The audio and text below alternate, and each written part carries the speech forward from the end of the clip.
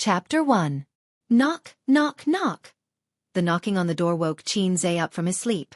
The sun shone through the screen window, and outside the window, there was the noise of cars passing by. Xianxia opened his eyes, one hand pressed on his swollen head, and the other hand propped up his body. The hangover head hurt so much that it felt like it was going to split open, and the world was spinning. The knocking on the door was still going on, and it was annoying like a ghost chasing after his life. If you have something to report, then report. If not, then withdraw, Xianxia said in an irritated voice.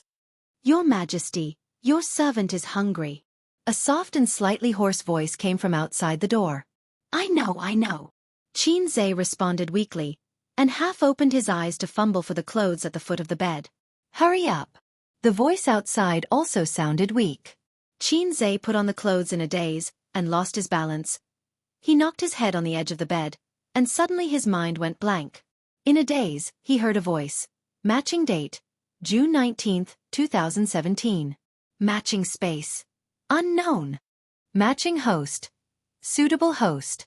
Iris lock. DNA lock. System automatically updating. What was that sound? Xianxia stood up with a grimace, but his mind was much clearer. He walked to the window and pulled open the curtain, and the warm and dazzling sunlight poured in like a tide. He squinted his eyes, and outside the window, there was an endless stream of cars. This was a half-new neighborhood, and the date of completion was 2004. In the distance, tall buildings were connected to tall buildings, and that was the city's central business district.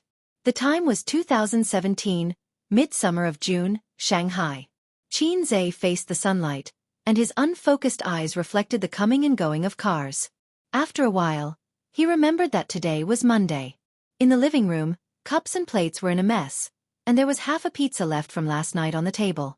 The 12-inch margarita strawberry cake was only left with an empty box. It was not eaten, but it was used as a weapon. In addition to the leftovers, the table was full of all kinds of wine bottles, cocktails, beer, wine, champagne, and a few bottles of white wine. It could fill a wall. The ground was scattered with gold foil flowers. It was like the scene after a wild party. Xianxia sighed softly and found a large garbage bag that he had prepared beforehand. He put the empty wine bottles and the leftovers in it one by one. He dragged the garbage bag out and threw it in the large trash can in the corridor. She walked into the bathroom with a tired expression. After washing up, she felt that she had come back to life. He calmly walked into the kitchen and took out the skim milk from the fridge. He poured it into a glass and placed it in the microwave. He lowered the heat for 2 minutes. Then he began to fry the eggs, fry the bacon, and blanch 2 pieces of lettuce in boiling water. In less than 10 minutes, a simple breakfast was ready. He placed the food on the dining table in the living room. There were 2 servings of each, just enough for 2 people. She turned around and went to the kitchen. There was still half a bag of toast in the fridge. It tasted good with peanut butter. Xianxia prepared breakfast and returned to his room. It was not his bedroom but another room. The apartment was about 80 square meters. It had 2 bedrooms, a living room, a kitchen, and a bathroom. There was also a balcony with excellent lighting. The apartment was bought by Xianxia's family when he was in elementary school. It was not far from the central business district. There was a subway station at the entrance of the neighborhood.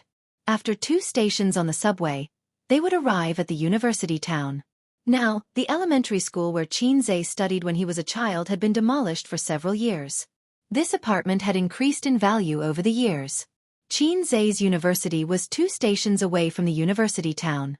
Originally, he wanted to experience the life of a dorm. On the first day of his freshman year, the lazy and gluttonous sister unexpectedly took charge of everything and said that she would be responsible for sending her brother to the university. In the end, when there were still 2 traffic lights away from the university, she made a light turn and abducted Xianxia and his luggage to the neighborhood. Hey, this is not the way to the university. Yes. The beautiful sister stroked her hair. Put your luggage away first before you go to the university. Xianxia said loudly, I knew you wouldn't be so kind as to send me to the university for no reason. What's so good about living on campus? A bunch of people crowded in a messy dorm. No matter how you look at it, living with a beauty like me is more cost-effective. The sister said righteously. Thank you very much. Xianxia curled his lips. Please forgive me. I have lived with you since I was a child. I have no interest at all. Don't be like this. It's so inconvenient for me to live alone. I have to do the cleaning myself. I don't even have the strength to change the water dispenser when it runs out of water. Because I don't know how to cook, the kitchen is covered in thick dust. Sob, sob, sob. A moment ago, she was an awe-inspiring and inviolable sister, but the next moment, she became a little girl acting coquettishly. I don't want to live with you. I don't want to be your nanny. Xianxia said, and the university doesn't allow students to live outside. This is a hard rule. Don't worry, brother. Dad has taken care of it. The procedures are all okay. You just have to obediently live together with your sister. I don't believe you. Xianxia took out his phone and dialed a number. After a while, a mellow and serious voice came from the phone. Ace, what's the matter? Dad, I want to live on campus. Xianxia said bluntly. At this time, his sister reached out and pinched him hard. You don't have to live on campus. Don't we have a house in the university town? You can live with your sister. Your mom and I are worried about her living alone. If you want to live on campus, you can go back and live there once in a while. The head of the family said and hung up. His sister was admitted to Fudan University with excellent results. As the younger brother, Xianxia was overshadowed. He used all his strength to barely get into the University of Finance and Economics, which was adjacent to Fudan University. If the brother and sister's father were not a professor at the University of Finance and Economics, the university would not necessarily admit him, who was at the bottom of the list. The brother and sister's IQ were very different. Xianxia knew that he and his sister were not biological children. When he was a child, he eavesdropped on his mother's phone call. His mother's fierce words made him understand that one of them was not a child of the Qin family. His mother secretly called and did not mention the name. Xianxia did not know who was adopted between him and his sister. At that time he was still very young. He told his sister about this with a frightened face. His sister threatened him and said, Ace, in fact, you are a free gift. So, you can't tell anyone about this. If you tell anyone, you will be sold off. After so many years, Xianxia still did not dare to dig into it.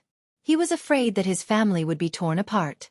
The brother and sister tacitly acted as if nothing had happened.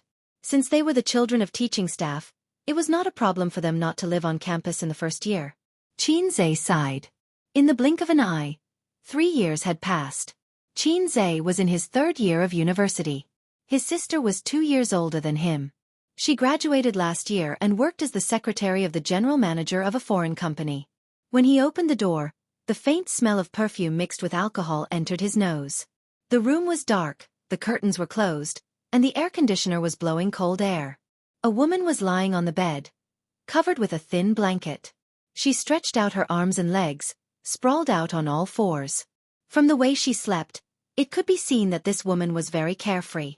Xianxia turned off the air conditioner, opened the curtains, and opened the windows. A breeze entered the room along with the sunlight, blowing away the smell of alcohol. Breakfast is ready. Get up. The woman's chestnut-colored curly hair was loose, and her face could not be seen clearly. She snorted a few times like a lazy pig and continued to sleep. Xianxia tried hard to remember. It was his sister's birthday yesterday, so she invited a group of girlfriends to the house for a party. The girls were of all shapes and sizes, and they all looked very cultured and like goddesses. After a few bottles of alcohol, their true colors were revealed. They were all drinking heroines, and they drank all night long. The witty sister pulled her brother out of the kitchen to drink.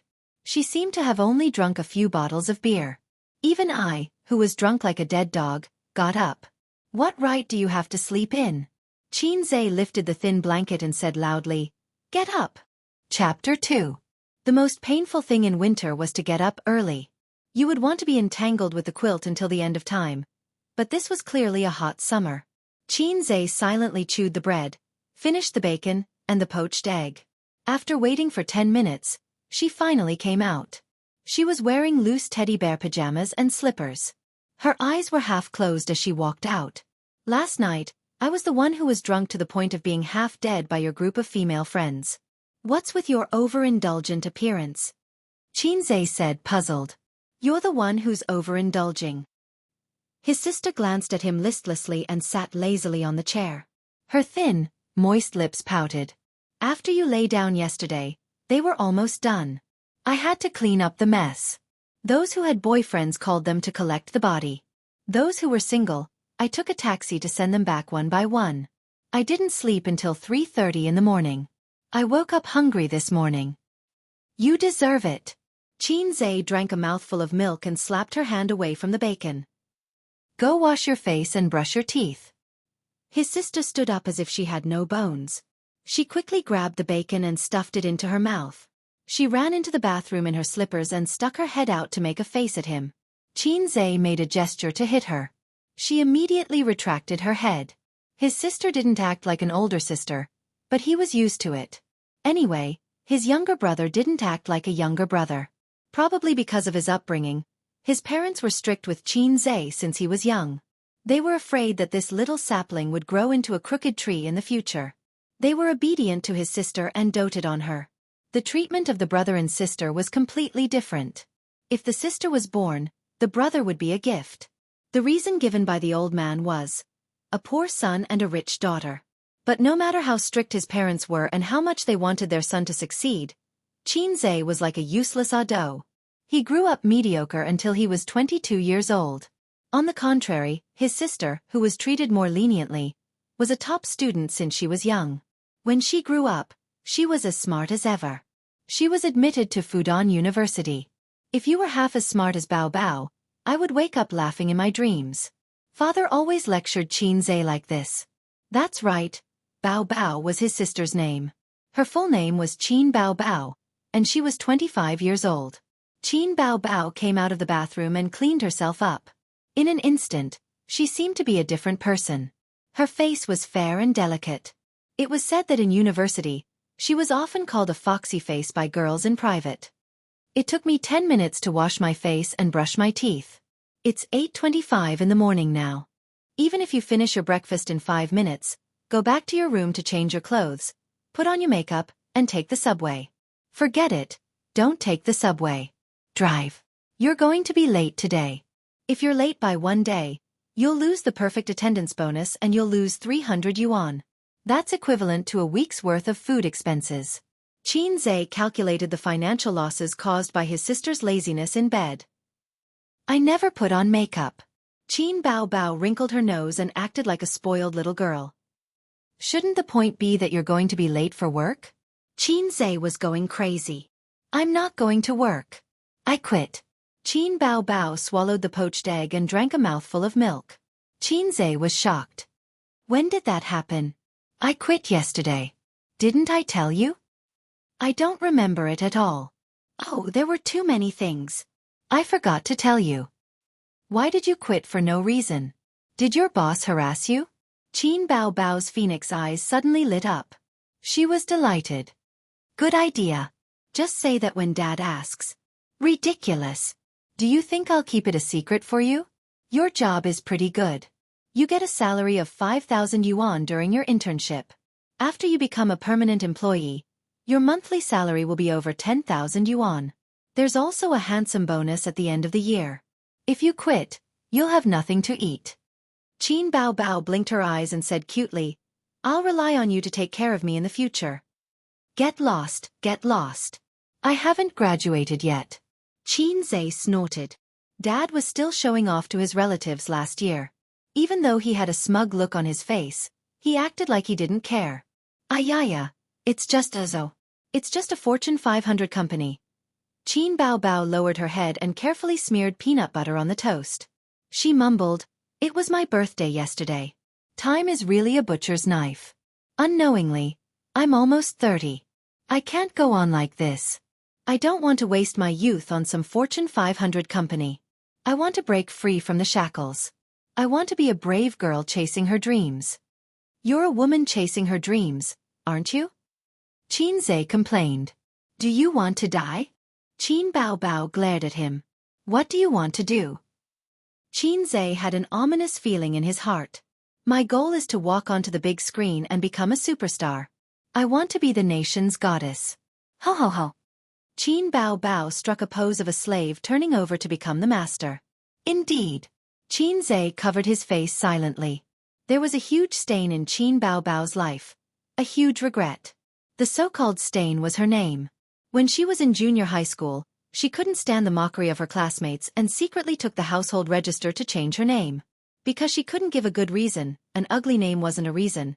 And because she didn't have her parents to accompany her to sign the agreement, the police called her home to ask about it.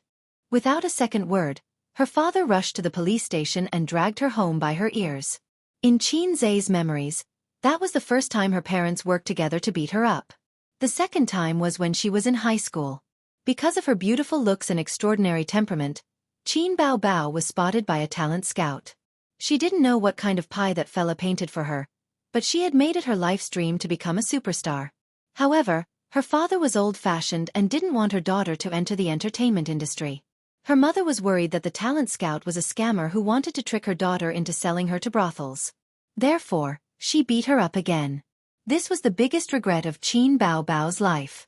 In fact, her parents didn't know that after the college entrance exam, Qin Baobao wanted to apply for Shanghai Drama Academy as her first choice. Fortunately, Qin Zhe risked his life to stop her. Otherwise, she would have been beaten up for the third time in her life. After so many years, he didn't expect her to still not give up. That's enough. What's so good about being a superstar? On the surface, they look glamorous, but behind the scenes, there's only bitterness. This society is very dark. If you blindly jump into the underworld like this, you'll become a black fungus in less than 2 years. You might not even be able to make a name for yourself. Qin Zhe said righteously. I don't care, I don't care. Qin Baobao twisted her body and rolled on the ground like a shrew. It's useless to act coquettishly with me. Don't try this. This matter is too big. I'm going to report it to my father. Qin Zhe took out his phone from his pocket. Qin Baobao flew over and held his hand tightly. She said pitifully, Don't. If my father finds out, he'll beat me to death. Don't cause trouble. I don't know if he'll beat you to death, but if I don't report it, he'll definitely beat me to death. Qin Zhe pressed her head and pushed her away.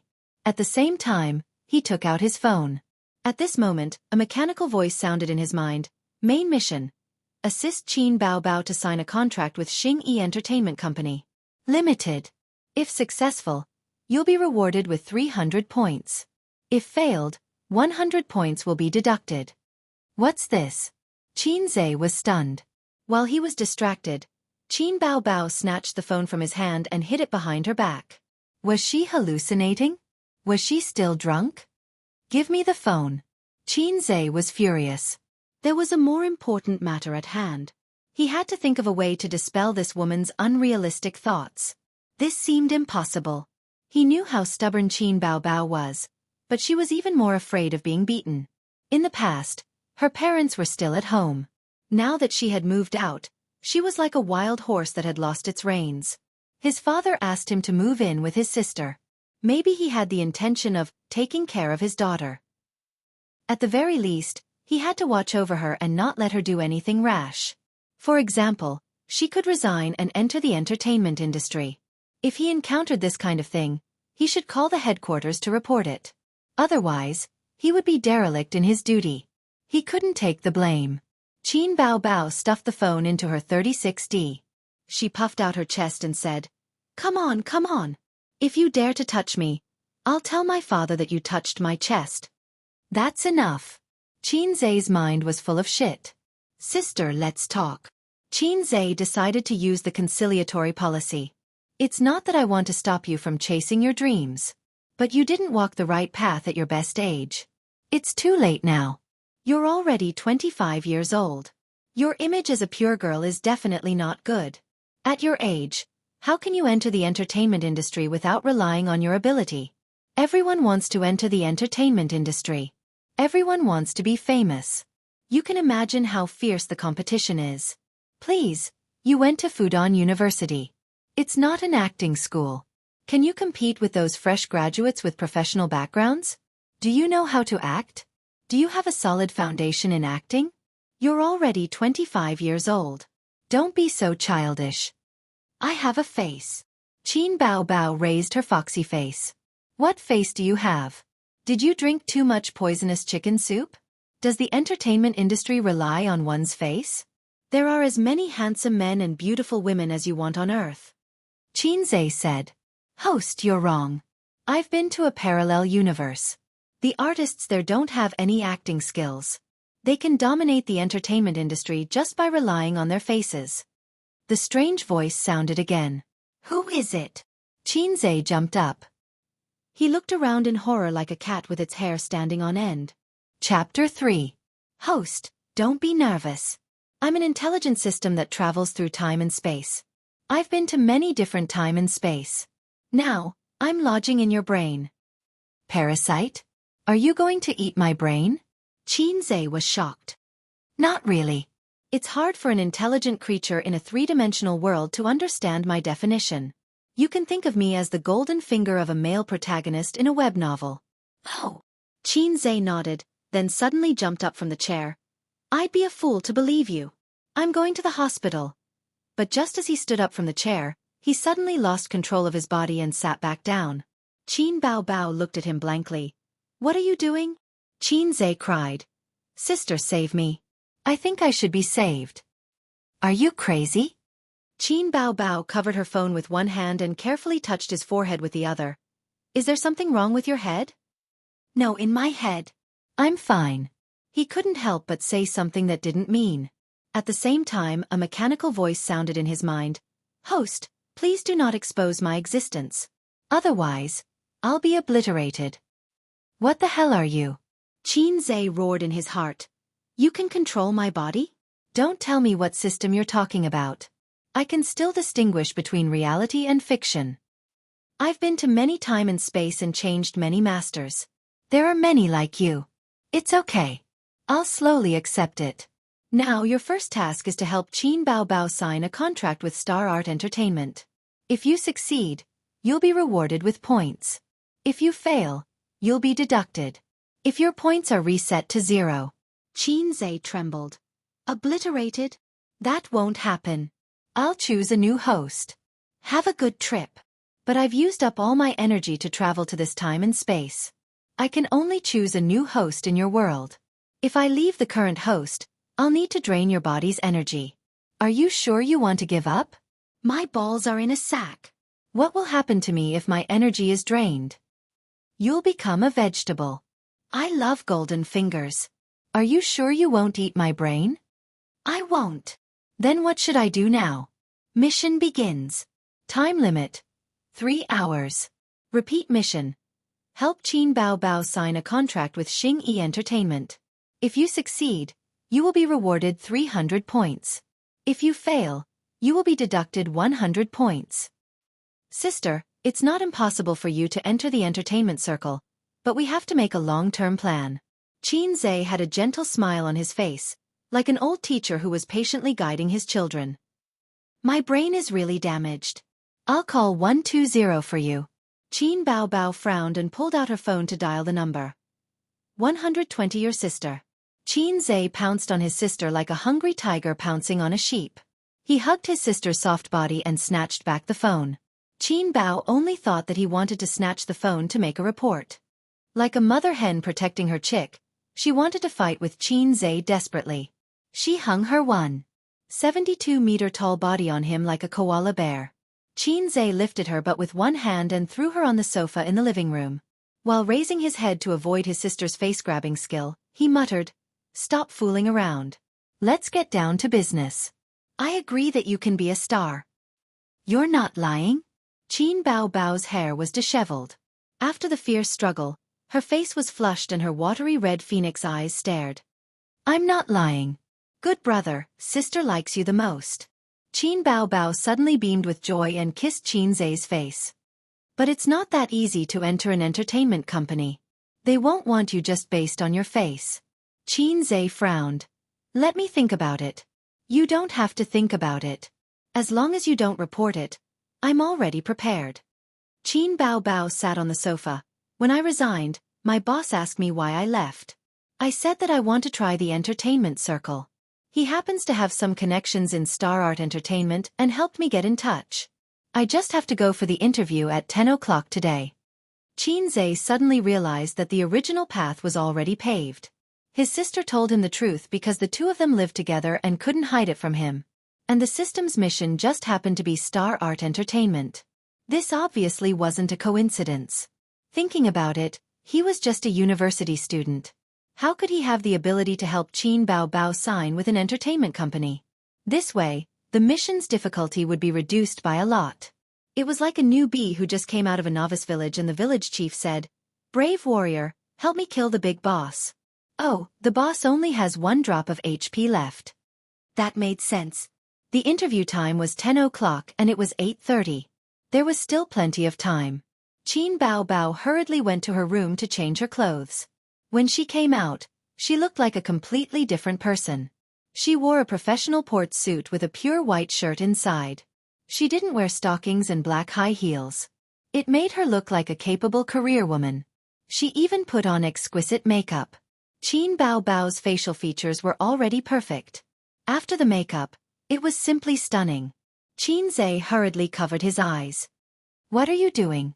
Qin Bao Bao stroked her shoulder-length chestnut hair. "Blinding my dog eyes," Qin Zhe said exaggeratedly. "Idiot." Qin Bao Bao rolled her eyes at him. The corner of her mouth curled up, revealing her inner smugness. The siblings took the elevator to the district's underground parking lot. Qin Bao Bao's car was a small red BMW. It cost her half a year's salary and she asked for tens of thousands from her family. She bought it at the beginning of the year and it was brand new.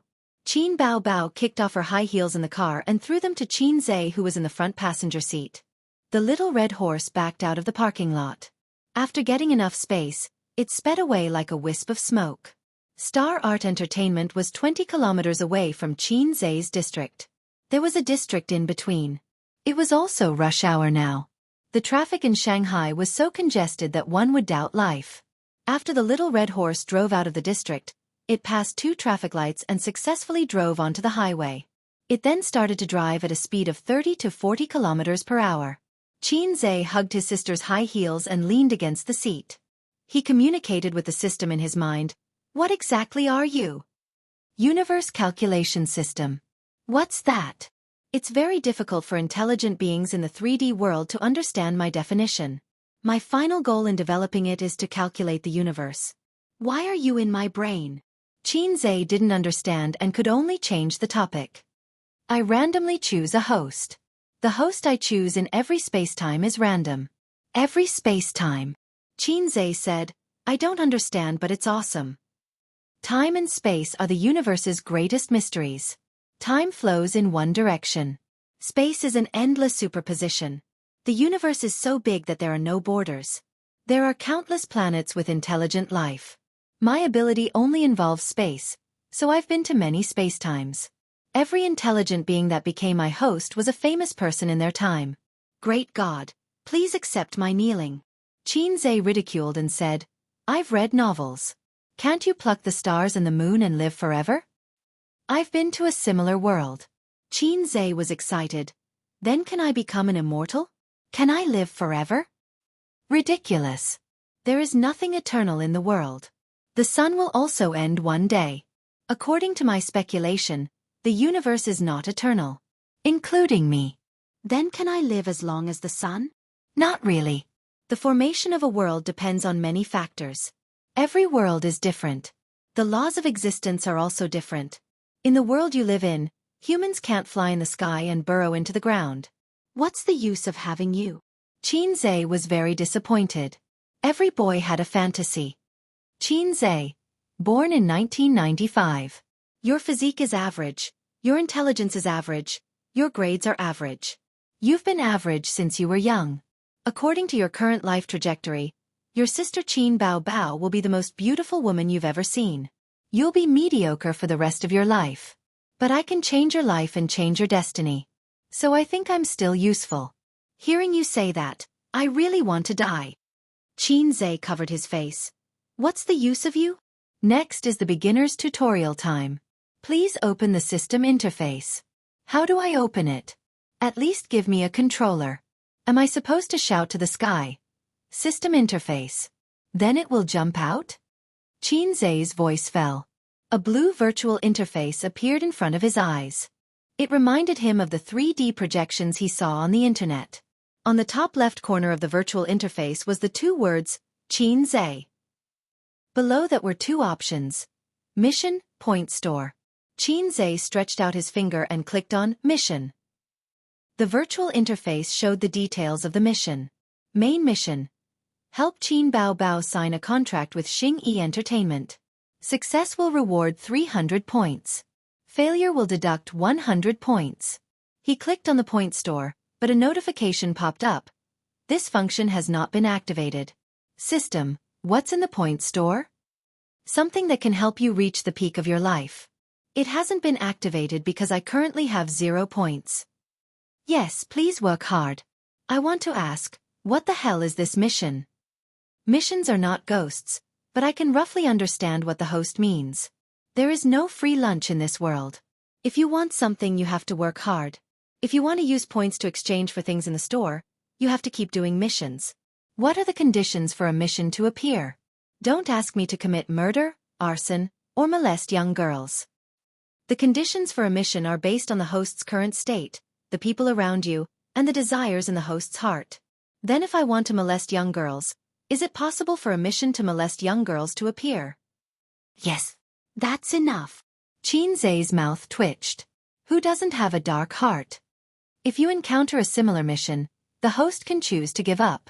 The system will automatically deduct points. There's a mission item here. Xianxia found that at the end of the mission details, there was a line of gray words, mission item. This is the support item for the first mission. It hasn't been activated yet. Host, please wait patiently. At this time, Qin Bao Bao turned to look at him and curiously asked, "Why are you gesticulating? Can't my brain be damaged?" Xianxia said as he closed the system interface. Qin Bao Bao snorted and looked straight ahead, concentrating on driving. Xianxia looked at the side of his sister's face in a daze. Her tall nose, thin lips, and slightly tilted chin reminded him of a Greek sculpture. They didn't look alike at all. Qin Bao Bao had been praised as beautiful and cute by her relatives since she was young. When she grew up, it was no surprise that she became a beauty. She was the flower of the garden in kindergarten and the school flower in school. The love letters she received were more than enough to wipe Xianxia's ass for 10 years. Xianxia, on the other hand, was much more ordinary. His facial features were regular, and he was handsome at most. He had seen his father's photos when he was young. He could only say that he was handsome. His mother was just delicate and pretty. The two of them had a daughter together and passed all their good genes to their eldest daughter. When it came to Xianxia, he was just average. It didn't make sense at all. This didn't conform to genetics. Xianxia always suspected that his sister was someone else's child. Otherwise, how could she be so outstanding? Other people's children were the outstanding ones. That was the saying, right? Chapter 4. Star Art Entertainment is one of the top 10 entertainment companies in the mainland. They have signed numerous artists and many A-listers. They have a lot of capital and the entire office building is Star Art's property. Qin Bao Bao walked around the hexagonal building. The entire building is 30 stories high and the glass walls reflect the dazzling sunlight. They found a parking space behind the building by the dark path. The small BMW glided in a perfect arc and steadily stopped in the car. Qin Bao Bao got her driver's license in high school. She has 5 to 6 years of driving experience.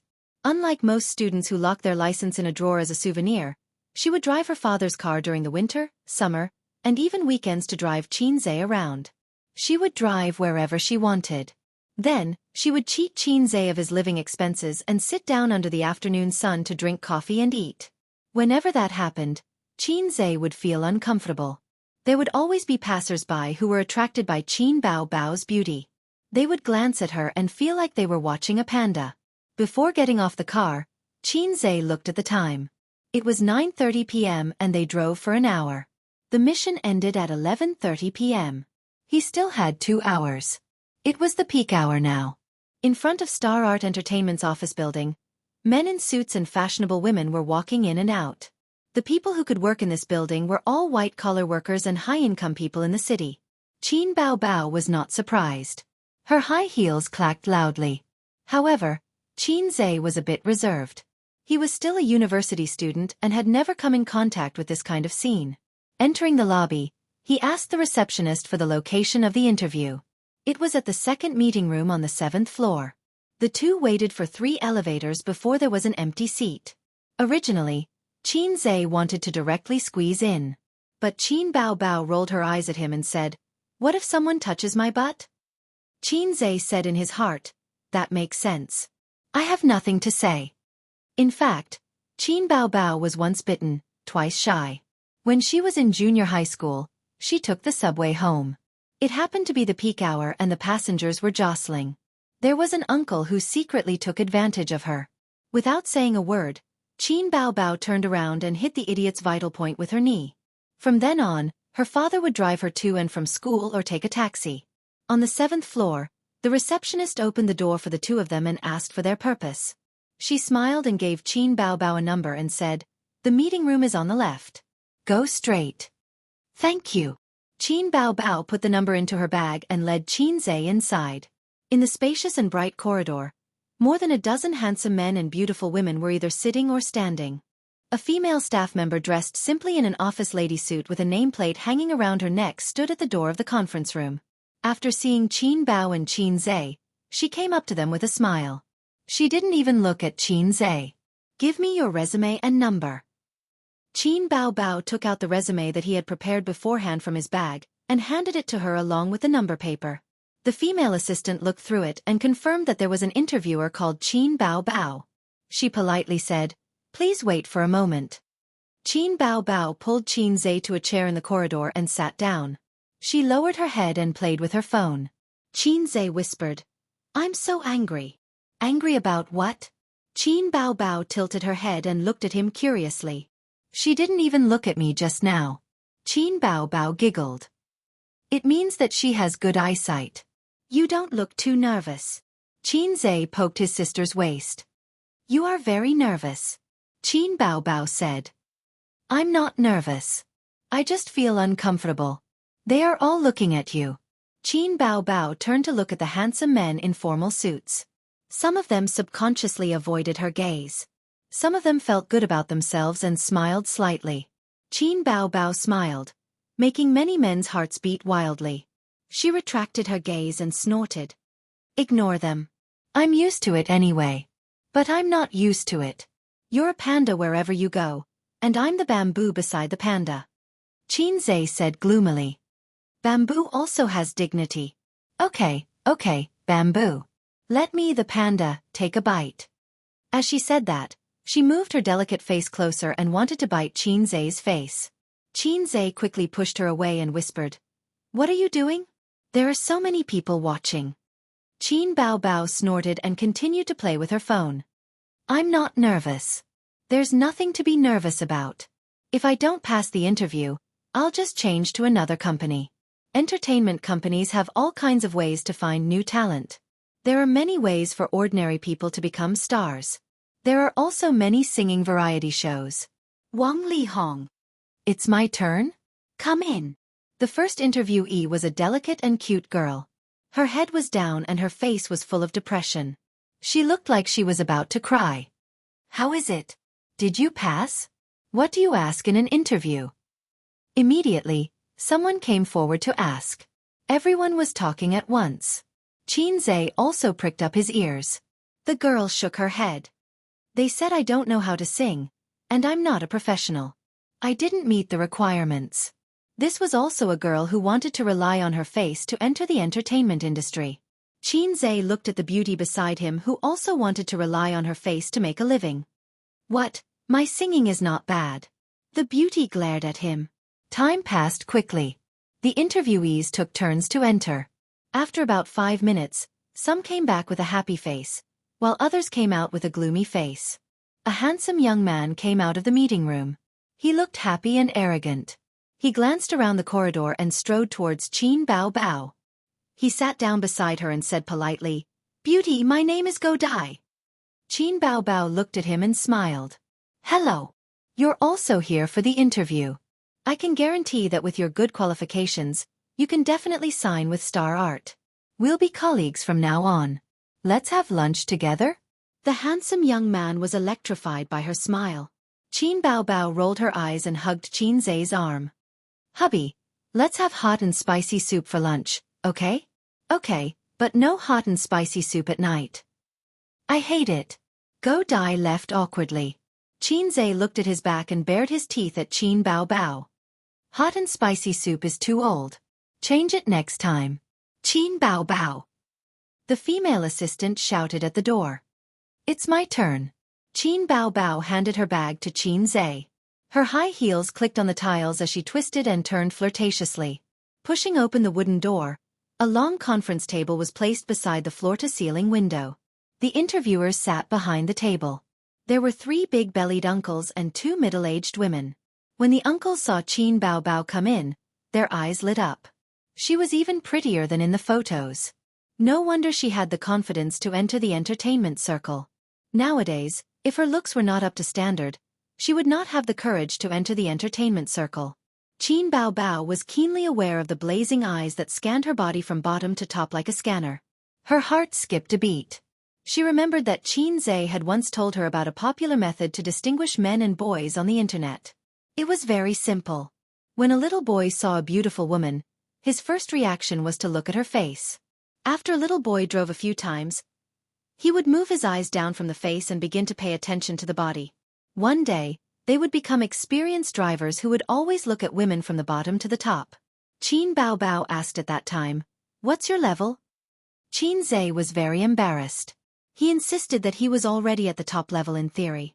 Qin Baobao thought to herself, "Damn, they are all experienced drivers." Her face was expressionless and her temperament was cold. She smiled politely. "Teachers, my name is Qin Baobao," a middle-aged woman interrupted coldly. "We have your resume." Qin Baobao frowned. She could feel the middle-aged woman's malice. The man beside the middle-aged woman coughed and warmed up the atmosphere. "Take a seat first." Qin Baobao nodded and sat on the chair prepared for the interviewers. Her legs were together and her hands were folded over her abdomen. A pair of slender and beautiful legs without stockings, making people stare straight at them. When the middle-aged man in the middle glanced at Qin Baobao's long legs, he paused and smiled. "Miss Qin, we have seen your resume. You graduated from Fudan University and worked for a foreign company for a year.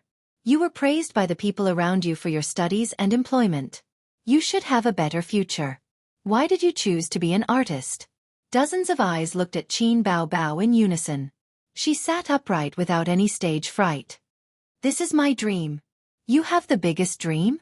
the middle-aged woman muttered in her heart. The middle-aged man smiled and said gently, "To tell you the truth, with your education and ability, we welcome you very much. However, we are not signing you as an artist. First of all, your profession does not match. 1 minute on the stage is 10 years of hard work off the stage. Acting is not something that can be learned easily. As for training from scratch, we hope to find high-quality shares with potential." Qin Baobao thought to herself, "Why is this opening wrong? Are they trying to get rid of me?" But as far as I know, many famous artists did not graduate from the relevant professional classes. Then do you know how many years they have been playing minor roles? How many years have they endured? Qin Baobao was speechless. "How about this? I happen to be lacking a secretary in my office. You have work experience, outstanding ability, and graduated from a famous university. If you are interested, you can come to me. We can discuss the salary now. I've had enough of this secretary who just won't leave me alone." "Qin Baobao. How should I address you?" "My surname is Zhang, General Manager of the Human Resources Department." "Mr. Zhang, I am not convinced by your words. I practiced dancing in elementary and middle school. I have some foundation, but it is not like I have no foundation at all. Also, I can sing quite well." The middle-aged woman suddenly said, "Qing Qing, can Zijin sing?" Qin Baobao nodded. "Yes." The middle-aged woman raised her hand and said, "Come, sing a part." Qin Baobao pursed her lips with lipstick and started singing. Her voice had a gentle magnetism and was very seductive. Singing this kind of song with a strong sense of vicissitudes complemented each other. The middle-aged woman's expression changed slightly. Her singing was too good. She originally thought that Qin Baobao, who had not received professional training, could sing well in the eyes of ordinary people. Or maybe it was because of other people's flattery. However, when she sang the lyrics, it could not be said to be perfect. There were also many mistakes in her singing, but her voice was too good to listen to. It was soft and ticklish. Stop, stop, stop. The middle-aged woman shouted for her to stop. Her expression did not change. Your voice is not bad, but your singing is completely amateur. To put it bluntly, you are singing blindly. It will be difficult for you to fix your voice even if you go to the recording studio. Qin Bao Bao's expression became cold. Her delicate face looked more like a Greek sculpture. If Qin Zhe, who was familiar with her, saw this, he would know that his sister was on the verge of exploding. Chapter 5. Miss Qin, your resume says that a talent scout scouted you when you were in high school. You should know that when we select potential newcomers, the younger the better.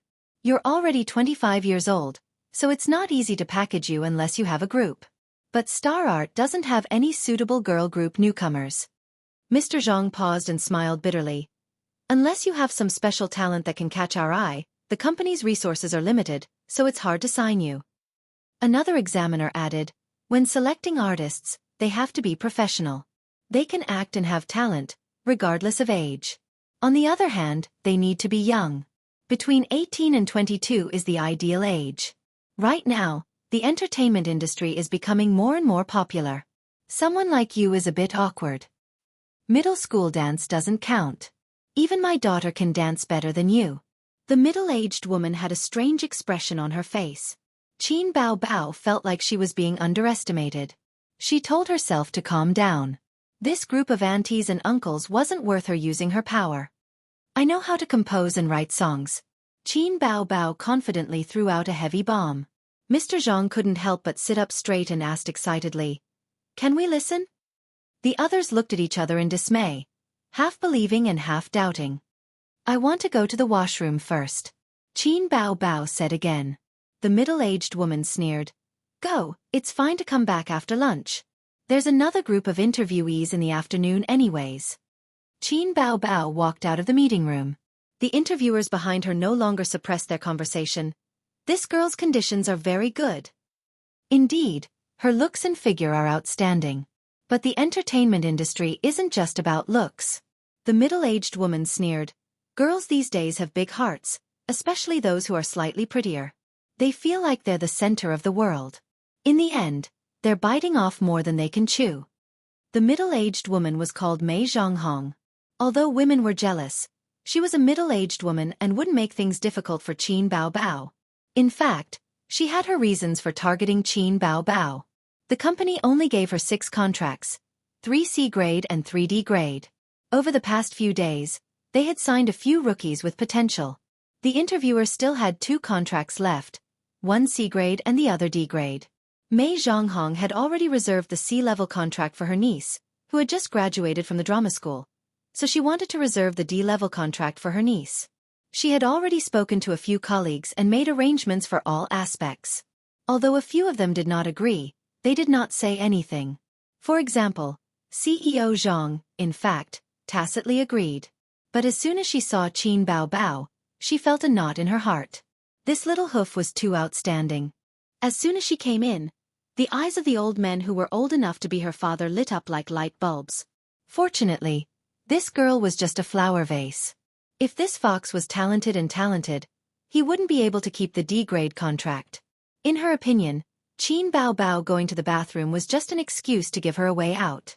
Mei Zhonghong had guessed correctly. Qin Zhe saw his sister come out with a gloomy face. The siblings looked at each other without saying anything. There was no need for words. Their expressions said everything. Not accepted? Qin Zhe's heart sank. I have the face and the figure. Why didn't they accept me?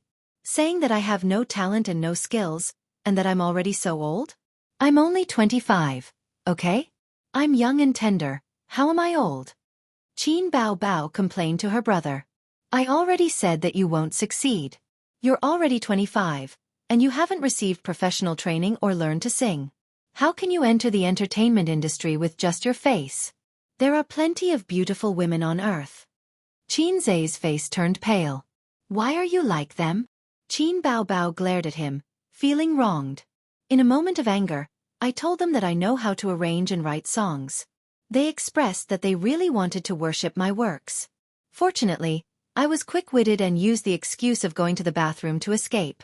Let's escape. It's so embarrassing. If this place doesn't accept me, there will be a place for me. Why is your face so ugly? This woman who can't do anything right. Xianxia's face was not only ugly, but his heart was also cold. Mission failed. Points reset to 0. The system chose a new host. Before leaving, it even drained his body of energy and turned him into a vegetable. He had never held a girl's hand at such a young age. Game over ahead of time. A poem could be used to describe his current mood. The peach blossom pool is 1,000 feet deep, and my sister personally sent me to my death. Xianxia understood, painfully understood. Even if the big boss only had 1 drop of blood left and would die with a touch, he was still a rookie who had just left the novice village. In the eyes of the big boss, wasn't he a weak chicken that would die with a touch? Actually, I don't have any advantage at all. He didn't forget to ridicule. Your so-called relationship with your former boss was just to help you get an interview spot. At this moment, the long-awaited system's voice sounded in his mind. Ding! Mission item activated. Please check it in time. Xianxia was stunned, and immediately thought of something.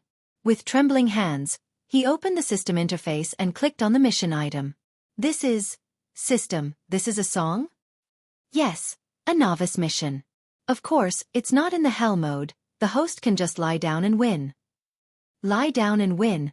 I almost peed myself. Xianxia spat. Import into the phone. Already imported. Sis, I have a song here. Xianxia took out his phone and clicked on local music. But he didn't have his earphones. But it didn't matter. Qin Bao had them in her bag. He and Qin Bao had a couple's phone, which was given to him by Qin Bao on his birthday last year. Qin Bao Bao looked at him blankly. She didn't understand why her brother was so surprised. Xianxia pushed her hair aside, put on the earphones, and said as he clicked play, "This is a song I wrote. At the beginning of the year, I found a recording studio to record it. I originally wanted to make a nostalgic song, but I didn't expect it to be so useful." Xianxia had always been a good liar, and he made up a lie in a second. A surprised look appeared on Qin Bao's beautiful face, and it slowly turned into intoxication. The song was only 3 minutes long, and it ended quickly. Her red lips opened slightly. This is a song you wrote?" "Yes." Xianxia pulled her up and pushed her into the meeting room. "Now is not the time to talk nonsense. Go in, put on the earphones and go in. Life or death, success or failure depends on you." Qin Bao Bao went into the meeting room in confusion. The interviewers were already organizing the documents, drinking tea, and preparing to leave. "Why are you back?" Mei Zhonghong was surprised. "To sing." Qin Bao Bao raised her snow-white chin, like a proud swan. This little wench.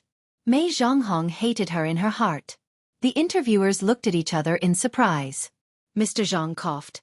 Then you sing. If you can't do it, don't force yourself. You can consider working in my office as a secretary." Qin Bao Bao lowered her head and played the music from the beginning.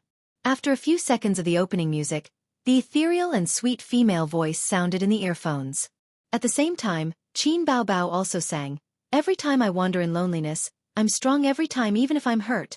I won't cry, I know I've always had a pair of invisible wings flying over despair, not thinking about the beautiful sun they have. I see changes in the sunset every day. I know I've always had a pair of invisible wings flying, giving me hope." Some of the interviewers were organizing the documents. Some were looking at their phones, some were drinking tea, and some were admiring Qin Bao Bao's hot body. But now everyone couldn't help but put down their work and listen to the song attentively. With the song, they were gradually immersed in it. "I finally see all my dreams blossom, chasing the young people's songs are so loud. I finally soar, gazing with my heart, not afraid, flying as far as the wind can get, not thinking about the beautiful sun they have. I see changes in the sunset every day. I know I've always had a pair of invisible wings flying, giving me hope." Dreams? Wings? CEO Zhang couldn't help but straighten his back and stare at Qin Bao Bao's face. Mei Zhonghong's heart sank. The interviewer on the far left, who was in his early 30s, closed his eyes, intoxicated. In the spacious conference room, Qin Bao Bao's magnetic voice echoed, with a little girl's naivety and desire to fly.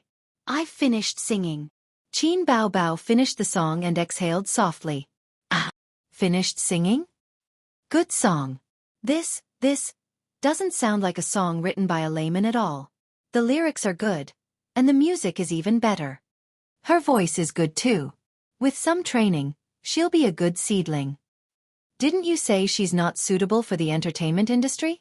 Who knew she could really write songs? She can sing and write, and she's so beautiful. So she's a talent. The interviewers whispered to each other. Qin Bao Bao was expressionless, but inside, she was overjoyed. Ha ha ha, who told you to look down on me and say I'm old? Take a look at my face-slapping skills. CEO Zhang coughed and said pleasantly, "What's the name of this song?" Invisible Wings. Qin Bao Bao looked at her phone. Mei Zhanghong's first reaction was to take out her phone and search for the song name. There was no song called Invisible Wings on the internet, but she found many related terms. No. Was it really an original? This is a dream song. You're talking about yourself, aren't you? It's well written, and even better. CEO Zhang expressed his admiration for Qin Bao Bao. Actually, I still want you to come to my office and be my secretary. Please don't mention the word secretary. Qin Bao Bao said in her heart. But I'm amazed by your talent. I'll give you 9 points for this interview. After that, he joked, I'm afraid you'll be proud of the remaining 1 point. He's so humorous even at such an old age. I'm sure of it. Qin Bao Bao smiled sweetly, her face radiant. Thank you. You can leave first. We'll discuss it. Qin Bao Bao bowed slightly, turned around, and left. In the corridor, Qin Zhe communicated with the system. Is that song okay? The system ignored him. You know how to write songs? Aren't you an intelligent system? The system still ignored him. Hey, are you still there? A few seconds later, the system responded. Host, the system's energy is insufficient. It has automatically extracted the host's energy. The next moment, Qin Zhe fell to the ground. He was dizzy and his limbs were weak. He felt as if he had masturbated more than 10 times in one night. After a few minutes, he came back to his senses. He was shocked and angry. You. What are you up to now? In your world's terms, this is called charging, the system replied instantly. Replying to the host's previous questions. First, the success rate is above 90%. Second, this song was not written by me. It came from another parallel universe. Third, I'm still here. These are not important. What's important is, if you want to charge, then charge. Why am I the power source? Do you know about pregnant women? When a baby is in the womb, all of its nutrition must be provided by the mother. From a certain point of view, a fetus is no different from a parasite. Bullshit. Parasites are harmful. Qin Zhe bared his teeth. From a certain point of view, you are no different from a parasite. If there are problems with the fetus, there will also be problems with the mother. It's not like there are no mothers who have died due to difficult labor. So there is no difference between a fetus and a parasite. So you're saying that you're the fetus now and I'm the mother now. You want to charge, and I'm the power source? Yes. Let's hear you call me Dad first. Qin Zhe said, Don't trick me, okay? I can't take your torture. I'm just a normal person. If you extract my energy like this, will my life be shortened? Will I become impotent? So the host should work hard to train your body. Follow the energy training manual provided by the system to achieve a transformation of your body. What's an energy training manual? I've only heard of the youth training manual. Later. A few seconds later, the system replied. I've looked it up. In your human terms, Qi cultivation. Damn. Didn't they say that you can't become an immortal in this world? Can't you become a spirit after the founding of the country? According to the literature of this world, there is Qi in the human body. Through Qi cultivation, you can prolong your life and obtain great power. In fact, it's a process of humans absorbing energy from the outside world. It's the same principle as charging a mobile phone. But the so-called great power is only limited to normal people. It's still within the scope of living creatures. There's no such thing as becoming an immortal. At this moment, she saw Qin Bao Bao walk out with a gloomy face. Chapter 6. Qin Bao Bao's beautiful face was gloomy. When she walked in front of Qin Zhe, she pouted and looked like she was about to cry. Qin Zhe rolled his eyes. Stop pretending. You passed the interview, right? Qin Bao Bao's face immediately changed. How did you know? We knew each other when we were in diapers. The roundworm in your stomach doesn't know you as well as I do. Qin Zhe said disdainfully. In the meeting room, Chief Zhang finished discussing with everyone and said loudly, "This Qin Bao Bao is not bad. The company needs this kind of talent. I suggest giving her this D-grade contract. What do you all think?" The interviewers expressed that they had no objections. Wait. Mei Zhonghong said loudly. Chief Zhang frowned. Manager Mei, you say it. Mei Zhonghong did not answer. She just lowered her head and fiddled with her phone. She could not find the song title. The song title might be fake. She had to search for the lyrics. Nothing. Impossible. Mei Zhonghong could only say, the song just now, I felt that it was somewhat familiar. Maybe it was a copy of another song. How can someone who has never studied music know how to compose a song? Don't you think it's strange? There are always geniuses who are especially talented in certain aspects. Just because they have never studied music doesn't mean that they can't write good songs. Chief Zhang said, Familiar? Are you familiar? Why haven't I heard the melody of that song? The others shook their heads, indicating that they had never heard of it. Mei Zhonghong was unwilling, but at this time, Chief Zhang waved his hand and said lightly, "It is the responsibility of the HR department to find talents for the company. If she is just a vase, I will do you a favor and give the contract to you. But she clearly has a lot of potential. This is obvious to all. In the workplace, the capable get the top and the incompetent get the bottom. Your niece's matter should be put aside for now." In the corridor, Qin Zhe received a notification. Congratulations to the host for completing the task. The reward is 300 points. Success. He was overjoyed. Just as he was about to speak, the meeting room door opened and the assistant walked out. "Qin Bao Bao, come in." As Qin Zhe expected, Qin Bao successfully signed the contract. Then, she went through the entry procedures and followed the female assistant to go through the process. Qin Zhe sent her a message, saying that he was going downstairs to get some fresh air. Qin Zhe had heard on the internet that the contracts of entertainment companies had many tricks and were full of various overbearing clauses, but he was not worried at all. Qin Bao Bao had graduated from a high school, and her IQ was higher than his. Moreover, she had been in a foreign company for a year, so she knew some of the ways in the workplace very well. He walked out of the Star Art building and smoked a cigarette on the side of the street where there was an endless stream of cars. Only then did he feel alive, and the exhaustion in his body slightly improved. When she entered the elevator, her legs were trembling. Qin Zhe opened the system interface. The point store icon was already lit up. He clicked on it. The interface changed, and a dazzling array of categories appeared. Entertainment, art, lifestyle, machinery, finance, language, industry, literature, computer, combat, sports. What are these things? Qin Zhe was dumbfounded. He felt that he had clicked on a lifestyle app. The host can exchange points for any of the items. The system said, "Please check the details yourself." Qin Zhe clicked on the entertainment category. There were many categories: movies, music, variety, crosstalk, rich and colorful. He clicked on music again. The interface changed, and a list of songs popped up. Mandarin, Cantonese, English, Russian, etc. Every song was darkened, and at the end of the song were the points. He found a song called Invisible Wings. Points to exchange. 30 points.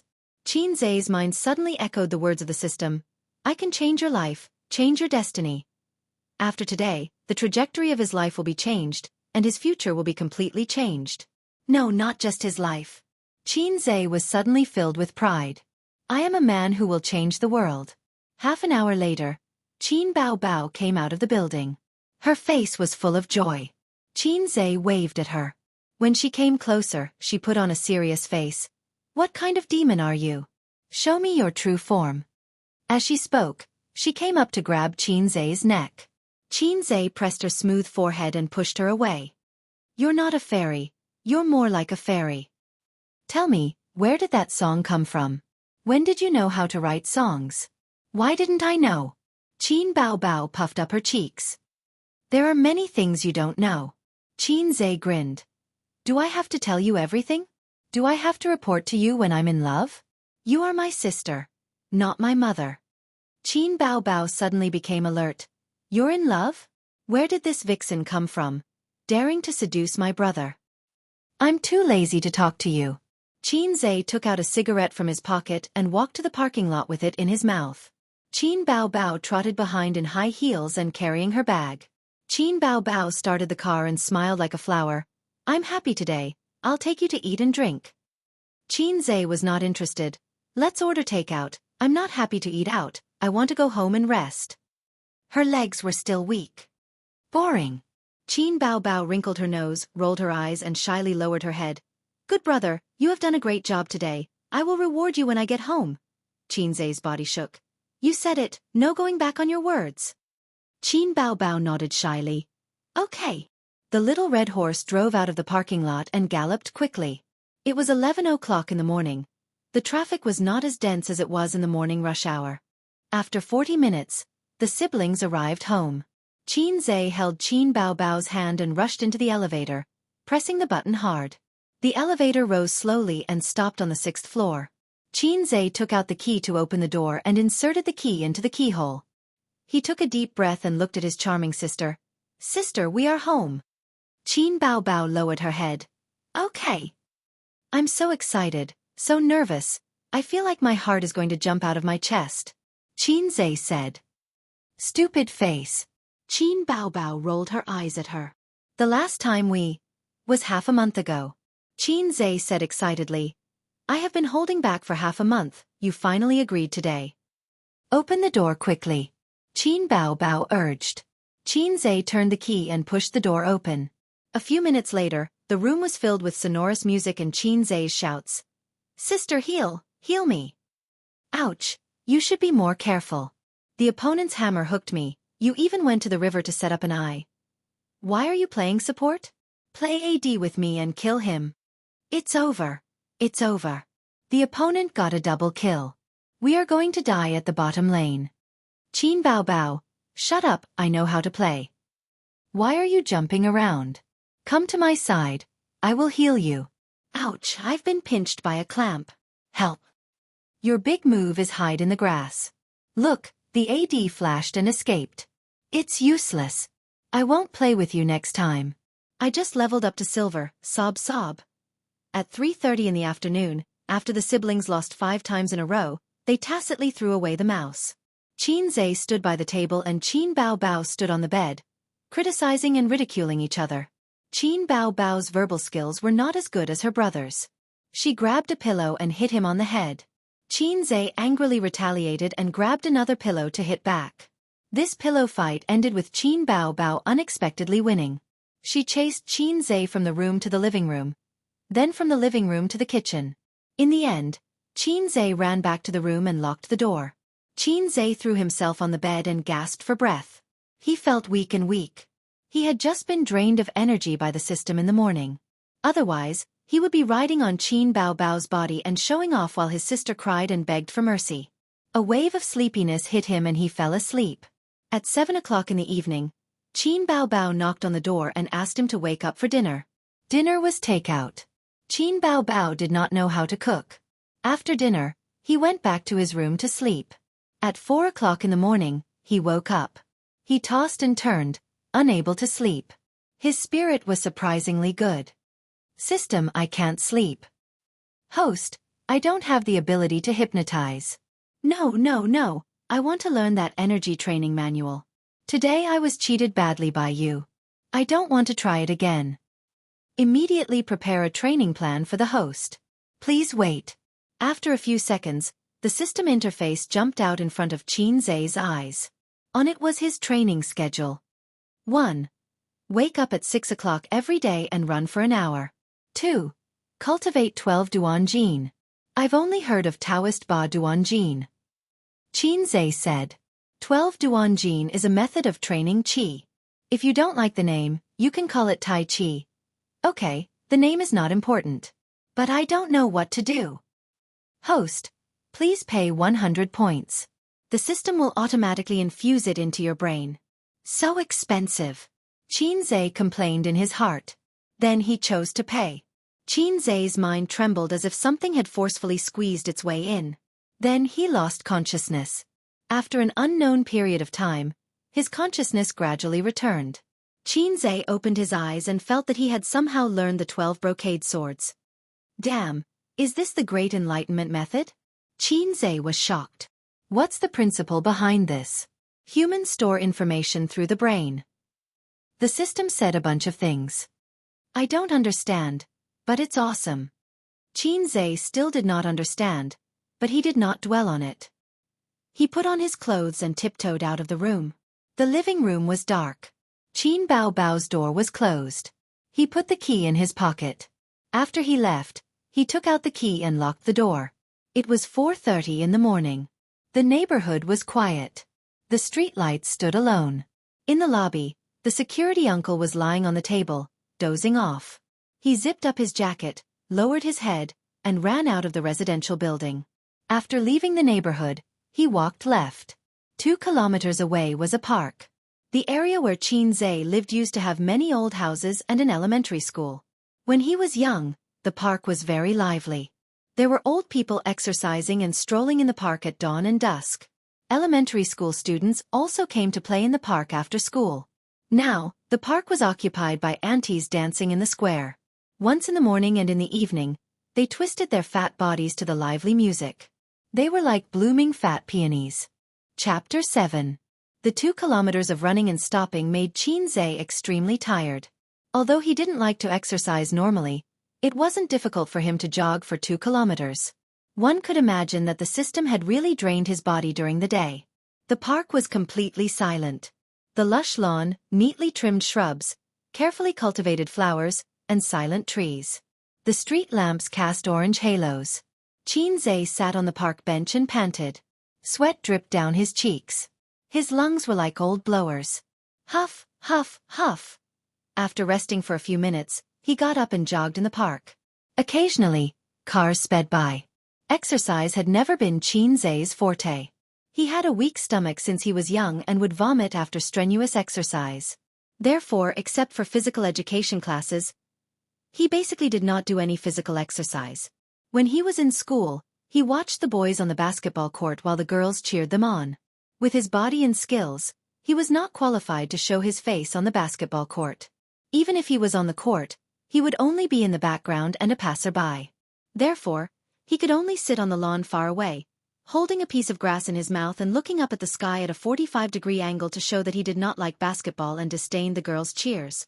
He jogged for 10 minutes, then walked for 5 minutes. He persisted for an hour. He threw his jacket on the bench and his t-shirt was soaked in sweat. System. I think I need to save myself. Xianxia sat on the lawn and kept retching. Sorry, host, the system does not have medical functions. However, you can exchange for Chinese medicine or Western medicine skills from the system. I can exchange for medical skills? Yes. Forget it. Without a medical license, I will be arrested by the police. The host is really a blockhead. You have read so many novels. Don't you understand anything? You mean to say that you met an old man who suddenly fell ill in the park, or a little girl who was hit by a car on the road, or... Oh please, you know that this is a novel. If you were a patient, would you let a layman treat you? What if the patient died? It doesn't make any sense. According to the data, many old Chinese medicine doctors and amateur doctors do not have a medical license. This kind of thing still depends on the host's own efforts. Right now, I just want to save my points for your next mission. Xianxia continued to compete with the system while recuperating. At 5:30, the sky was clear and the curtain of night had faded away. Dawn was about to break. Xianxia finally recovered. He stood still on the lawn of the park, took a deep breath, and got into a fighting stance. He held his dantian with both hands, pressing his left hand down and raising his right hand. When the distance between his hands reached the limit, he slowly closed them again. Then, with his dantian as the center, he drew a big circle with his arms and bent his knees slightly. His breathing became sometimes fast and sometimes slow, coinciding with the movements of his body. His breathing was fresh. Xianxia closed his eyes and emptied his mind. He didn't want to think about anything and relied on his instincts to repeatedly use the 12 brocades. After an unknown period of time, a warm current rose from his dantian and flowed to his limbs and bones, making him feel comfortable. He was immersed in this state until the emotional music rang out. It was like a divine axe that split the chaos in Xianxia's mind. He woke up from his wonderful state with a start. The sky was already bright, and there were more cars outside the park. In a small square not far away, a group of middle-aged women in exercise clothes were walking left and right with light steps. The middle-aged woman leading the dance was even holding a flirtatious fan in her hand. The most popular dynamic ballad was playing from the tape recorder next to him. Xianxia took out his phone and looked. It was already 7:30. He had practiced for 2 hours without realizing it. He picked up the jacket on the lawn, threw it over his shoulder, and jogged toward the neighborhood. When he passed by the breakfast shop, he bought 2 bowls of soy milk, 2 trays of soup dumplings, and 4 youtiao. He took out his key and opened the door. Qin Bao Bao's room was open. The sound of running water came from the bathroom. His sister was probably taking a shower. Xianxia put the breakfast on the table. His stomach was growling with hunger. Fortunately, his toothbrush and towel were all in the room. Otherwise, Qin Bao Bao would be starving to death after her shower. Xianxia ate breakfast while looking at the point store. The store was huge, covering all kinds of industries and skills. It was a treasure mountain. Xianxia felt that he had to learn how to use the things inside as soon as possible. Otherwise, he wouldn't be at a loss when he encountered a mission. At this time, Qin Bao Bao came out of the shower. She was wearing a bathrobe, with bangs on her forehead. Her face was white and rosy. Xianxia felt that his sister would be more beautiful with bangs on her head, but Qin Bao Bao felt that her bangs were more beautiful. Qin Bao Bao pulled out a chair. Before sitting down, she reached out to pick up a bun and stuffed it into her mouth. She puffed out her cheeks and said, "Where did you go this morning?" "Jogging." Xianxia closed the system interface without any change in expression. "You want to jog?" Qin Bao Bao heard this and covered her mouth with one hand. Her expression was exaggerated as she laughed to express her disdain. "Don't laugh. In half a year at most, I will be a strange man with 8 abdominal muscles." Xianxia snorted. "Don't say half a year. If you can last a week, I will take care of your cooking for the next month." Qin Bao Bao curled her lips. "Then I will admit defeat now." Xianxia immediately retaliated. Qin Bao Bao had lived for 25 years, but she didn't know whether to add oil or vegetables first when cooking. She also didn't know whether to add rice or water when cooking. His sister flew into a rage out of humiliation and hit Xianxia. Xianxia finished his breakfast and suddenly remembered something. "All right, give me some more money." Qin Bao Bao frowned. Her red phoenix eyes were enough to make 90% of women feel ashamed. "Didn't I give you 500 yuan last week? Did you really find a girlfriend?" "Don't look at me like that. I bought the cake for your birthday. Damn it, it cost me 300 yuan. Your friends are all spendthrifts. They didn't eat a single bite. They used it all on their faces." Qin Bao Bao seemed to be relieved. She ran back to her room in her slippers and came out with her handbag. She took out 500 RMB and put it on the table. "Save your money. I just resigned, and my new job only pays me 3,000 RMB. We have to tighten our belts in the future. We can't ask our parents for money, or we'll be nagged by the old man again. Didn't you sign a contract to be a star? A star's salary is only 3,000 yuan? Xianxia's face was full of "Don't lie to me." Qin Bao Bao rolled her eyes. "I haven't debuted yet. There are many artists signed by entertainment companies every year. Only a few of them can make a name for themselves. They are all half-baked. Besides, stars don't care about the basic salary. I still have 3 months of training before I can debut. During this period of time, I only have a meager basic salary." Xianxia suddenly had the idea of making money as soon as possible. Although his family was a local and had 2 houses, they were real estate. He didn't have much savings. In the words of the locals of Shanghai, "Those who are rich are not from here. Those who are rich are all foreigners." After Xianxia moved in with his sister, his family stopped paying for his living expenses. Qin Bao Bao took care of all his expenses.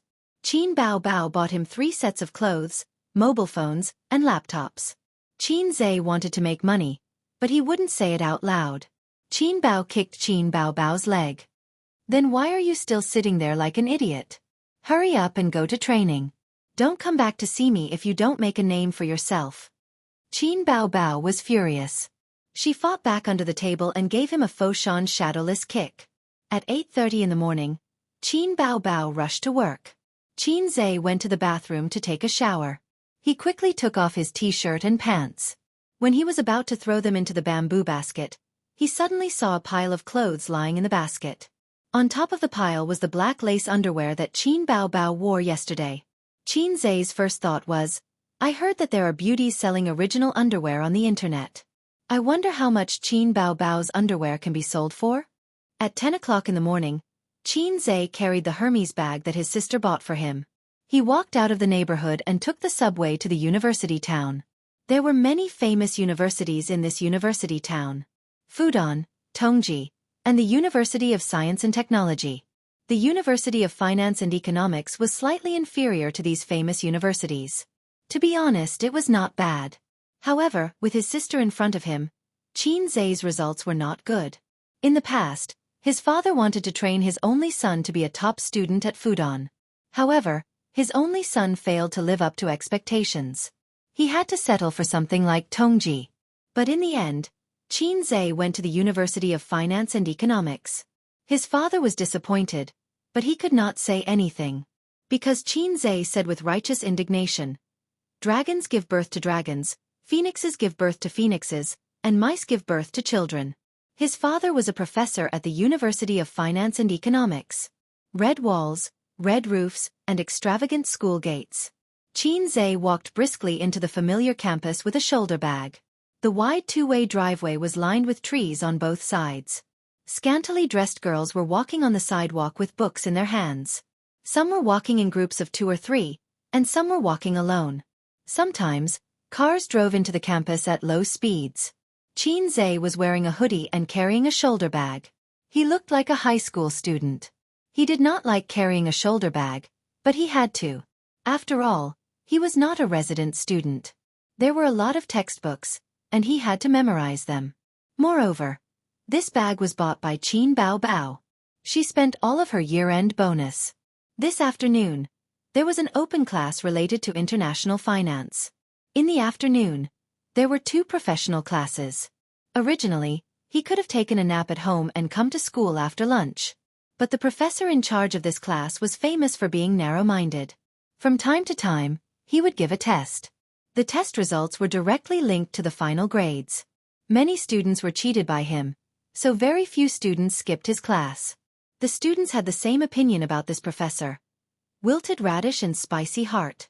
This professor's surname was Qin. That's right, he was Qin Zhe's father. Chapter 8. Qin Zhe took out his phone and sent a message to the dorm 303 group chat. Those who don't skip class will be rewarded with a popsicle. Soon, someone replied, Professor Qin is too sinister. I wouldn't dare skip class. Can I change the reward to a girlfriend? Men never lick popsicles.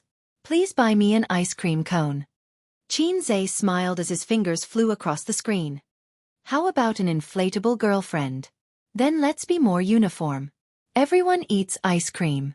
I just passed by the convenience store. I'll go to the classroom after buying an ice cream cone. I'll wait for you at the door. After he finished speaking, he put his phone back in his pocket and walked into a small supermarket on campus. Everyone was given an ice cream cone. After buying, they carried the plastic bags and walked leisurely to the classroom building. Outside the classroom, Qin Zhe leaned against the railing and faced the classroom. He took out an ice cream cone and ate it. There were still 15 minutes before class started. Students in 2s and 3s walked into the spacious classroom with books in their hands. There were 5 classes in the open class.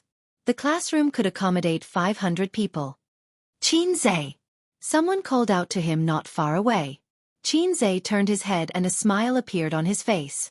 3 sloppy guys walked over together. The one in the middle was a 1.9 tall and sturdy man. He was Zhao Guoshan from the northeast. His nickname was Bal Yang. He had big shoulders and a round waist with strong muscles. He usually said, me when he spoke. Zhao Guishan's name was too old-fashioned. Qin Zhe liked to call him Zhao Baliang. On the left of Zhao Baliang was a good-looking guy. His name was Li Liang. He was a local from Shanghai. His family background was better than Qin Zhe's. His father owned a large foreign trade company. Li Liang had 3 houses under his name. He was a proper rich second generation. However, he was friendly and easy to get along with. He liked to go to nightclubs and called himself an experienced driver. The last one was an average-looking young man. His name was Lu Ziqiang. He was from Suzhou. His family background was average, his talents were average, and his looks were average. Like Qin Zhe, he was a passerby. His favorite saying was, "A man should strive for self-improvement." These 3 people were Qin Zhe's roommates. Although Qin Zhe didn't live in the dormitory, his bed was reserved. He only needed to pay the dormitory fee to the school. At the end of every semester, he would stay in school for a month, with a beam hanging over his head. Qin Zhe distributed the ice cream cone to his roommates. Zhao Baliang took half of it in one bite and said in a muffled voice, "Qin Zhe, are you sleeping in the dormitory today?" "What?" Qin Zhe glanced at him. Li Liang licked the ice cream cone and winked. "I'm tired of watching the 16 gigabytes of ice cream that you downloaded for Baliang last time. It's a pity that there's no fresh blood to supplement it. It's boring to play with Miss Wuxia at night." "Go, go, go." Zhao Baliang slapped Li Liang's small body against the wall. Lu Ziqiang smiled as he watched his 2 roommates bicker. He nodded at Qin Zhe. Qin Zhe smiled. "When we get back, I'll give you my Xuanlei account number. You can download it yourself." Li Liang was shocked. "Yo, you're willing to hand over the key to the treasure house? Are you hiding a mistress outside? Get lost. It's not like you don't know that I live with my sister." Qin Zhe pretended to kick him. Li Liang hurriedly jumped away. "From now on, I'll abstain from arrogance, impatience, and masturbation. Let's have a meal together after class and then go to the internet cafe," Qin Zhe suggested. His roommates unanimously agreed. "Speaking of which, didn't you say that your sister is very good-looking? Keep the goodies within the family. If she doesn't have a boyfriend, she can introduce some to us. Forget about me. After all, I'm an old driver. I don't want to find a girlfriend to manage me. But Baliang is honest and strong. He has a big penis and good skills. And old Lu. Although he's a bit boring, I feel worried for them every night when I see them fighting each other." Li Liang hugged Qin Zhe's neck. "Get lost." The 3 of them shouted at him together. The 4 of them leaned against the guardrail and ate ice cream cones, giggling. As class approached, a group of people walked over from the corridor. They were vigorous and full of vigor. They looked a bit like gangsters on the road. The leader was a handsome guy. His hairstyle was very trendy. His sideburns were shaved and the top of his hair was styled. He wore silver earrings, a tight black t-shirt, and white jeans.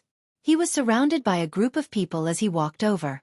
Since there was a passerby like Qin Zhe in this society, of course, there would be protagonists who were sought after. Qin Zhe knew this handsome guy with dashing eyebrows and bright eyes. Who didn't know the campus hunk? This guy was called Zhang Mingyu. He was from the People's Republic of China and was a veritable rich second generation. It was said that his family owned 3 listed companies and had assets of several billion yuan. In comparison, Li Liang was a country bumpkin in front of him. University was not like middle school or high school. In high school, top students were popular. Top students were popular with teachers and admired by female students. Top students were the upper class of the school. In university, top students were worthless. Relying on one's father was the way of the king. But it was different if the family was rich and a top student. Zhang Mingyu was such a person. He was rich and a top student. But he was also handsome. He didn't give Qin Zhe and other passers-by a chance. Zhang Mingyu became popular on the first day of school because he drove a Porsche sports car to school. Someone took a picture of him and posted it on the campus forum. Girls were shouting that they wanted to have babies with him. As soon as Zhang Mingyu entered the classroom, Qin Zhe and the others heard a lot of noise coming from inside, mixed with the girls' exclamations. Li Liang said sourly, "So arrogant. So what if your family is rich?" Zhao Baliang continued, "So what if he is handsome?" Lu Ziqiang said faintly, So what if he is a top student? Xianxia finally concluded, I really want to kill him. Class was about to start. Xianxia and the others quickly finished their ice cream cones and walked into the classroom. In the spacious lecture hall, more than 200 people were sitting in the dark. This large classroom could accommodate 500 people, so it was not crowded. Xianxia and the others chose a seat with few people and sat down. Zhang Mingyu sat on their left near the aisle and was talking to his companions in a low voice. The seats around Zhang Mingyu were occupied by female students who coveted his beauty and money. This kind of person was the center of attention wherever he went. There were a few girls next to Xianxia who were talking excitedly. Zhang Mingyu is here too. So handsome. If only I could be his girlfriend. Go away. I am his true love. It's just that he hasn't noticed me yet. He is young and rich. His grades are so good. He is the nation's Prince Charming. If I could have a relationship with him, my 4 years of school would not have been in vain. In your dreams. His girlfriend is the prettiest in the faculty. Humph, we have to believe that the prettiest in the faculty is the scenery in Appa Mingyu's life. We are his true home. Xianxia thought to himself. Damn retards. At this time, a girl poked Xianxia's arm with a pen and said impatiently, Hey, classmate, you are blocking my photo. Xianxia turned his head and saw that the girls were taking photos with their phones. He didn't have to guess that they were going to post it on the school forum to show off. The title must be something like, The Surprising Appearance of Prince Charming Zhang Mingyu. There were too many posts like this and he had seen many of them. Liu Yang said with a dark face, If you want to take photos, take them outside. It is class time now. The girl sneered. Why do you care? It's not like we are taking photos of you. Who are you? Jealous of the school hunk. You can tell just by looking at his face full of envy and jealousy. He looks so ugly. Even if you take photos for us, we won't take photos. Hot shots, hot shots. Ha ha ha. Liu Yang exploded in anger. Xianxia tugged at his sleeve and shook his head. There was no need to quarrel with girls. It would be embarrassing if he lost, and it wouldn't be something to be proud of if he won. When the bell rang, a middle-aged man walked in from the classroom door. He was wearing a casual suit and his hair was neatly combed. He had a square face and a serious expression. He was middle-aged and had a reserved temperament. This was probably the so-called, a man in his 40s. As soon as he appeared, the classroom immediately quieted down. Professor Qin was here. Professor Qin scanned the large classroom and nodded his head. He turned on the calculator and took out the teaching materials from his briefcase. He said in a clear voice, Today, we will not take attendance. It will save you guys the trouble of shouting here, for your classmates. Every time I see it, I feel embarrassed to point it out. The classroom was filled with laughter. Today, I will talk about 2 key topics in international finance. Foreign exchange theory and practice, and financial engineering. Open the books. Xianxia lowered his head and tried not to be noticed by the old man. He aimlessly browsed through the points store in high spirits. This class was not a professional class, and the final exam was also an open book exam. He was not worried. At the end of the semester, the old man would put a stack of teaching materials in front of him and mark out the key topics. He just had to follow the old man's ideas and study. Not to mention that he was good at everything, he would definitely not fail. The class gradually came to an end. Before class ends, I will give everyone a task. Professor Qin opened a slide on the computer and projected it on the big screen through the projector. It was actually densely packed Russian. What the hell? The students were stunned. This paragraph is an excerpt from the Russian economist Andrei Petronas. Peter's 800 Years of Monetary History. Andrei has always been a criticized economist in Russia. He did not write many books and was not famous, but there are many interesting things in his books. It is very chewy. This is a very interesting paragraph that I have picked out. There is no Chinese translation at the moment. Later, download it from my network drive and translate it. Also, write a review of no less than 1,000 words. Just send the homework to my email. Professor Qin was showing off his Russian again. All the students thought at the same time. Xianxia silently covered his face. His father was proficient in Russian, English, and Japanese. From time to time, he would show off in class. Professor Qin, there is no need. Zhang Mingyu suddenly stood up with a calm look on his face as if he was the main character. He said, "Ye actually recited the paragraph in fluent Russian." There was a bit of jerkiness in his pronunciation, but other than Professor Qin, no one could hear the flaws. The girls in the class were shocked and screamed non-stop. The faces of Qin Zai's roommates changed. F*ck, he is handsome, rich, and more talented than you. The heavens are not fair. Zhang Mingyu paused and said with confidence, "This paragraph talks about the transition from the era of gold to the era of credit notes. Some of the social changes caused by the transition. The author has high hopes for the future of credit notes and some speculations about the future of finance. I have to say, this is a very far-sighted economist." Clap, clap, clap. There was applause.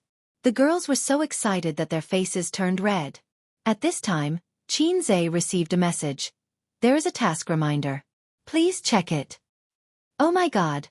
Zhang Mingyu knows Russian. He is indeed my idol. I like him so much. Amazing. This man is so outstanding. I heard that his family has a listed company that is invested in by Russian investors. It is not surprising that he knows Russian. Who said that my Mingyu is a rich second-generation hedonist? I will get angry with you. That's right. Some boys don't work hard because their family is poor. They only know how to be envious and jealous. The last girl to speak glared fiercely at Li Liang, Qin Zai, and the others. Her photo was blocked by them and she had a quarrel. Who are you scolding? Li Liang was angry. Classmate, your ugly face makes me very unhappy. Lu Ziqiang said. Zhao Baliang did not speak. He glared at the girl. But she was not afraid of him at all. Oh, you won't let people talk. That's right. You will be poor for the rest of your life. No wonder you don't have a girlfriend. Only a blind person would like you. You can't compare to my idol. Look at how self-aware this classmate is. He didn't say a word. A girl pouted angrily at Qin Zai. There was a burst of laughter. Qin Zai turned to look at her and suddenly stood up. Professor Qin, I have a different opinion. Chapter 9. Professor Qin, I have a different opinion. As soon as he said this, there was a moment of silence in the classroom. Everyone looked at Qin Zai. Zhang Mingyu raised her eyebrows and looked sideways. Under everyone's gaze, Qin Zai's mind suddenly echoed the song he listened to last night. It was a song from the Point Store. The lyrics went like this: the quieter the crowd, the quieter it is. The more indifferent it is. I want to stir up an accident. It's like suddenly singing. In everyone's eyes, was he a clown who was trying to please the crowd? Qin Zai smiled slightly and shook off Zhao Baliang, whose face changed drastically, and walked calmly to the podium. He walked to the big blackboard that was made up of 4 small blackboards and wiped away all of the old man's handwriting. He picked up a piece of chalk, and under everyone's stunned gaze, including the old man's, he started writing at a high speed. His handwriting was messy, but smooth. He wrote in Chinese.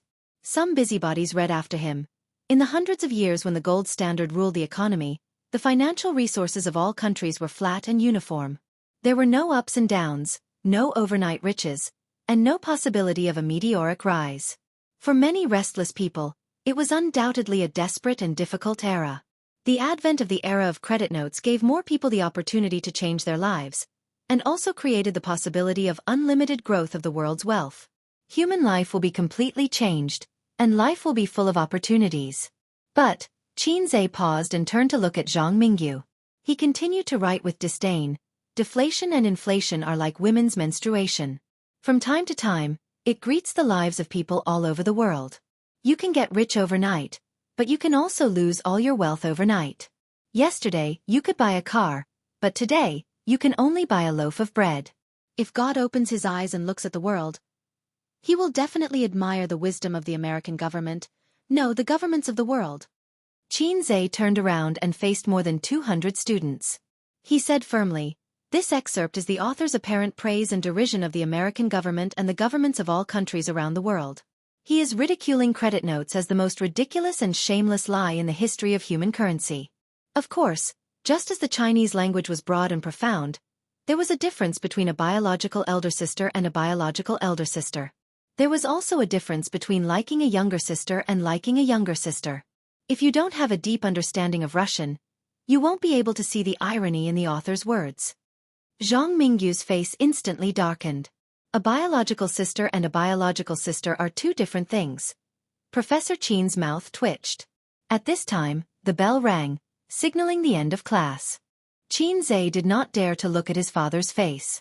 With a flick of his finger, he placed the chalk into the chalk box. He clapped his hands and said indifferently, "I will write the translation of the excerpt. Students, just copy it accordingly. No need to thank me.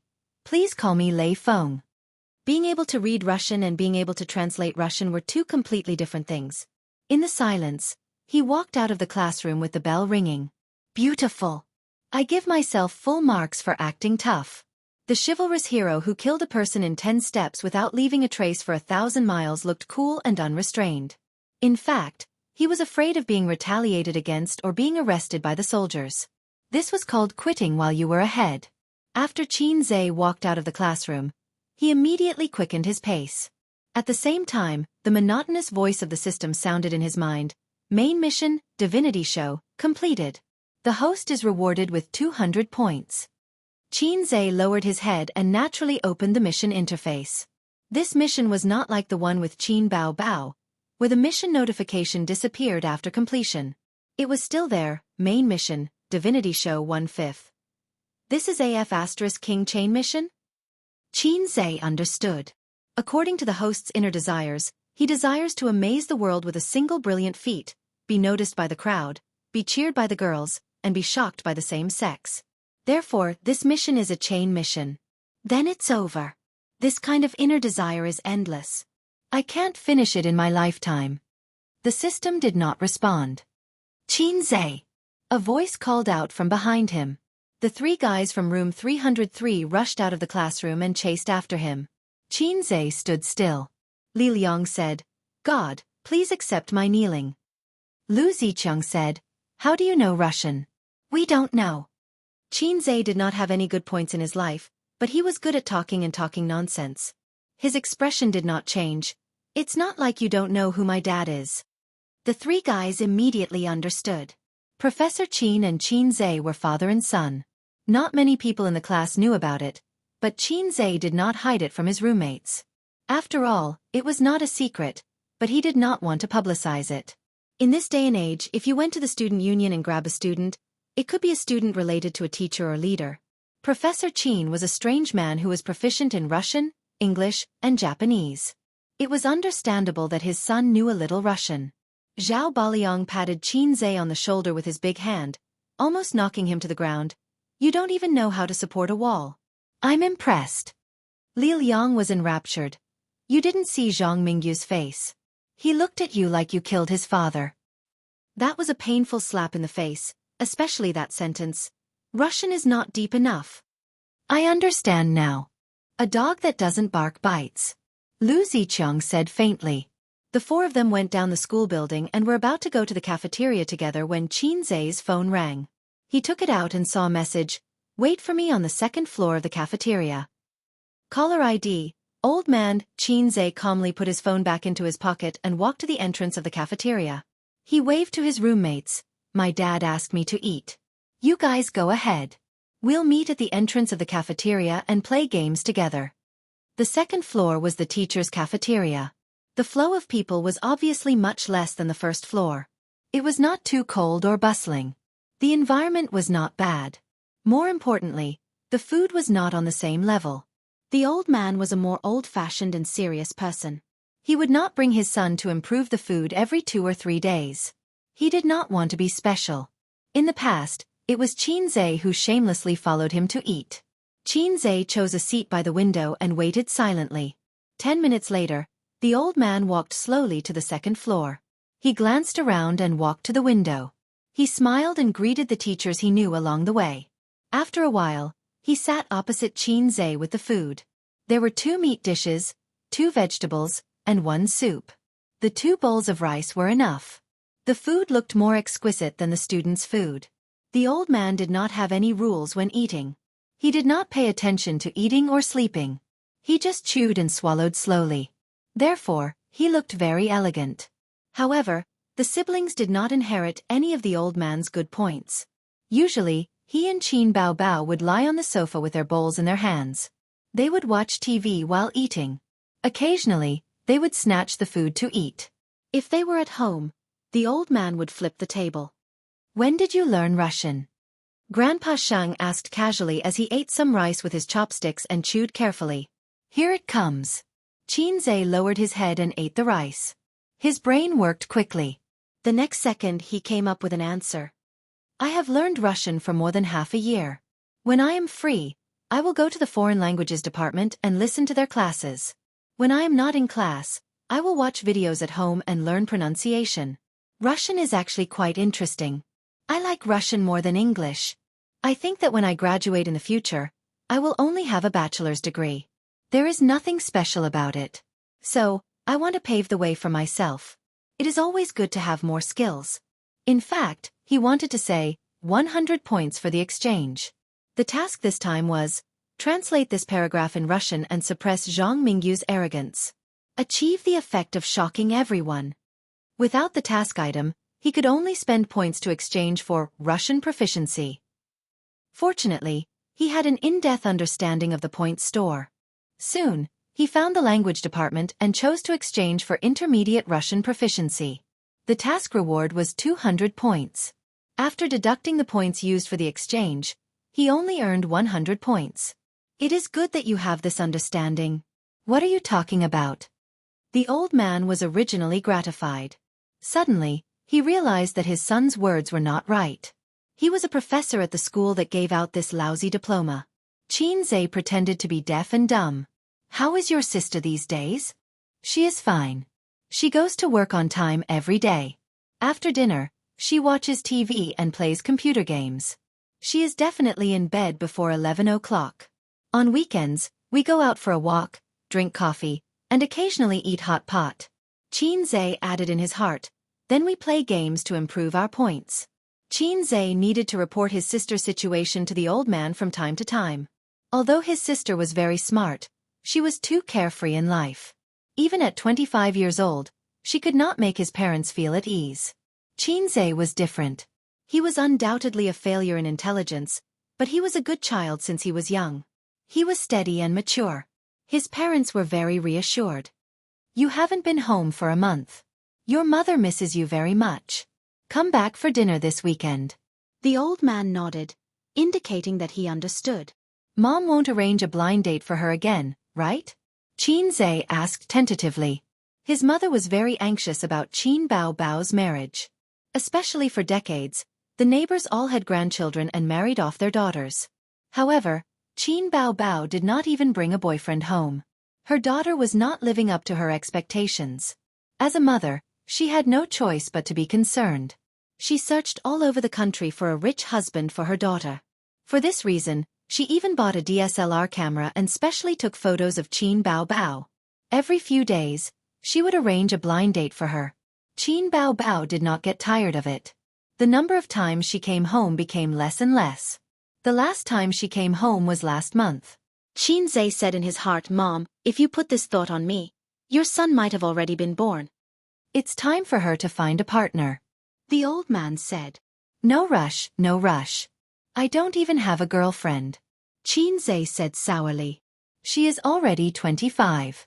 How can she not be in a rush? Can you be the same as her? When a man is 30, it is not too late to start a family. But how many years of youth does a woman have? Once a woman is over 30, she will deteriorate day by day. You can't stop it even if you want to. When that time comes and you want to marry into a good family, who will still like you? He said it as if she was 35. She was only 25, okay? Qin Zhe curled his lips and did not think much of it. Does she have a boyfriend? Qin Zhe thought for a while and felt that she should have one. Yesterday, he saw her wearing sexy lingerie.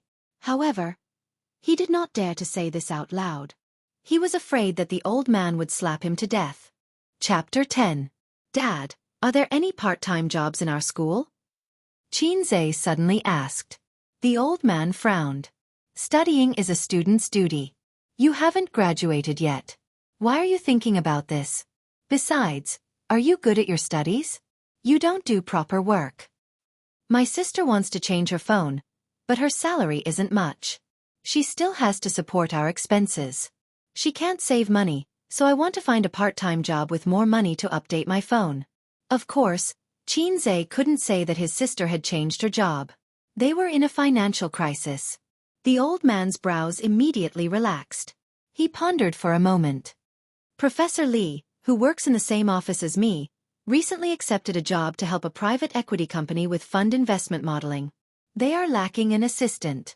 I'll ask around for you. Will they want me? The old man sneered. It's rare for you to know your own worth. Don't you still have me? If you have any problems, come to me. Xianxia replied with an "oh" and continued eating. System. Is there any way to make money quickly? It's best if I can get rich overnight. Host. The system is not your mother. Xianxia was depressed. He had thought of many ways to make money today. The point store was a big treasure, but he had no way to use it. Write songs for a singer? The review of submissions was probably very troublesome. Besides, he had no channels. He had never contacted an entertainment company and didn't know how to submit. In the future, when Qin Bao made a name for himself, he could consider it. Becoming a director was even more unrealistic. He was a poor student.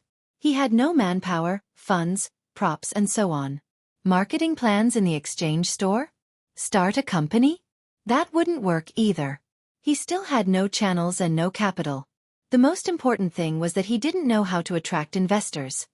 System, what do you think about stock trading? If I catch the upper limit every day, my net worth will increase a few times in a month. Even if you get the knowledge of stock trading through the exchange, you can't catch the upper limit every day. Besides, you don't have enough points. Do I need to exchange? You can just tell me. Aren't you an intelligent system? Can't you predict which stock is going to hit the upper limit?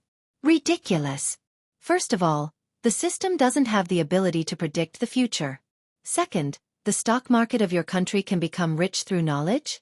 There are many shady dealings in the stock market. Stop, stop, stop.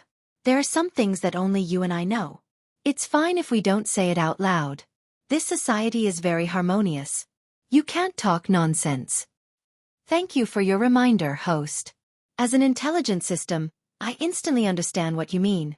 In the future, I will not reveal any insider information that will affect social harmony. You're worth teaching. Since the system was unreliable, Xianxia could only think of a way by himself. Being an assistant to the professor and building a mathematical model was a good idea. If it was done well, he might have a lot of orders in the future. As for asking the old man for help, forget about it. He had the system in his hands, so why would he be afraid of a mere mathematical model? After lunch, Xianxia and the old man went downstairs side by side. They saw the three guys at the door chatting and laughing while waiting for him. Dad, I'm going with my classmates, Xianxia said. The old man glanced at them, and the three of them immediately raised their heads, puffed out their chests and sucked in their stomachs. The old man nodded. There were many shops in the university town: milk tea shops, coffee shops, restaurants, KTV, internet cafes, supermarkets. Xianxia and the others walked toward the internet cafes that they frequented, which was not far from the university. When they arrived at the university gate, they saw a white Porsche sports car slowly driving out of the university gate. The car window was not rolled up. The guy driving was wearing a pair of black sunglasses, fashionable and handsome. It was Zhang Mingyu, who was slapped in the face by Xianxia in the open class. In the passenger seat was a scantily dressed beauty with a pink LV bao on her lap. She was wearing headphones and playing with her mobile phone. Many envious eyes were cast at the sports car. This son of a bitch drove a sports car back to show off again. Li Liang gnashed his teeth and expressed the jealousy of a little rich second generation towards a super rich second generation. That seems to be the belle of the foreign languages department. She's really beautiful. Lu Ziqiang sighed. He drives a sports car and takes a beauty out for sex. We losers can only sit in the internet cafes and play games. Zhao Baliang also sighed. We didn't lose at the starting line. When she was born, we were already at the finish line. Xianxia suddenly remembered that when he was studying history, Liu Bang and Xianghu saw Emperor Qin Shi Huang touring the south. Flags were everywhere, halberds were everywhere, and the carriage was gorgeous. Lu Bang sighed and said, "A real man should be like this."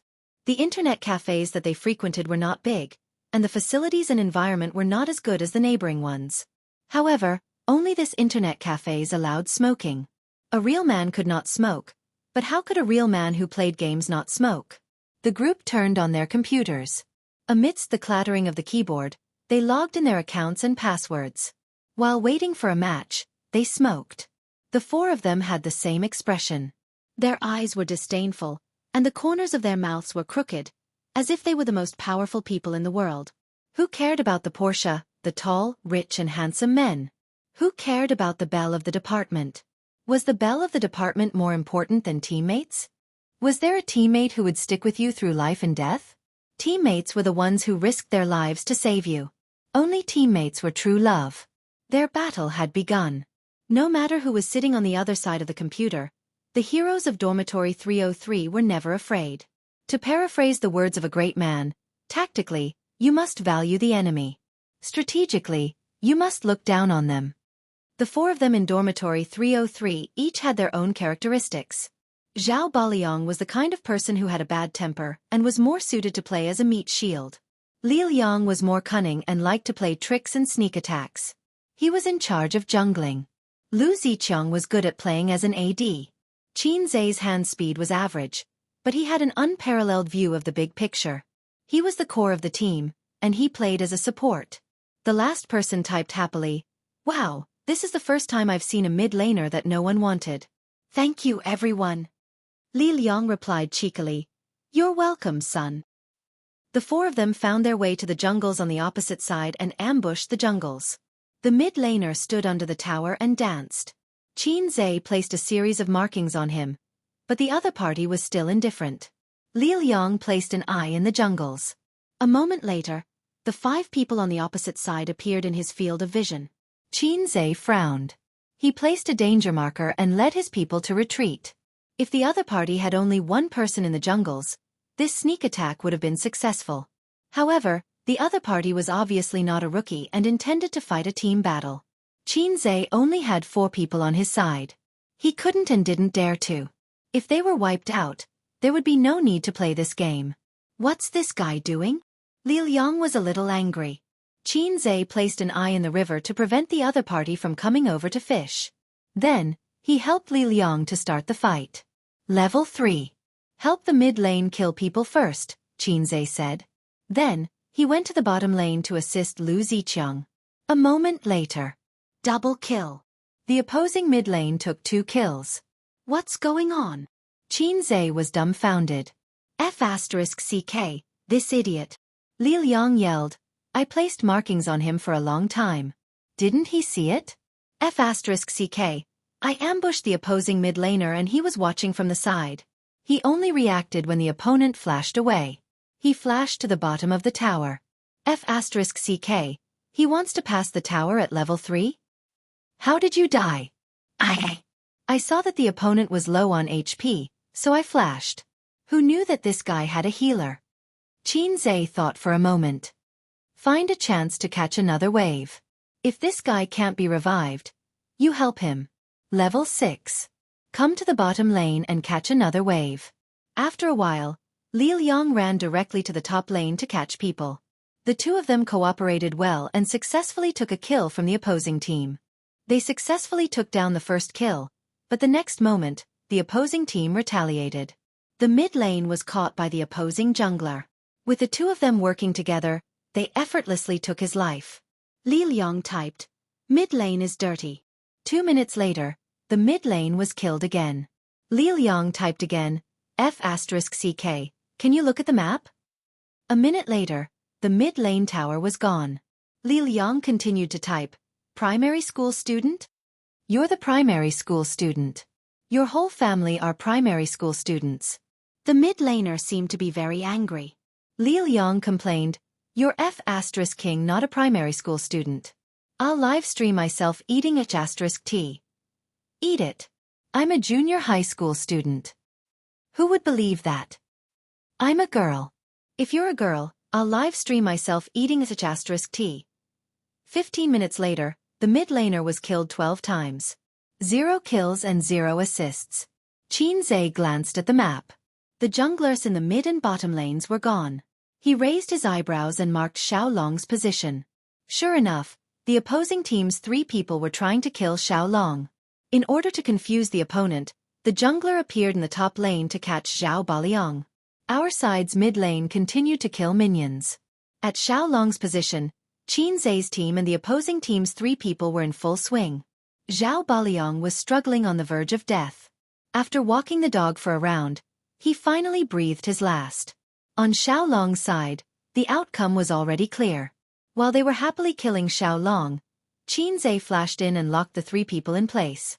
Li Liang immediately cut into the battlefield and used his big move to surround the 3 people. After sacrificing Xianxia and Lu Ziqiang, he wiped out the opposing team and took Xiaolong. The situation finally turned for the better. Xianxia exhaled and lit a cigarette. At this time, he saw the mid laner react. Cool. Cool your ass. Li Liang typed and muttered, how did I get matched with this kind of idiot? Damn, bronze rank? The 4 people in the dorm were all about the same rank. If they played together, they wouldn't meet experts or noobs. Of course, this was excluding those who opened smurf accounts. Xianxia thought for a moment and felt a pang of guilt. Yesterday, he had played with Qin Baobao and lost 5 times in a row. His rank had plummeted, and only then did he attract a guy who was on the same level as him. The situation was still one-sided. The territory was gradually nibbled away, and the 2 crystals were taken. But at the 35th minute, the situation was reversed. The opposing team was obviously careless. After gaining the advantage, they started to go crazy. They didn't take advantage of the situation and went to attack the main dragon. In the end, the 4-man team took the opportunity to counterattack at the main dragon, and the opposing team was wiped out. This was a common problem for mid and low-level players. They wouldn't go home if they didn't go crazy. They would row a boat without oars and rely on waves for their whole life. After gaining the advantage, they would always want to continue to abuse noobs and maintain their advantage. Only 5 godly equipment? No, I can't push it. I'll push it when I get to 6 godly equipment. Xianxia looked at the resurrection time and put out his cigarette. We'll clear the troops along the way. Baliang will go home to replenish his health. Just teleport and follow us. Xiao Baliang was a big piece of meat. The others could be at low health, but he couldn't. As long as he could stand and tank the tower, he could wipe out the opposing team in one go. The opposing team only had 1 high tower left in the middle lane. 42 seconds later, at the last second before the opposing team resurrected, the crystal exploded. Victory! The 4 of them leaned on the sofa, looking weak. After being tense for more than half an hour, it was finally over. At this time, Xianxia found that the cute mid-laner wanted to add him as a friend. Except, Guru, please carry me. They didn't want to add me as a friend. You're the only one who agreed. Guru, please accept my kneeling. Hoo. Carry me up the ranks. I'm a girl. Chapter 11. Should we bring her? Xianxia asked for his teammates' opinion. No. Li Liang refused. Lu Ziqiang and Xiao Baliang didn't care. Xianxia invited him to join the game and said jokingly, maybe it's really a girl? The second round was much easier than the first. After more than half an hour of practice, the mid-laner wasn't dumb anymore. At least she listened to the commands. She seemed to know that Xianxia was the core of the team. As long as he marked her, she would listen to him. If Xianxia asked her to go to the bottom lane, she would go to the bottom lane. If he asked her to fight Xiaolong, she would fight Xiaolong. 3 wins in a row. Xianxia looked at the time. It was 1:30 in the afternoon. There was a class at 2 o'clock in the afternoon. I'm going offline. Go play by yourself. No. I'll be promoted to silver if I win 1 more round. Guru, please carry me. Mwah. The other party acted cute. No, I have to go to class. Oh, are you really a primary school student? Change the word small to big. Guru, where do you go to university? Shanghai University of Finance. I'm also from Shanghai. Scatter flowers. Oh. Let's play again next time. The other party probed. Xianxia replied, "Okay." He logged out of the game, settled the account, and turned off his phone. There were 2 classes in the afternoon. Xianxia didn't dare to be distracted like in the public classes. Even if he went to university, his old man was still very concerned about his grades. He often said, "If you don't work hard when you're young, you'll be sad when you're old." His old man was full of despair about Xianxia's future. However, Xianxia's level was limited. Every time he listened to a lecture, he could only understand half of it at most. He was not a top student, so he could not study in his spare time. In the past, he was often dragged to the library by Qin Bao. After Qin Bao graduated, he immediately said goodbye to the library. At 6 p.m., today's class ended. Xianxia followed his roommates back to the dormitory. The boys' dormitory was dirty and messy. There was a trash can that hadn't been emptied for a week, and it was filled with honey paper balls. There was yesterday's takeout lunchbox and some clothes on the table. Fortunately, there was no smell in the air. Xianxia took off all the sheets that he hadn't slept on for months and put them in a plastic bag. He was going to take them home and throw them into the washing machine. The 4 of them chatted in the dormitory. Li Liang suggested that they continue to fight at the internet cafe that night. Everyone agreed. Xianxia gladly agreed. He was addicted to the game and hadn't played in a while. "Look at the campus forum. Look at the campus forum," Zhao Baliang shouted. Xianxia and the others opened the campus forum in confusion. There was a post that was pinned to the top. The title was very interesting. "Surprising Face Slapping King. Slapping School Hunk Zhang Mingyu." The post described in detail the wonderful process of Zhang Mingyu being slapped in the face by a nobody in the finance department's public lecture in the morning. The writer was experienced, and the writing was full of ups and downs. Then there were a few photos. The first was a projection of a selected paragraph in Russian. The second was Zhang Mingyu's impassioned recitation. The third was Xianxia's back view, his pen flying on the blackboard. The fourth was Zhang Mingyu's gloomy face. From the morning until now, 7 or 8 hours had passed. The post had more than 3,000 views and 999 plus comments. There are pictures and the truth. I believe it. Well done. I admire you. What the hell? Are you trying to find fault with my idol? Why didn't you take a picture of his face? Let's search him. He doesn't look good from the back. How can someone like him compare with my idol? Face slapping my ass. Lan's House Sesame Cake. Zhang Mingyu has so many brainless fans. I heard from the students present that the professor assigned the students an extracurricular task to translate the Russian passage and write down their thoughts. Then Zhang Mingyu stood up and said that the professor didn't need to do that. It was too easy. He recited it in Russian on the spot and pretended to be cool whenever he disagreed. The students applauded. At this time, the face-slapping king suddenly stood up and shouted, "I have a different opinion." He strode to the podium, translated the passage into Chinese, and refuted Zhang Mingyu's opinion. My classmates said that he and his friends were stunned. Upstairs, I'm dying of laughter. This is the legendary saying that you failed to show off and got screwed. I feel pain from the slap in the face.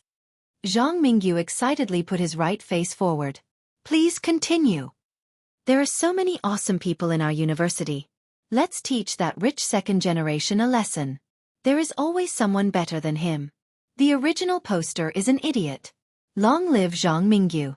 Zhang Mingyu is invincible. Zhang Mingyu will live for generations. Zhang Mingyu smiled and put down the gun that was pointed at my head. Most of the comments were happy to see the drama. There were also many Zhang Mingyu supporters. They came back and forth and their words were fierce. Xianxia, you're on fire. Li Liang looked at the comments and laughed. Xianxia said worriedly, "Can I live until tomorrow? Will Zhang Mingyu pay an assassin to kill me?" Zhao Baliang patted him on the shoulder and said in a deep voice, "Brother, have a safe trip. You can leave the Xuanlei account to me." Lu Ziqiang smiled and said, "Before you go, show me your sister's photo." Get lost. Xianxia laughed and scolded. He threw his phone on the bed and began to take off the pillowcase. He almost forgot the pillowcase. At this time, Xianxia's phone rang. He looked down and saw that it was from his sister. Xianxia picked up the phone and put it on speaker. He took off the pillowcase and said, "What? Where are you?" Qin Bao Bao's sexy voice came from the speaker. It was a bit hoarse and coquettish. Li Liang, Zhao Baliang and Lu Zicheng stared at the phone. Their eyes were shining. I'm at school. What's wrong? Qin Zhe knew something was wrong. Her voice was not coquettish at all. Why aren't you back yet? I'll be back later. Maybe I'll stay in the dorm and not come back. Qin Zhe said. When they played games, it was common for them to stay up all night. If you don't come back, I'll jump off the building. Qin Bao Bao said with a sobbing tone. What's wrong?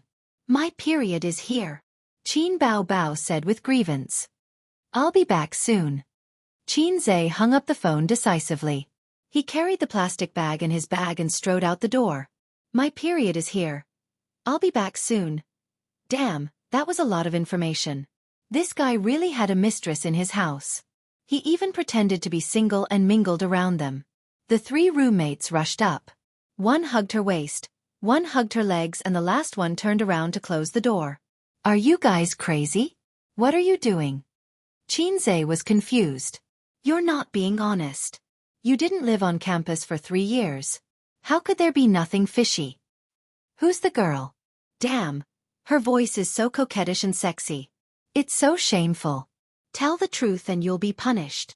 Go away. I don't have time to play with you guys. Qin Zhe shook off the 3 guys. He opened the door and dashed out. He jogged all the way downstairs and ran like crazy. He knew that baby Qin had dysmenorrhea. When she was still living with her parents, every time she had her period, she would be in so much pain that it seemed like she wouldn't be able to survive. At that time, her mother was taking care of her and Qin Zhe was watching from the side. He was secretly glad that he wasn't a woman. As she grew older, her dysmenorrhea lessened. Occasionally, it would still hurt a few times. Qin Zhe would run to the supermarket to buy her brown sugar, make her a cup of brown sugar ginger tea, and add a few dried dates. These were all taught to Qin Zhe by his mother. Qin Bao Bao was an idiot in life. He definitely couldn't count on her. System, I saw that I can exchange for medical skills in the point store. Can it cure dysmenorrhea? Host, please check it out yourself. Damn it! Qin Zhe cursed. He scurried and opened the point store. Life, medical, Chinese medicine. After looking for a long time, he finally found a prescription for female dysmenorrhea and a massage technique. The total was 80 points. Host, I suggest that you directly exchange for elementary Chinese medicine proficiency. It only costs 150 points. After the exchange, you will automatically learn the massage technique and receive 10 elementary prescriptions. Qin Zhe hesitated for a moment and decisively chose to exchange for elementary Chinese medicine proficiency. Qin Zhe didn't need anyone to teach him how to choose between a one-time and a permanent one. There were pharmacies everywhere in the university city. There were 2 hospitals, one of which was a Class 3 Grade A hospital. However, there weren't many shops that sold traditional Chinese medicine. This was because there was a Chinese medicine academy nearby. He took the subway 2 stops and rushed to the Chinese medicine shop to get all the herbs on the prescription. He directly took a taxi from the roadside and arrived at the entrance of the community in 15 minutes. When Qin Zhe opened the door and entered the room, Qin Bao Bao was curled up on the sofa.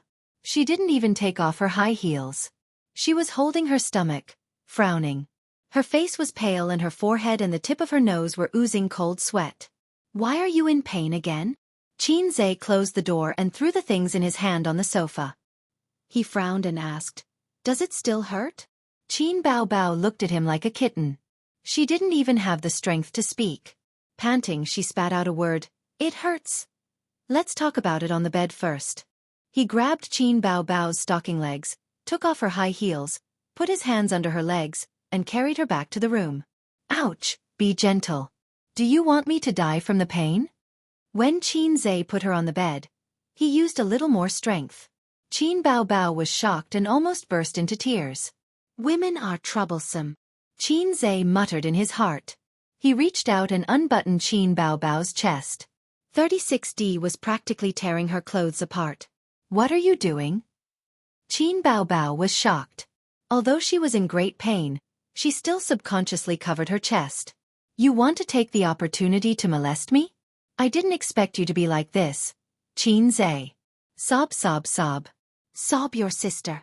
Take your hands off. Isn't there a shirt inside? Xianxia slapped her hands away and unbuttoned them one by one. The white shirt was very tight. After lying down, her flat belly and navel were exposed. Don't you know how to unbutton your clothes when your stomach is in pain? It's so tight. Xianxia complained and moved to the end of the bed. He lifted his sister's stocking legs and slowly pressed the Senyinjiu acupoint, then the Taichung acupoint on the instep. 3 minutes later, he changed to the Shua Hai and DG acupoints. Qin Bao Bao squinted her eyes and moaned along with Xianxia's pressing movements. Half an hour later, Xianxia's fingers were sore and sweaty, but he couldn't turn on the air conditioner. How do you feel? Qin Bao Bao touched her stomach and blinked. It doesn't hurt anymore. It's only temporarily relieved. I'll make you a bowl of medicine now. Lie down and rest. Don't blow on the air conditioner. Cover yourself with a blanket and pay attention to keeping warm. Medicine. Qin Bao Bao was stunned. That's right. What's with the massage just now? When did you learn this skill? Damn it. If you had used it earlier, my sister wouldn't have suffered for so many years. I learned the massage technique from watching videos online. The medicine was specially bought from a Chinese medicine store.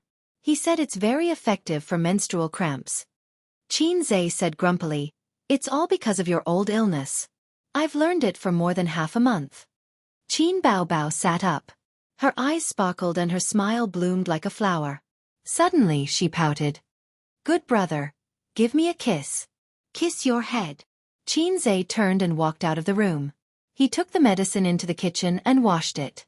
After soaking it for 10 minutes, he put it into the soup pot and simmered it for 15 minutes. After 10 minutes, a bowl of black medicine was ready. It's disgusting. Qin Bao Bao took a sip and her face immediately turned bitter. Good medicine tastes bitter. Xianxia said a golden saying that had been passed down for generations. Under her brother's threatening gaze, Qin Bao Bao pinched her nose and drank the medicine. She burped unladylike. Chapter 12. The incandescent light was bright. Outside the window, there was the noise of speeding cars and the noise of square dancers. The room was quiet. Xianxia sat by the bed and played with his phone. Qin Bao Bao fell asleep. Time passed by quietly. In just 2 short days, so many things had happened. Xianxia felt as if a lifetime had passed since then. A few days ago, he was still a nobody. The next moment, he had the ability to change the world. He wrote songs, slapped the school hunk's face, and became the most mysterious person on the school forum. He also picked up medical proficiency and cured his sister's menstrual cramps. It was like a dream. In the past, he looked at Zhang Mingyu like a passerby looking at the protagonist. She was brilliant and destined to be extraordinary. Now, he looked at Zhang Mingyu again. Zhang Mingyu was a stepping stone for the protagonist in novels. He was the real protagonist. He could slap anyone's face as he wished. Xianxia had been an ordinary child since he was a child. He was too naughty in elementary school. The teacher sighed and said to the parents, "This child is quite smart, but he's too naughty." The teacher said the same thing to every parent. When he grew up, no one praised him for being smart anymore. He knew that he was average. He was neither smart nor stupid. He wouldn't be too miserable in the future, but he definitely wouldn't be famous either. After graduation, he would find a stable job. When he was old enough, he would get married and have 1 or 2 children. In the future, he would work hard for his children. The only thing better than being a migrant worker was that he didn't have to pay a mortgage. Maybe it was too quiet. Xianxia took out a cigarette subconsciously. When he was about to light it, he suddenly remembered that Qin Bao Bao was still lying beside him. He put away the lighter embarrassedly and stared at his sister who was sleeping soundly. Qin Bao Bao had been a beauty since she was a child. There was a picture of her in kindergarten. She had big eyes and a round face. She was cute and tender. When she was in kindergarten, a boy wanted to kiss her. He was pushed down the slide by her and hit his head. The parents complained to the school. The principal came to the house and the parents paid a lot of money. Primary school, middle school, high school, university. Time flew by, and in the blink of an eye, she was already 25 years old. Xianxia gazed at his sister's sleeping face. Her wavy shoulder-length hair, her smooth forehead, her finely trimmed eyebrows, her long and dense eyelashes, her tall and straight nose, her thin and pale lips. He had been looking at this face for more than 20 years, but he just couldn't seem to get tired of it. Ding! There is a new mission. Please check it. The system's emotionless voice sounded in his mind. Xianxia opened the mission interface and took a closer look. It was like a bolt from the blue. Description: Kiss Qin Bao Bao. Success will reward 100 points. Failure will deduct 100 points. The mission description was short and concise. I'll go. Xianxia was dumbstruck for more than 10 seconds. He roared in his heart. System, come out, I promise I'll beat you to death. Host, please speak. What kind of bullshit mission is this? Can you be more cunning? Can I cancel this mission? Xianxia stomped his feet. She's my sister. Host, this mission is based on the desire in your heart. Bullshit. Xianxia suddenly cowered. Just now, he seemed to have the thought of kissing Qin Bao, but Xianxia swore on his integrity that it was just a fleeting thought. There was absolutely no such thing as desire in your heart. Host, you can choose to give up. Put. All the balls are in the sack. Xianxia's give up was stuck in his throat. There's something wrong with this mission. Why are the points deducted for failure and the points rewarded for success the same? This is your third mission. Host has already left the novice stage. From now on, mission rewards and penalties will be equal. Xianxia calculated in his heart. His first mission reward was 300 points. Last night, he listened to a song, so 30 points were deducted.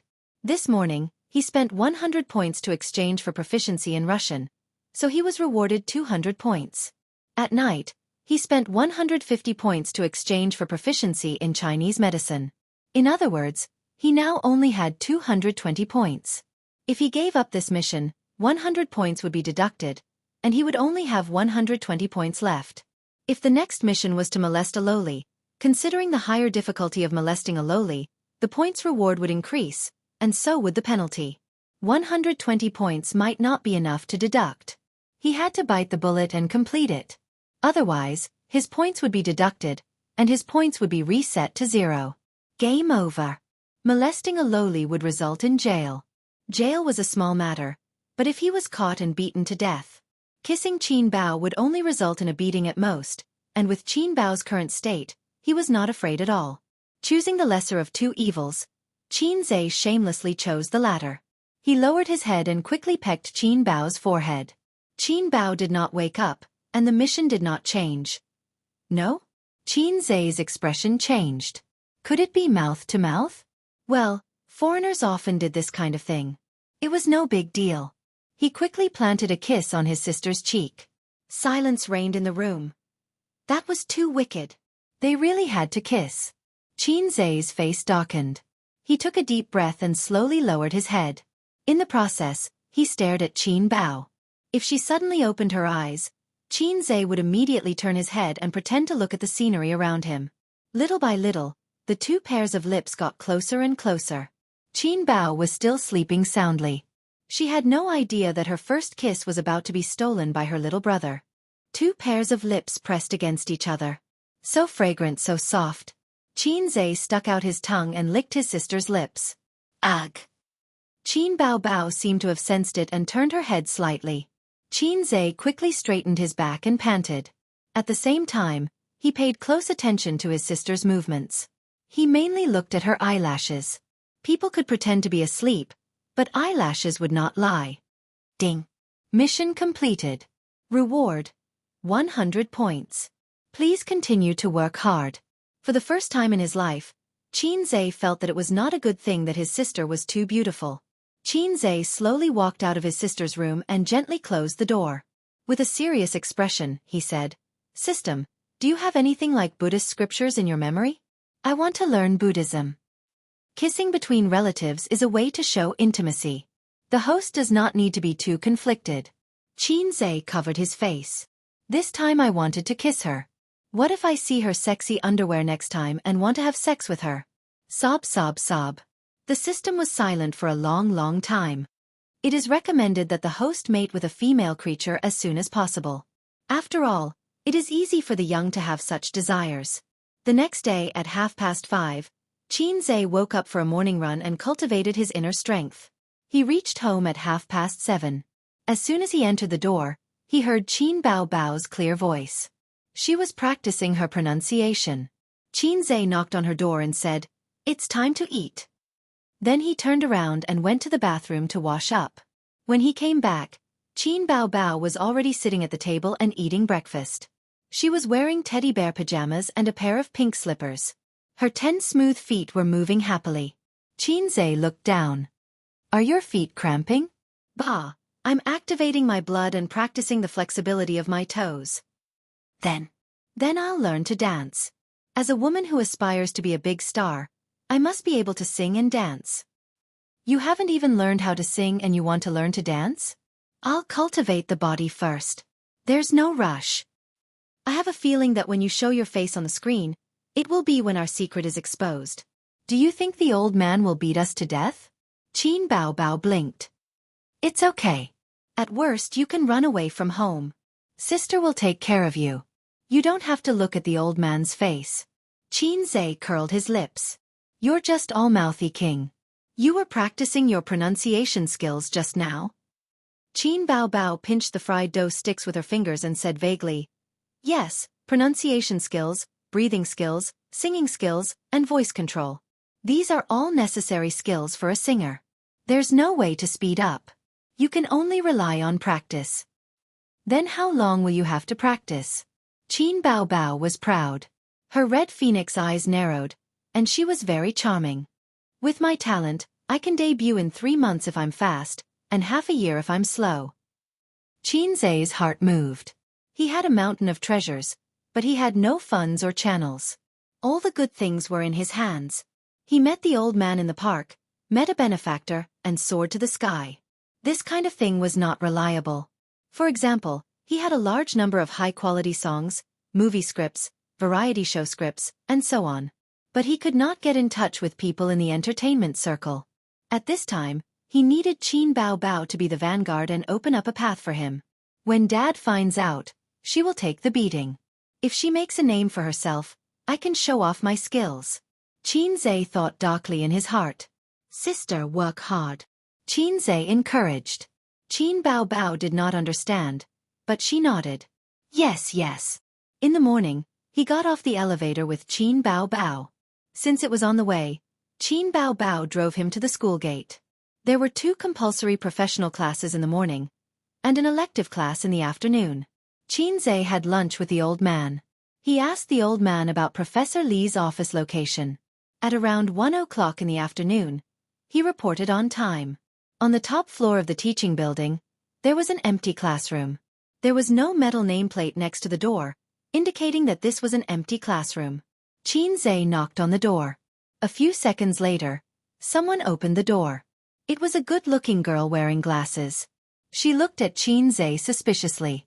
"My name is Xianxia. I'm looking for Professor Li." The girl turned sideways and turned her head.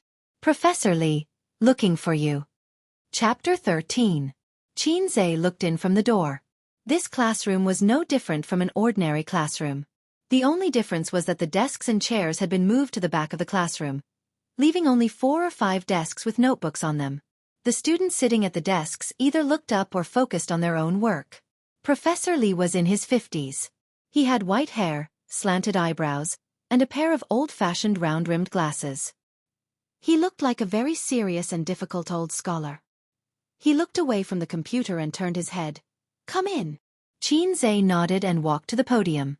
Professor Li pushed up his glasses and looked at Xianxia. "You are in your 3rd year of university, right?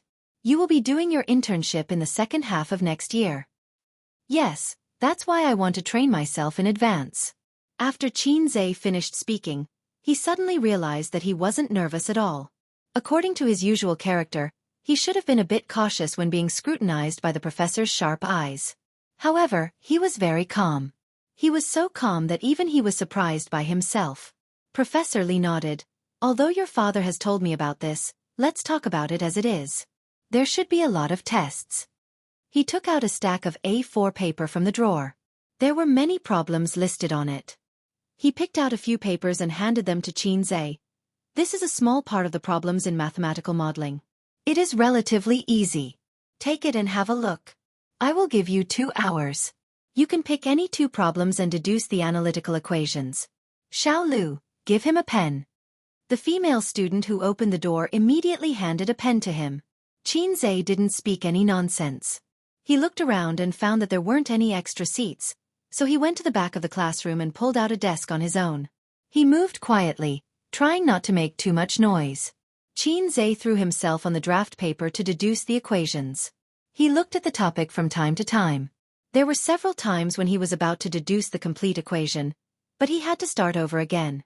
Mathematical modeling was a very profound subject. What he was doing now could not even be considered a mathematical modeling. It was just a small step in a long journey. Mathematical modeling was also known as mathematical modeling.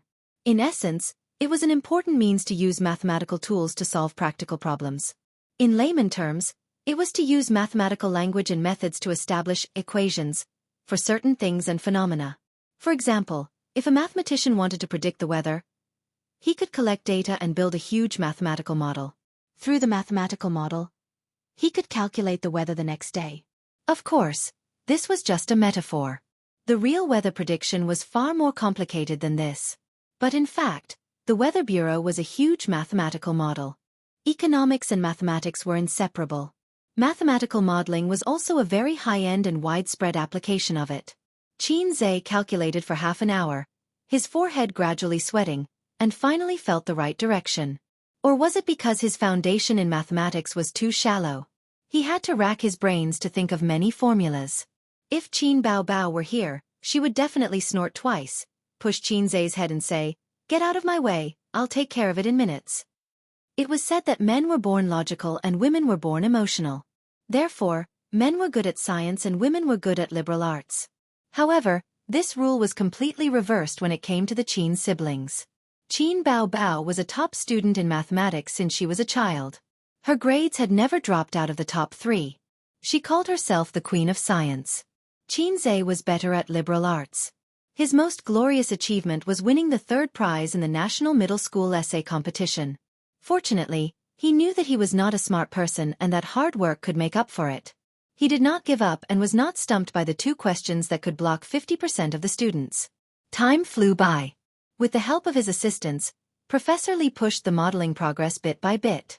From time to time, he would have small meetings. However, these had nothing to do with Xianxia.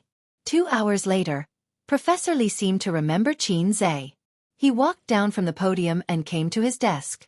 Without saying anything, he picked up his paper and looked at it.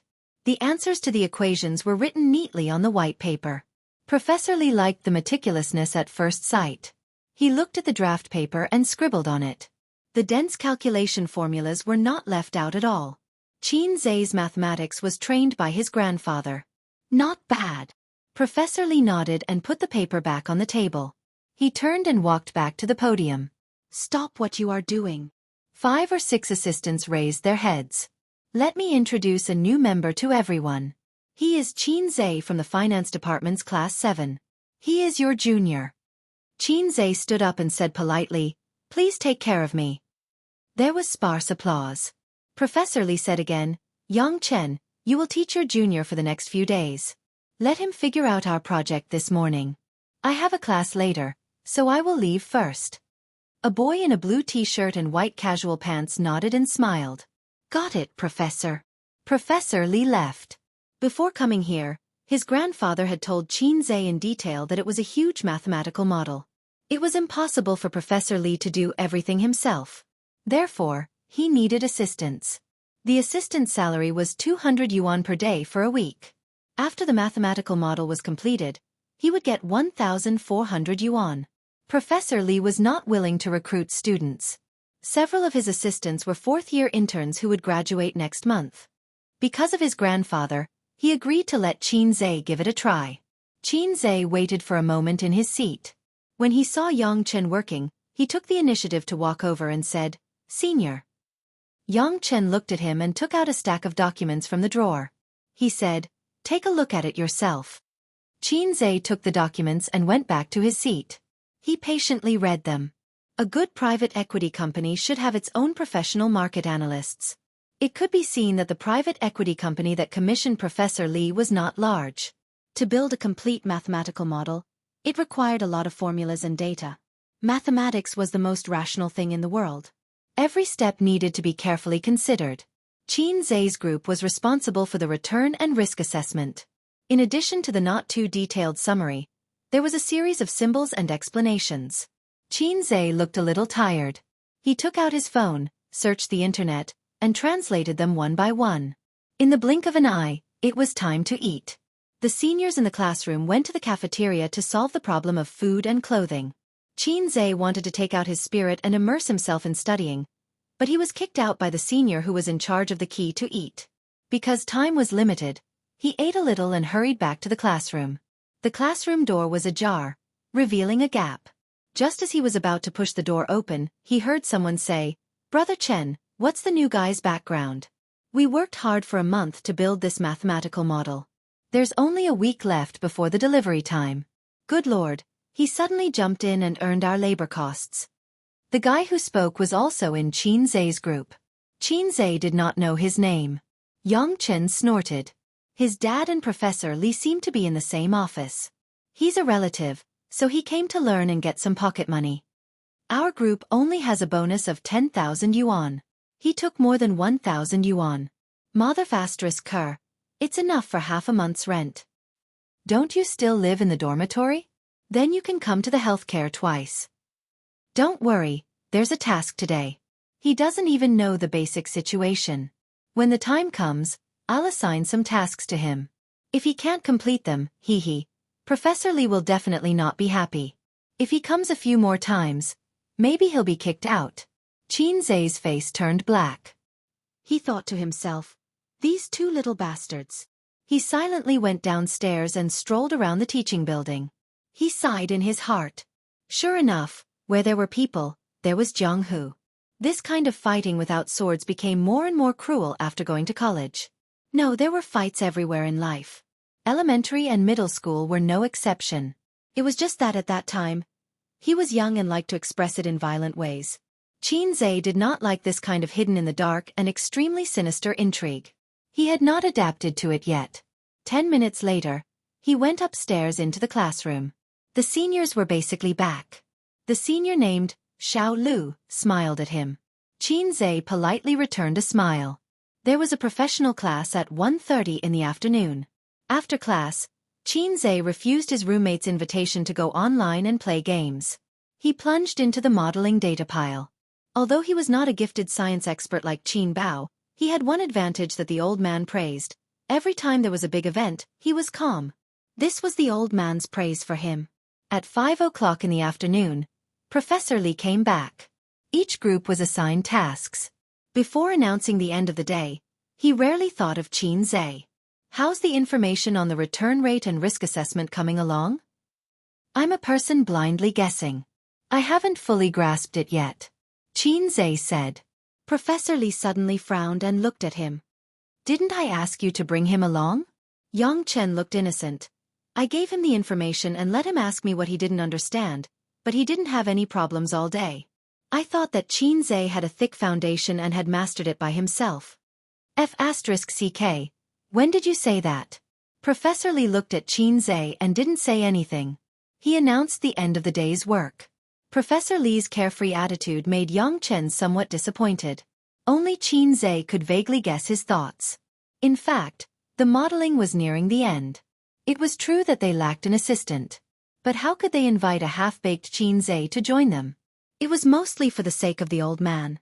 That day, the old man also vaguely said that if there was anything he didn't understand, he could ask him. So whether Xianxia was idling around or not, Professor Lee didn't care. His father was helping behind the scenes. Xianxia asked Yang Chen for the information. He didn't refuse and gave him a stack of copies. How could a college student see flowers just by looking at the information? After the team disbanded, it was still early. He said in the chat group, "Liberated." After a while, Li Liang replied, "Come quickly, we need you to preside over the overall situation." "Damn, you can't lead them." Zhao Baliang followed and replied, "I can't lead you. I fought 1 against 3 and vowed not to retreat. When I turned back, damn, where are my teammates? They all died and returned to the hot springs. Then Lu Ziqiang replied, I'll quietly watch you guys act cool. I won't say anything. Qin Zai's mouth hooked up. He put his phone back in his pocket, carried his shoulder bag, and trotted towards the direction of the internet cafe. It was a familiar position and 3 familiar animals. With a cigarette in his mouth, he leaned against the sofa. Because he was waiting for Qin Zai, Li Liang took the time to watch the competition videos.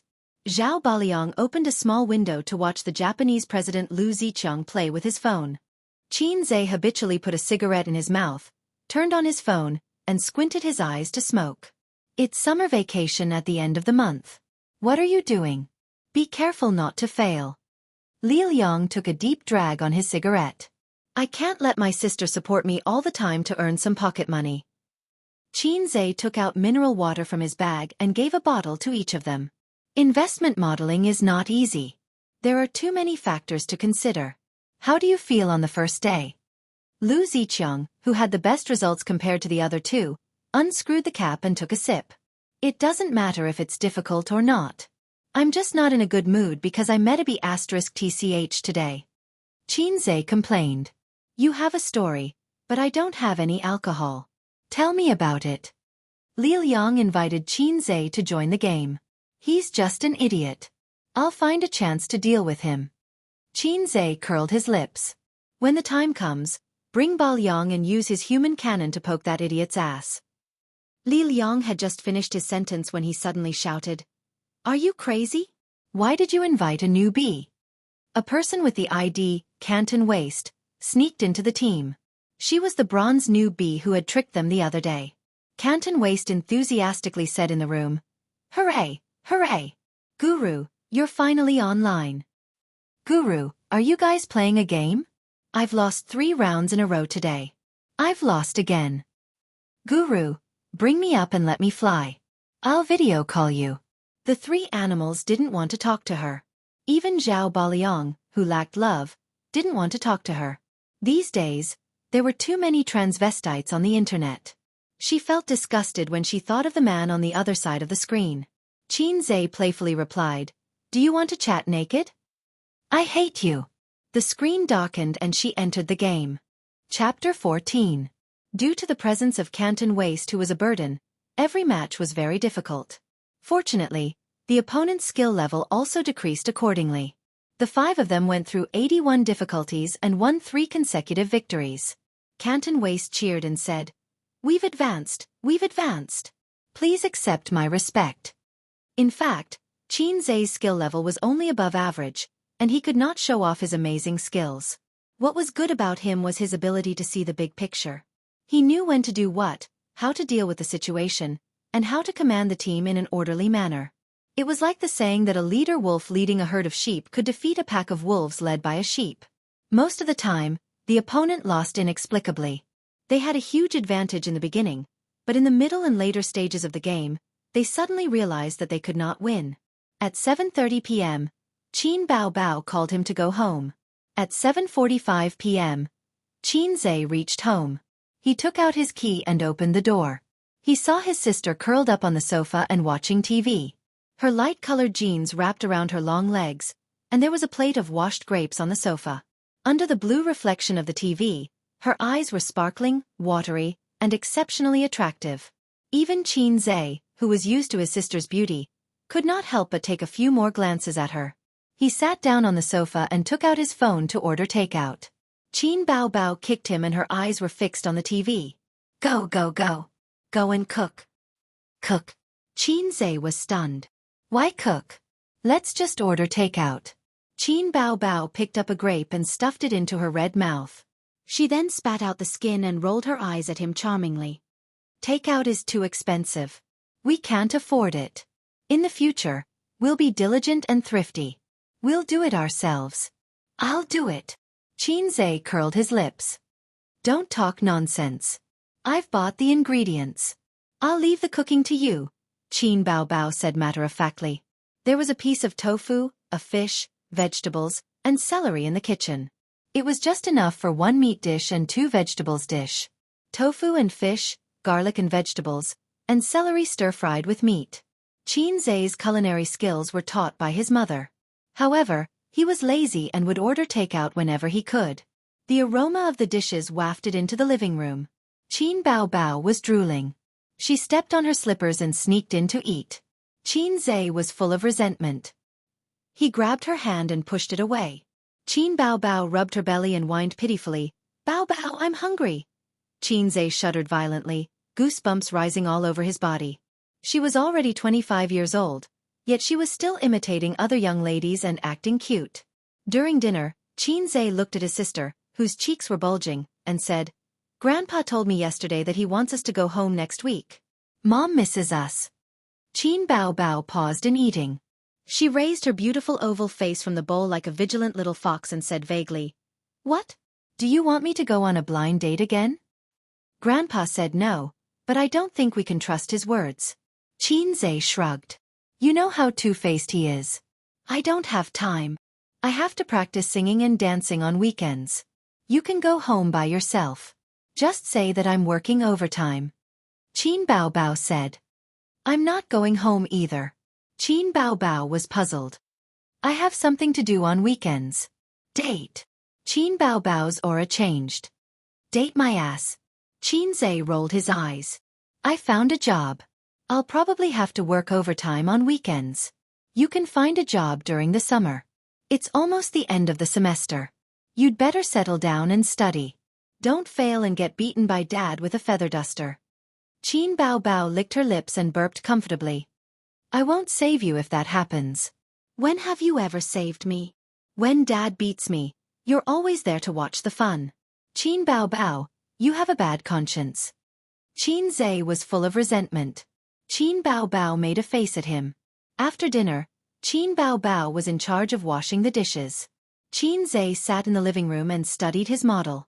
His notebook was placed on the glass coffee table. He was chewing on his pen while searching for relevant information. The clumsy bird flies first. His father had taught him more than 10 years ago, and he had been practicing it faithfully. However, with his current level, it was undoubtedly a fool's dream to understand these things. Some things were really innate, such as IQ. No matter how hard you work, no matter how clumsy a bird flies first, there was a limit. 10 years of hard work was not as good as 1 year of hard work. This saying was a bit extreme, but 3 years of hard work was very common. Take Xianxia as an example.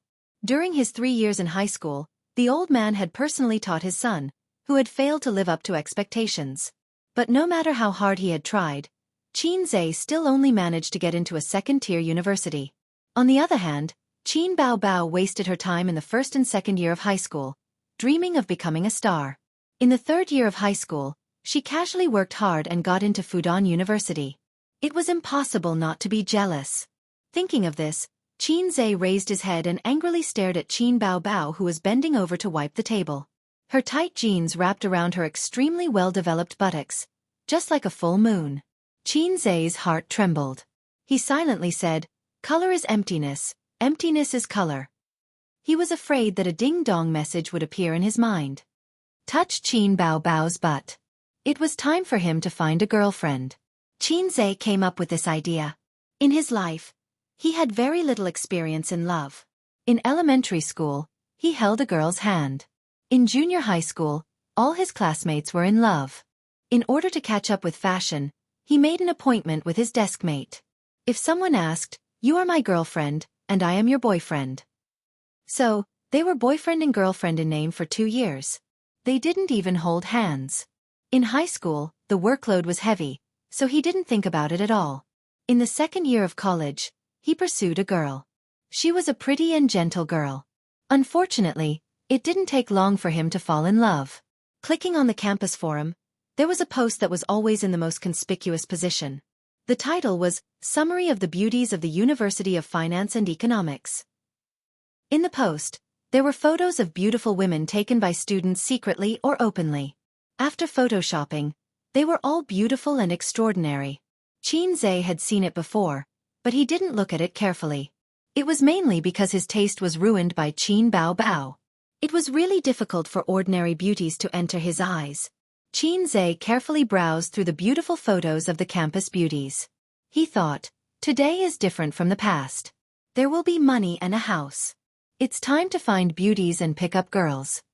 Otherwise, when he became a multimillionaire in the future, he would probably be laughed at to death by the girl who threw herself at him and excitedly opened a room with her, only to not enter the room after passing through the door. While Xianxia was concentrating on browsing the photos, Qin Bao came out of the kitchen after washing her hands. She threw herself on the sofa, groaned and stretched. She suddenly caught a glimpse of Xianxia looking at the photos of beauties. She immediately moved her head over and hummed, "Oh, you are in heat." Xianxia dragged the mouse and said, "Look, there are a lot of beauties in our school. The Photoshop is too fake. Their chins are so sharp that they can stab people to death. Their eyes are so big that they look like aliens."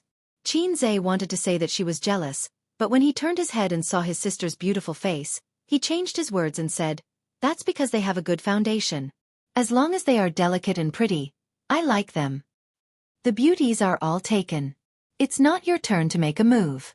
Qin Bao disdainfully curled her lips. As long as the hoe is used well, there is no corner that can't be dug down. Xianxia turned his head and spat at her. Qin Bao punched him and sat cross-legged on the sofa. "You are a giant in theory and a dwarf in action. It would be strange if you knew how to chase girls." Xianxia suddenly felt that his self-esteem was severely hurt. He angrily said, "Who said I don't know how to chase girls? I also once had a girlfriend." Qin Bao sneered, "Well, it hasn't been a month and you were kicked out." Xianxia was furious. "You still have the face to say that. If it weren't for you blindly interfering, would I still be a single dog now? I have long been an experienced man." Speaking of this, he became angry. In the past, he showed off to Qin Bao that he was no longer single.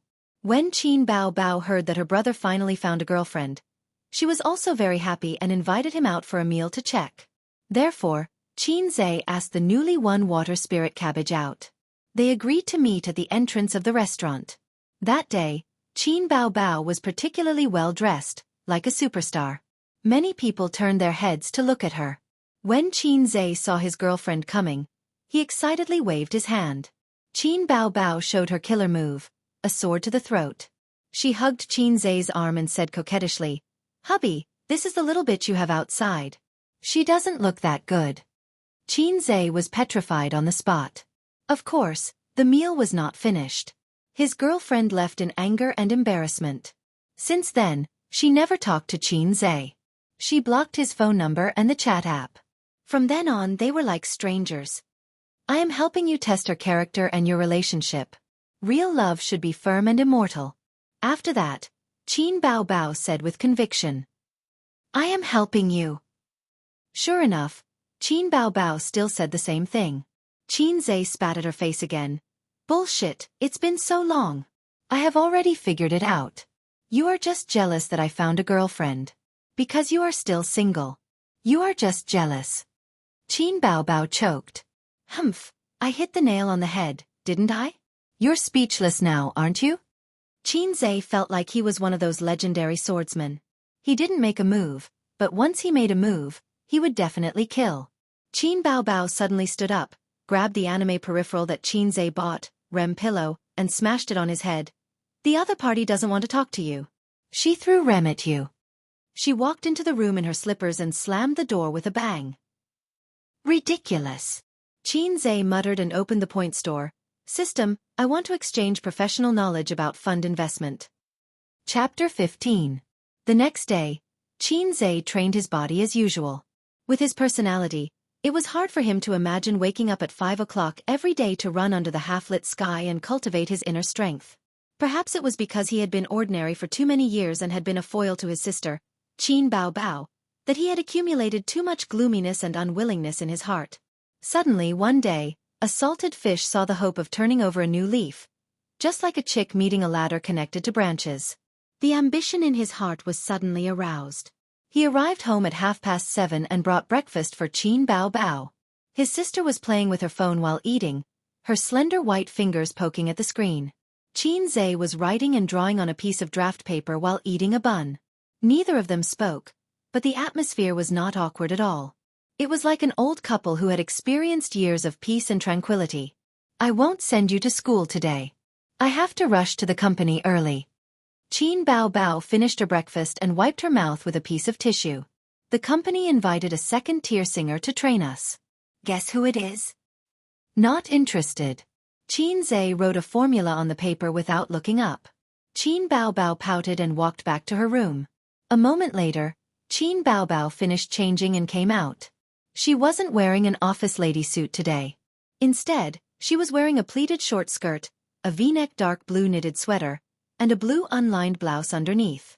She also had a pair of deerskin boots, and her long fair legs were bare.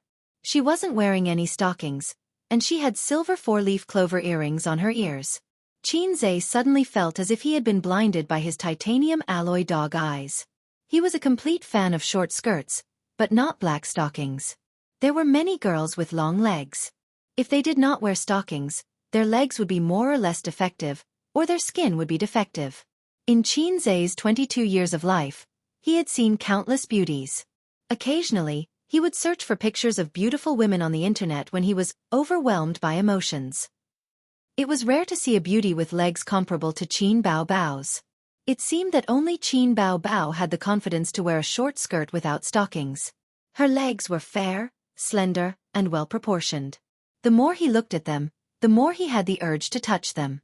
The corners of Qin Bao Bao's mouth curled up slightly. She walked to the side of the table and spun around.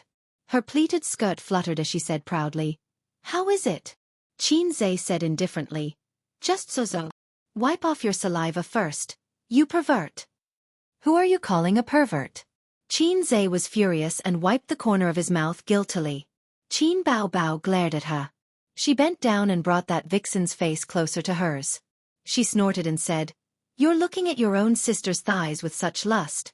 If you're not a pervert, then who is?" Qin Bao Bao, watch your tone. Qin Zhe flew into a rage out of shame. "I'm just joking. Boring." Qin Bao Bao curled her lips. "Dance training starts today. My clothes are not bad, right?" Qin Zhe went to lift her pleated skirt without saying a word. Qin Bao Bao slapped his hands away and glared at him. Hey, what are you doing? You're wearing such a short skirt that reaches your thighs. It's easy for you to expose yourself when you dance." "Nonsense. I'm wearing leggings." Qin Zhe replied with an "Oh." He got up and packed up the documents, stuffed them into his bag, and went out with his sister into the elevator. He was on the first floor, and Qin Bao Bao went to the underground parking lot to get the car. Qin Zhe had just stepped out of the elevator when he suddenly turned around and blocked the slowly closing elevator door with his hand. "Have you adapted to the new company these few days? Are there any rough men, big-bellied weird uncles, and the like harassing you?" Qin Bao Bao played along and blinked her eyes. "Your sister is so beautiful. There must be a lot of rough men thinking about her, but I don't care about them." Qin Zhe laughed and said, "Don't get drugged and have sex in the hotel." Qin Bao Bao kicked him. "Get lost." Qin Zhe nimbly dodged the attack and ran out of the hall. He had always been pessimistic about the entertainment circle, which was filled with crooks and honest people. There were some things that he had to remind his sister. Qin Bao Bao received the message. With her intelligence, she naturally knew how to deal with it. There was no need to say anything. This was the tacit understanding between the siblings. There was a professional class at 10 a.m. Qin Zhe arrived at the school at 8:30 a.m. He familiarly walked into Professor Li's studio. As soon as he walked to the door, he heard Professor Li's loud voice. Qin Zhe entered the door quietly. The staff were already in place. He was the last one. On the podium, Professor Li was spitting and scolding. The poor guy who was scolded was Yang Chen, who was responsible for teaching him. "Oh, interesting." Qin Zhe was gloating in his heart. He sat quietly in his seat. "What's the matter with you? You didn't do the topic at all. You're not like this usually. Without your risk assessment prediction, other people's topics can't be connected. What did I tell you? Rigorous and rigorous. Did you take my words as wind? This is good. Everyone's progress has been slowed down by you. Drinking? Don't you know that drinking makes things worse? Your work style is not rigorous at all. How will you compete with others in society in the future? You drink when others ask you to? You won't refuse. Do you know what self-discipline is? Yang Chen shrugged his head and let Professor Li scold him. Qin Zhe listened for a while and probably knew what was going on. Yang Chen had dinner with his friends last night and got drunk. When he went home, his head was groggy. He lay down and fell asleep. As a result, he forgot to do the task assigned yesterday. Qin Zhe knew about yesterday's task. The risk assessment of 2 short-term operations was not too difficult. The troublesome part was that there was too much information to find and refer to. It was a delicate work. He exchanged the relevant knowledge in the point store and it took him 2 hours to complete. According to Yang Chen's ability, it was estimated that it would take more than 4 hours. Well, the time in the morning was wasted. Today's progress would also be affected. This mathematical modeling assignment was due in less than a week. Professor Li and his student group could be said to be racing against time. Yang Chen made such a mistake. It would be strange if he didn't get angry. Qin Zhe looked left and right. The other people were all looking at their noses, looking at their hearts. No one said a good word for Yang Chen. Yang Chen couldn't stand Professor Li's nagging. He turned his eyes and said with a bitter face, "Professor Li, I didn't restrain myself well. I admit my mistake and promise that I will never do it again. In fact, Su Junlong and I did a division of labor yesterday.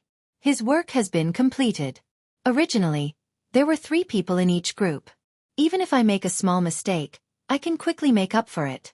But there are only 2 people in our group. Qin Zhe just came and doesn't know anything. He can't help. I have to do 2 things alone. You see, if I make a mistake, the work of the whole group will be in vain. Moreover, we are close to the time to hand over the work." He didn't want to let Qin Zhe take the blame. He wanted him to help him share some of the hatred. Sure enough, Professor Li stopped and glanced at Qin Zhe. His brows furrowed slightly. Qin Zhe said in his heart, "What the fuck, what hatred do you have? Did I look for you to provoke you? Yesterday, you said bad things about me behind my back. If the tiger doesn't show its power, you think I'm Hello Kitty." He sorted out a stack of materials from his backpack and found the risk assessment he made last night, including formulas, technical analysis, theoretical analysis, and related information. "Professor, I have completed the tasks you assigned yesterday. Take a look." The classroom suddenly became quiet. It was different from the original quiet atmosphere. The former was slightly depressing. At this moment, everyone turned their heads to look at Qin Zhe. It was a stunned and shocked silence. After being surprised, he sneered, "You just came yesterday. You know the requirements and the content. You don't know anything and you do it randomly. You don't know how to be rigorous. With you like this, how can Professor Li be assured to give the task to you?" The others didn't speak. They had a lively expression on their faces. Professor Li took the materials handed over by Qin Zhe. Of course, he couldn't attack his student. He glanced at it and said gently, "Qin Zhe, you have such a serious heart. It is worthy of praise. But you just came yesterday. You have to learn more and see more. Don't be blindly impulsive." Ha! Professor Li didn't speak. He looked at it carefully several times and said in surprise, "Well done, very good. Qin Zhe, I was right to ask you to come here to help me." "Well done?" Yang Chen was confused. He looked at Qin Zhe's risk assessment. But Professor Li didn't show him. He snorted and put the materials into the file bag. The interns present all had blank and shocked expressions on their faces. They were all shocked. This kid had hidden his strength well. Professor Li, who had always been stingy with his praise, actually said, "I was right to ask you to come here to help me." He looked proud. Probably only Qin Zhe understood the meaning of Professor Li's words. He was not praising himself, but the professor behind him, his father. Professor Li must have misunderstood. He thought that this risk assessment was written by Qin Zhe's father. He could make a professor of the same level work for him for more than 1,000 yuan. Of course he was proud. Qin Zhe got everyone's admiration. He smiled and calmly sat back in his seat without looking at Yang Chen's ugly face. There was a saying, "Invisible pretentiousness is the most deadly." "Little red guy, fight with me. I have been fighting with Qin Bao Bao for 20 years. I am proficient in various house fighting skills and secret room assassination." Chapter 16. Professor Li clapped his hands and solemnly announced, I don't want anything similar to Yongchen to happen again. There are still 5 days left. Everyone, keep up the good work and put in more effort. After the end, we will have a celebration banquet, and then you will graduate. However, today's matter still needs to be dealt with. I decided to take 1,000 from Yongchen's bonus and reward it to Xianxia. Everyone had no opinion. Anyway, the money was not from their bonus. But from Yongchen's eyes, Xianxia felt the deep malice from this little red guy. At 9:30, Xianxia and Professor Li said goodbye and went out to class. At 12:30, the 2 securities investment courses ended. It was just time for lunch, and the students poured out of the classroom. In the blink of an eye, the building was empty. Xianxia just stepped out of the classroom, and a tall guy caught up with him. He grabbed his waist and dragged him into the classroom. The posture was like a woman who was about to be raped. Xianxia relaxed his tight body and let him half drag him back to the classroom. Zhao Baliang pressed Xianxia in his seat and gave him a bad military salute. He said, "Reporting to the head of the dormitory, we have a traitor." Li Liang and Lu Ziqiang sat on the desk with a golden knife. Hearing this, the head of the dormitory, Li Liang, slapped the table and said with satisfaction, "You handled it very well." The old driver, Xianxia, said angrily, "Get out of here, your sister." Li Liang snorted, "You dare to talk back, 2nd Battalion Commander. Where is your Italian cannon? 3rd Battalion Commander. Your human cannon is on standby."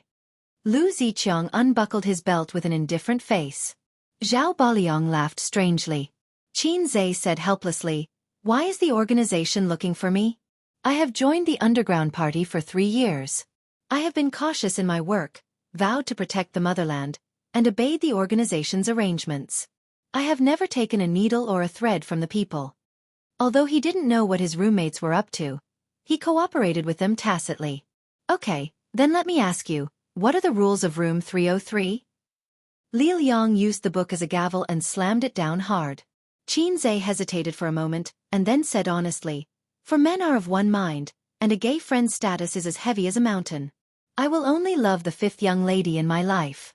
Whoever leaves singleness will die first." A few girls who were packing up their books looked over in surprise. Xianxia was so embarrassed that he wanted to cover his face. Li Liang patted Xianxia's shoulder. With a serious expression, he said in a deep voice, "Since you know, then I won't say anything more. Brother, have a safe journey. We'll still be comrades in the next life."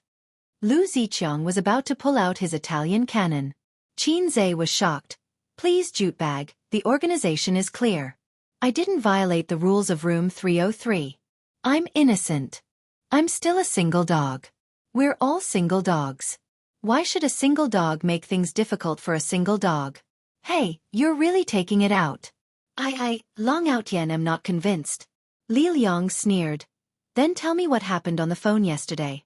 The evidence is irrefutable. Comrade, you can't deny it. Rest in peace." Xianxia finally understood. He rolled his eyes. "The organization's investigation work is too rough. It needs to be improved. That's my sister. She's not someone I can have sex with, so I'm still a good comrade. 2nd Battalion Commander, please take back your Italian cannon. 3rd Battalion Commander, please take back your human cannon." "Really? More real than real gold," Li Liang said with a smile. "The organization misunderstood you. Brother-in-law, you've been inseminated." Hey, that's not right. Brother-in-law, don't worry. Listen to your brothers-in-law. Confucius said, "It's human nature to eat and lust." The Book of Songs said, "A fair and graceful woman is a good match for a gentleman." To sum it up, it can be summed up in one sentence: a single dog is a failure in society. After careful consideration, the organization feels that the dormitory rules are inhumane. They should be abolished and changed. For the prosperity of the country and the development of society, we should actively produce outstanding offspring for our motherland.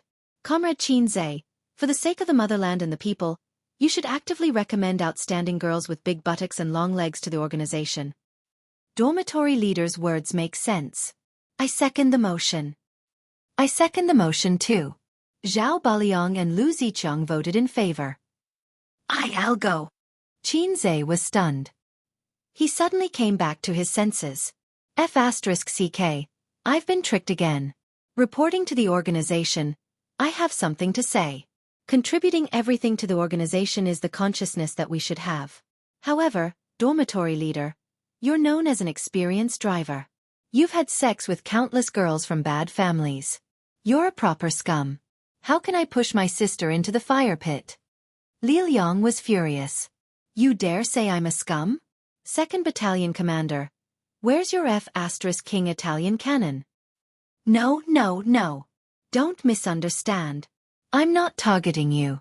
Xianxia said disdainfully. What I mean is that everyone here is a scum. Don't think that you're the only ones who know how to trick people. You're asking for a beating. Kill him. My broadsword is thirsty for blood. The 4 of them joked around as they ran out of the classroom. The sky was gray and there was no sun. It was a cloudy day with a cool breeze. In the hot summer, it was an extremely comfortable day. The 3 of them had lunch in the cafeteria. Lu Ziqiang, the internet addict, suggested for the first time that they play basketball. This suggestion was unanimously approved.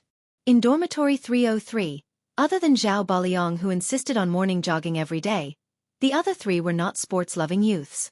Naturally, there was no basketball in the dormitory. Fortunately, the guys in dormitory 304 liked to play basketball. The dormitory leader, Wang Tiancheng, was a basketball fan. The dormitory leader, Wang Tiancheng, was shirtless. He ate boxed lunch while leading his roommates in a dungeon. The game they played was different from the competitive games Xianxia and the others played. It was very time-consuming. Old Wang, do you want to play basketball? Zhao Baliang knocked on the door and asked in a low muffled voice. Wang Tiancheng's nickname was Old Wang Next Door. After I finish this dungeon, our dormitory is going to the basketball court. It's not hot today. It'll be a waste if we don't play basketball. Old Wang's eyes never left the computer screen. His facial features were not bad. Unfortunately, his face was full of holes due to acne. Xianxia took out his phone and looked at the time. He urged, hurry up. I have something to do later. He had to go to work, after playing for 40 minutes. Old Wang turned around and was amused. He laughed and joked, "Ayo, face-slapping god. It's the first time someone dared to slap Zhang Mingyu's face. You're famous in our department." Old Wang was a good person. He was smooth and slick and had a way with people. Even Xianxia, who didn't live in the dormitory for a long time, was very close to him. 5 minutes later, the 8 people from the 2 dormitories walked to the basketball court together. The basketball court was surrounded by an iron fence. It took up a lot of space. At the moment, the students were sweating profusely on the court. They wore short sleeves, shorts, and basketball shoes. In this cool weather, there were many people playing basketball. There was an expensive basketball court in the University of Finance and Economics, but it was not open during normal times. Usually, it was only open during the school's basketball games. They picked an empty basketball hoop, practiced their shooting, and started the game. Old Wang had the ability to play half of the school's basketball team. His 3 roommates all knew how to play basketball. In terms of skills, they were enough to crush Xianxia's dormitory 303. Therefore, the first ball was given to the weaker side. The 2 sides played half the court. It was a bit crowded with 4 people. The most reasonable allocation was to play in groups of 3, but they only had 8 people in total. Li Liang served the ball. The ball was passed to Xianxia. Xianxia symbolically dribbled the ball for a moment and passed it to Lu Ziqiang. After Lu Ziqiang received the ball, he was quickly blocked. Zhao Baliang rushed to his side and shouted, "Pass the ball. Pass the ball." Lu Ziqiang passed the ball to him. After receiving the ball, Zhao Baliang roared. He was still outside the 2-point line, but he had already started to make a 3-step layup. He was tall and sturdy. When he rushed, he was as unstoppable as a human chariot. Old Wang tried to stop him, but he was knocked down by him. He took 3 big steps to the basket and hooked the ball. With a bang, the ball hit the basket and didn't go in. I knew it would be like this. Xianxia face-bombed. Old Wang jumped and grabbed the rebound. At the same time, he bumped into Li Liang's small body and almost fell down. He dribbled the ball out of the 3-point line and directly jumped to shoot. The basketball drew a perfect arc and went into the net. "You can even enter like this?" Li Liang cursed. F***ck, Old Wang said valiantly. Please call me Archer God. 3-point shooting was Old Wang's specialty. In his own words, I only practice shooting 3-pointers, and I only practice dunks inside the 3-point line. That was because these two cool skills on the court would always attract the attention of girls. Among them, dunks were the most popular. He could forget about dunks. He didn't have the jumping ability. He could only settle for the next best thing, which was to practice shooting 3-pointers. The team that scored served the ball. After a few passes, the ball was blocked by Xianxia and the others inside the 3-point line. Therefore, the ball was passed to Old Wang. He took a deep breath and ignored Li Liang, who had poor jumping ability. He jumped and shot. This time, the ball didn't go in. The ball hit the basket. Zhao Baoliang's physique dominated under the backboard. Without any suspense, he grabbed the ball and threw it to Lu Ziqiang, who was near the 3-point line. Lu Ziqiang dribbled the ball out of the 3-point line and rushed to the backboard. He jumped and shot. Without any suspense. He didn't go in. Pass the ball back to me. I'm under the backboard. Zhao Baoliang, who didn't get the rebound this time, complained to Lu Ziqiang. There are 2 people beside you. I don't have anyone to guard against. Lu Ziqiang defended himself. Stop talking nonsense. They are going to attack. Xianxia interrupted their argument and lamented in his heart. Lu Ziqiang had the most solid basketball foundation among the 4 people in the dormitory. Zhao Baoliang had a strong physique, but he didn't know how to play basketball. Li Liang, a rich man who was hollowed out by wine and women, could only touch a basketball a few times a year. As for himself, he was not much different from Li Liang. Xianxia, you go and guard Old Wang. Let's switch. Li Liang trotted over and wanted to switch with him. He explained, you are taller than me, and I don't have good stamina. I can't keep up with him. You speak as if I have good stamina. Xianxia complained in his heart. Without hesitation, he agreed to switch with Li Liang. A young man from the other team dribbled the ball and rushed to the inside of the 3-point line. Zhao Baoliang opened his arms like a big black bear pouncing on its prey. He was very imposing and blocked his way. That guy looked at the aggressive big man and decisively passed the ball to Old Wang, who was behind the 3-point line behind him. At this time, Xianxia had just switched to guard. Before he got close, he gave Old Wang enough space to shoot. Old Wang jumped and threw the ball with a standard posture. Under everyone's gaze, the ball slowly rose. In Xianxia's eyes, the brown basketball spun out of his hand and rose, drawing the first step in a perfect arc. Suddenly, an idea came to his mind. Maybe I can block it. Chapter 17. Li Liang was in position. As soon as he turned around, he saw the basketball fly out of Old Wang's hand. Damn, you got another 3. Lu Ziqiang and Zhao Baoliang rushed to the backboard at the same time, intending to snatch the ball. But at this moment, a figure suddenly soared into the sky, as if he had broken free from gravity. He jumped so high that his feet almost reached Old Wang's waist. Pa! The basketball was slapped down by him. The basketball drew a V shape and rolled away. After Old Wang landed, his hands were still in the shooting position. His face was lifeless. This is impossible. This is impossible. Looking at the others, they were all dumbfounded. Xianxia trotted over to pick up the ball. When he came back, he saw everyone staring at him in a daze. He threw the ball into Old Wang's arms and raised his head. I see worship in your eyes. Damn, you can jump so high? How did you do it? Old Wang cursed. Li Liang, we might have played a fake game. Lu Ziqiang. 666. Zhao Baoliang, Xianxia, your jumping ability. It doesn't make sense. When did you become so strong? The other 3 were also amazed, shouting that he was awesome. Xianxia was also shocked. The thought just flashed through his mind, and his body followed with a jump. With his previous jumping ability, it was absolutely impossible for him to reach this height. But he found that he hadn't reached his limit yet. He could jump even higher. I can jump this high. The first thing he thought of was the 12 sections brocade internal training method.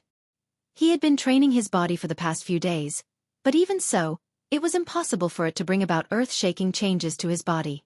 So, only the internal training method could explain it. System, Is it because of the internal training method? He communicated with the system in his mind. Yes. Damn. Is this the rhythm of ascending to heaven? But I've only practiced for a few days. You improved quickly in the early stages, so there's nothing to be surprised about. It can only be said that your body was too weak before. Xianxia ignored the system's ridicule. He was too excited. I've only practiced for a few days, and I can jump so high. What if I practiced for a month, or a year? Wouldn't that break the world record in minutes? It was as if I could see the scene of him leaping onto roofs and vaulting over walls, wielding his sword in the martial world. Haha, I want to fight 10 of you. After being intimidated by Xianxia, Old Wang was much more restrained. He no longer dared to blindly shoot three-pointers, and his hands and feet were tied. On the other hand, Xianxia had adapted to his explosive power and speed and was gradually getting better. The several interceptions made the loser from room 303 cheer loudly. Unfortunately, their shooting skills, including Xianxia, were too bad. Almost 9 out of 10 shots went in. 20 minutes after lunch, there were more and more people on the court. The basketball court appeared to be a little crowded. The students who came later did not have any seats, so they discussed with the students on the court. With 10 balls as the standard, a few groups would rotate. Students, can you let us have the court? We want to play the whole game. Someone stood outside the court and said with a smile. Xianxia turned his head to look, his expression strange. The guy who spoke was the school hunk Zhang Mingyu, who was slapped in the face by him a few days ago. He was holding a basketball in his arms, wearing an Adidas jersey and a pair of 4-digit Nike sneakers. The school hunk was indeed the school hunk. His hairstyle was trendy, his eyebrows were straight, and his eyes were bright. Even his figure was so good. He was the kind of sunshine guy who looked thin in clothes but was muscular when he took them off. The school hunk glanced at the crowd, as if he did not notice Xianxia's existence. He did not even look at him. The horny students from room 303 and 304 were in high spirits. There was no free space at the moment, so of course they would not agree.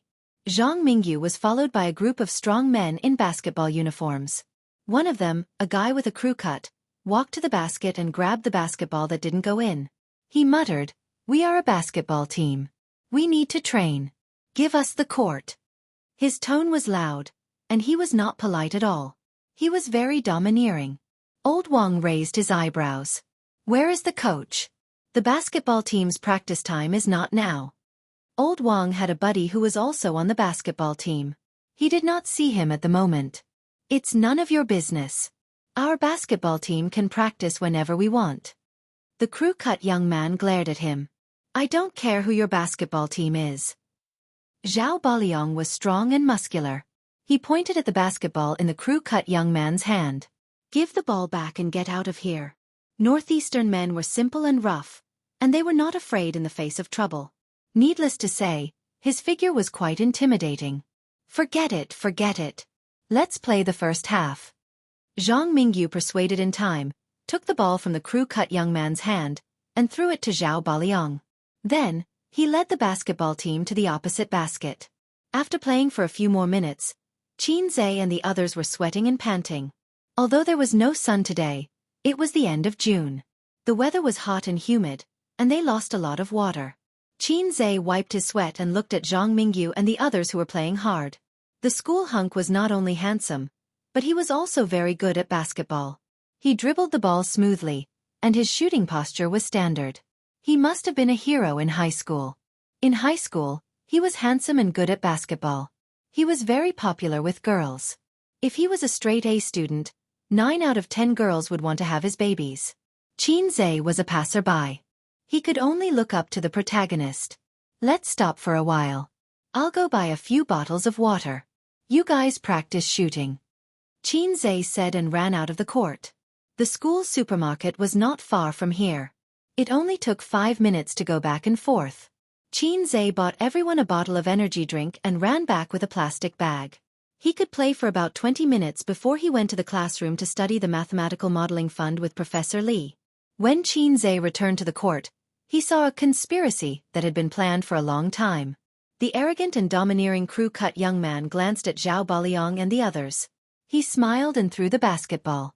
The hard rubber basketball whizzed through the air and almost turned into a black shadow. It hit Li Liang's head. Bang! A muffled sound startled everyone. Li Liang's body staggered forward. He didn't even have time to make a sound before he fell weakly to the ground. Everyone was shocked and went forward. They saw that his eyes were empty and his expression was dull. They were relieved and angry at the same time. Li Liang's mind was blank. He was stunned for a few seconds before he came back to his senses. He touched the back of his head. Damn it, there was a bump. He immediately jumped and cursed, "Mother *cur, that son of a bitch hit your grandpa." Sorry. The crew-cut young man ran over and picked up the ball. He then apologized. The ball flew away. It was unintentional. On the basketball court, it was common for the ball to fly around and hit people. However, if it was unintentional, it would not hit people too hard. It was rare to see a bump on the back of Li Liang's head. Are you *king blind? How can you hit people like that? Zhao Baliang said angrily. We didn't do it on purpose. It's basketball. There are always mistakes. The crew-cut young man shrugged. If apologies are useful, why do we need the police? Old Wang said. Then go and call the police. The crew-cut young man sneered. Not to mention Lu Ziqiang and Zhao Baliang. The people in dormitory 304 were also angry. My classmate has a bump on the back of his head. How can you play basketball like that? Lu Ziqiang frowned. On the other side, a few people from the basketball team came over. Zhang Mingyu said gently, Sorry, the ball just now was really unintentional. We didn't notice. Sorry, classmate. After a pause, he smiled and said, Is the injury serious? It's better to go to the infirmary. I'll pay for it. If you're worried, you can go to a nearby hospital. You can come to me with the bill later. What's the meaning of this? You guys hit someone, and you're done with just a few words of apology? You're going to pay for the medical expenses? Shouldn't you pay for it? The most infuriating thing was that you're going to reimburse the bill later? What kind of words was this? You hit someone and you don't even want to go to the infirmary? Li Liang was so angry that he almost vomited blood. Why would he care about the medical expenses? The other party's attitude was unbearable. Zhao Baliang was a hot-tempered person. He strode over and was about to hit someone, but Lu Ziqiang held him tightly. They were in the right in this matter, but they were in the wrong when they hit someone. University was not like high school. Fighting was not a small matter, especially when it was a group brawl. A light punishment would be a major demerit, and a heavy punishment would be expulsion. If there was a minor injury, they would go to the police station. Fights in high school were because the students were hot-blooded and immature. Plus, most of them were underage. As long as nothing serious happened, they would be fine. University was different. They had to bear legal responsibility. Besides, this kind of thing was unintentional. The other party had apologized. If things got out of hand, Zhao Baliang and the others would not get any benefits. Let's go quickly. Take your classmate to the hospital so that we won't be blamed if anything happens. The short-haired young man shrugged, turned around and left with the basketball. Bang! Something whizzed over and smashed into the back of his head. Although it exploded, liquid splattered everywhere. The short-haired young man was much stronger than Li Liang. He was not stunned by the hit. He screamed and the basketball slipped from his hand. He covered the back of his head and turned around with his eyes wide open. Everyone present was shocked and turned to look at the culprit. Xianxia slowly walked over with a drink in his hand. He didn't apologize. Instead, he complained to Zhao Bar, are you deaf? I told you to pick up the drink. Didn't you hear me? He rolled his eyes at Zhao Baliang, who was confused, and then apologized to the short-haired young man. Oh, I'm sorry. It doesn't feel good. I didn't hit you. It was an accident. *CKU. The short-haired young man roared and kicked at Xianxia. Xianxia kicked the guy's abdomen and kicked him to the ground. He said coldly, You want to fight? Come on. He could not believe that he could say such a cool line. It was not in line with the setting of a passerby at all. Xianxia turned his head and said to his partners behind him, I saw it just now. This guy hit people on purpose. *CKU. *CKU. Do you think we are easy to bully? Zhao Baliang, Old Wang, and others suddenly changed their faces. He really hit people on purpose. He was looking for trouble. What's so great about a basketball team? Everyone was angry. No one was a clay bodhisattva. They were not angry. Just now, he arrogantly asked them to give up the court, which made them unhappy. Now he deliberately hit people. It was obvious that he was bullying them. Seeing that the two sides were about to fight, and the hostile atmosphere here also attracted the surrounding students who were playing basketball. They all came to watch. Zhang Mingyu hurriedly stopped his angry companions. He stared at Qin Zhe gloomily. We are all adults. Let's solve the conflict in another way. This is a court. Let's use basketball to determine the winner. The loser will apologize. Zhang Mingyu raised the corner of his mouth and showed a sinister smile. Not only should you apologize, but also shout, Grandpa, I dare not do it again 3 times. Ding! Main task, Divinity Show. February 5th, please play a game with the basketball team represented by Zhang Mingyu and win. Success will reward 300 points. Failure will deduct 300 points. Okay. Qin Zhe agreed immediately. Fighting was too low. Even if he lost miserably, winning wouldn't be any better. Moreover, with so many people present, it would be easy to alarm the school leaders. When the time came, punishment would be light. If he was expelled, the old man would probably beat him to death. The main reason was that the system had issued a task. He had to fight. At the same time, Qin Zhe was vigilant. The task reward was 300 points. Wasn't this a bit too much? The first task reward was also 300 points, but that was the reward of the first director. From this, it could be seen that the difficulty of this mission was much higher than translating Russian and kissing his sister's lips. Chapter 18. After hearing Zhang Mingyu's bet, Qin Zhe's first reaction was not the anger of Zhao Baliang and the others, but that he seemed to have been tricked. Zhang Mingyu's appearance on the court was not strange. It could only be considered a coincidence. However, from the initial request to give up the court, the subsequent smashing incident, and the incident of him slapping Zhang Mingyu's face in public a few days ago, it was intriguing. To sum it up, Zhang Mingyu and his friends came to play basketball happily. Then, they bumped into Qin Zhe, so they came up with a plan. The whole thing could be summed up in 4 words. I'm going to stir up trouble. This was the revenge of the school hunk. Qin Zhe had never been afraid of speculating the worst intentions of others. The arrow on the bow had to be shot. When the time came, there was no backing down. Qin Zhe thought for a moment and turned to look at his friends. I'm fine with it. Zhao Baliang was very loyal. Let's talk about life and death. If you don't agree, let's do it. This was the reply of the internet addict Lu Ziqiang. Old Wang thought for a moment and whispered, Damn it, we can't admit defeat now. Otherwise, we won't be able to get a girl before college. We can only switch hands. Li Liang said, Actually, I'm scared too. But we can't lose face. A guy from room 304 hesitated and said, They're all on the basketball team.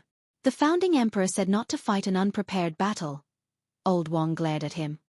Tong Ziji, shut your ass. You're good at shooting. You have to play. He said, As long as you play, no matter if you win or lose, you don't have to pay me back the 200 yuan you owe me. Old Wang was very good at dealing with people. In this way, the people in room 303 liked him very much. Tong Ziji patted his chest and said, Don't mention Grandpa. I'll even call you Great-Grandpa. In this way, the members were quickly settled. Qin Zhe, Zhao Baliang, Lu Ziqiang, Old Wang, and Tong Ziji. Qin Zhe looked at Zhang Mingyu and said, Take a 5-minute break. Zhang Mingyu nodded. The surrounding students were talking about it. Zhang Mingyu was a famous person. Everyone knew him. Someone even took out his mobile phone and posted a post on the campus network. Zhang Mingyu duels with others on the court. The loser calls him Grandpa. There were also a few photos attached, showing the confrontation between Qin Zhe and Zhang Mingyu. This post was pinned to the top by the moderator. A few minutes later, the number of views and replies skyrocketed. There are pictures and the truth. I believe you. Basketball court, right? I'll be right there. Old driver is going to race. Destination. Basketball court. Beep. Acupoint is stuck. Beep. Social security card. Beep, elderly card. Zhang Mingyu has been a bit noisy these days. Not long ago, he was slapped in the face, and today he wants to compete with someone. Let's wait for Zhang Mingyu to fail miserably. That's impossible. Look, the people around him are all from the basketball team. The few students opposite him are all uneven in height and weight. They don't look good at all. Only the student standing in the middle has a decent aura. Am I the only one who thinks that back looks familiar? +1. I also feel that it's very familiar. Ditto. Ditto. +10086. That look, is that Xianxia? Face-slapping King Xianxia. Someone replied with uncertainty and then attached a picture of Xianxia's back as he wrote on the blackboard. As soon as this picture was posted, the popularity of the post instantly rose to a new height. Damn, it's really him. Hey, is this guy and Zhang Mingyu going against each other? Slightly stiffening to show respect. My wish is world peace. Bah, let's start again. My wish is to slap Zhang Mingyu's face. My name is Xianxia. I bring salt for myself. Students, let's team up and go to the basketball court. Damn, I'm outside the school. I can't make it back. Please do a live stream. I smell a conspiracy. Leader, what's going on? The original poster was very happy that his post was pinned at the top and temporarily became the most popular post on the campus forum. He replied happily, I'm at the basketball court. They haven't started the game yet. Don't miss it. Come and watch the fun. The original poster asked the right person. I was playing basketball next to him and witnessed the whole thing. Because of basketball, the two sides quarreled and almost fought. Fortunately, they were rational and didn't really fight. Otherwise, they would definitely be punished, and maybe even expelled. But now that things have come to this, no one is willing to back down, so they decided to decide the winner with basketball. The loser has to admit his mistake, apologize, and call the winner. Grandpa, I'm sorry. The people on the forum were excited again. Did the original poster say it was intentional? Are you sure? It's absolutely true. I saw it with my own eyes. The original poster posted a picture of, I swear on my integrity. That is to say, Zhang Mingyu is deliberately looking for trouble. He is taking revenge on Xianxia for slapping him in the face. Damn, Zhang Mingyu is really insidious. He will seek revenge for the smallest grievance. He has no tolerance. Rich people are not good people. Only the state officials are allowed to set fires, but the common people are not allowed to light lamps? Xianxia slapped our Mingyu's face, and we are not allowed to fight back? That's right, that's right. A bunch of nerds who hate rich people upstairs. They deserve to have no girlfriend. Zhang Mingyu is good. Long live Zhang Mingyu.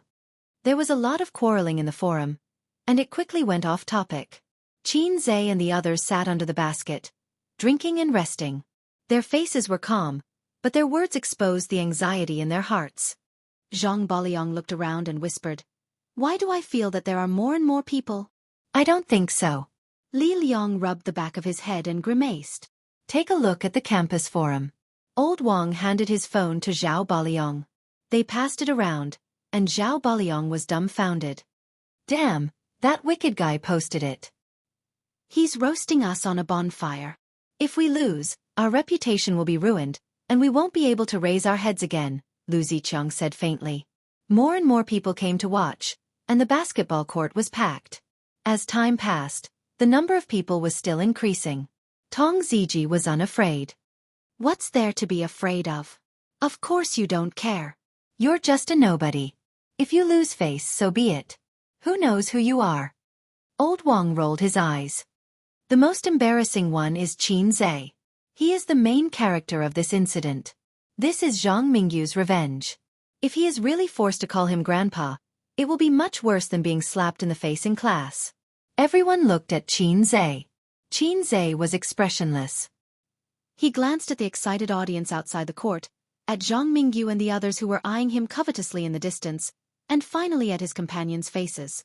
At this moment, he was suddenly overwhelmed with emotions. He could not help but sing, running forward, facing cold eyes and ridicule. How can the vastness of life be felt without suffering? Fate can't make us kneel and beg for mercy, even if blood is spilled all over the arms, keep running, with the pride of a pure child. This was a song he heard from the point store. At this moment, he sang it with emotion. Go forward, facing cold eyes and ridicule, ignoring setbacks and difficulties. No one was born weak.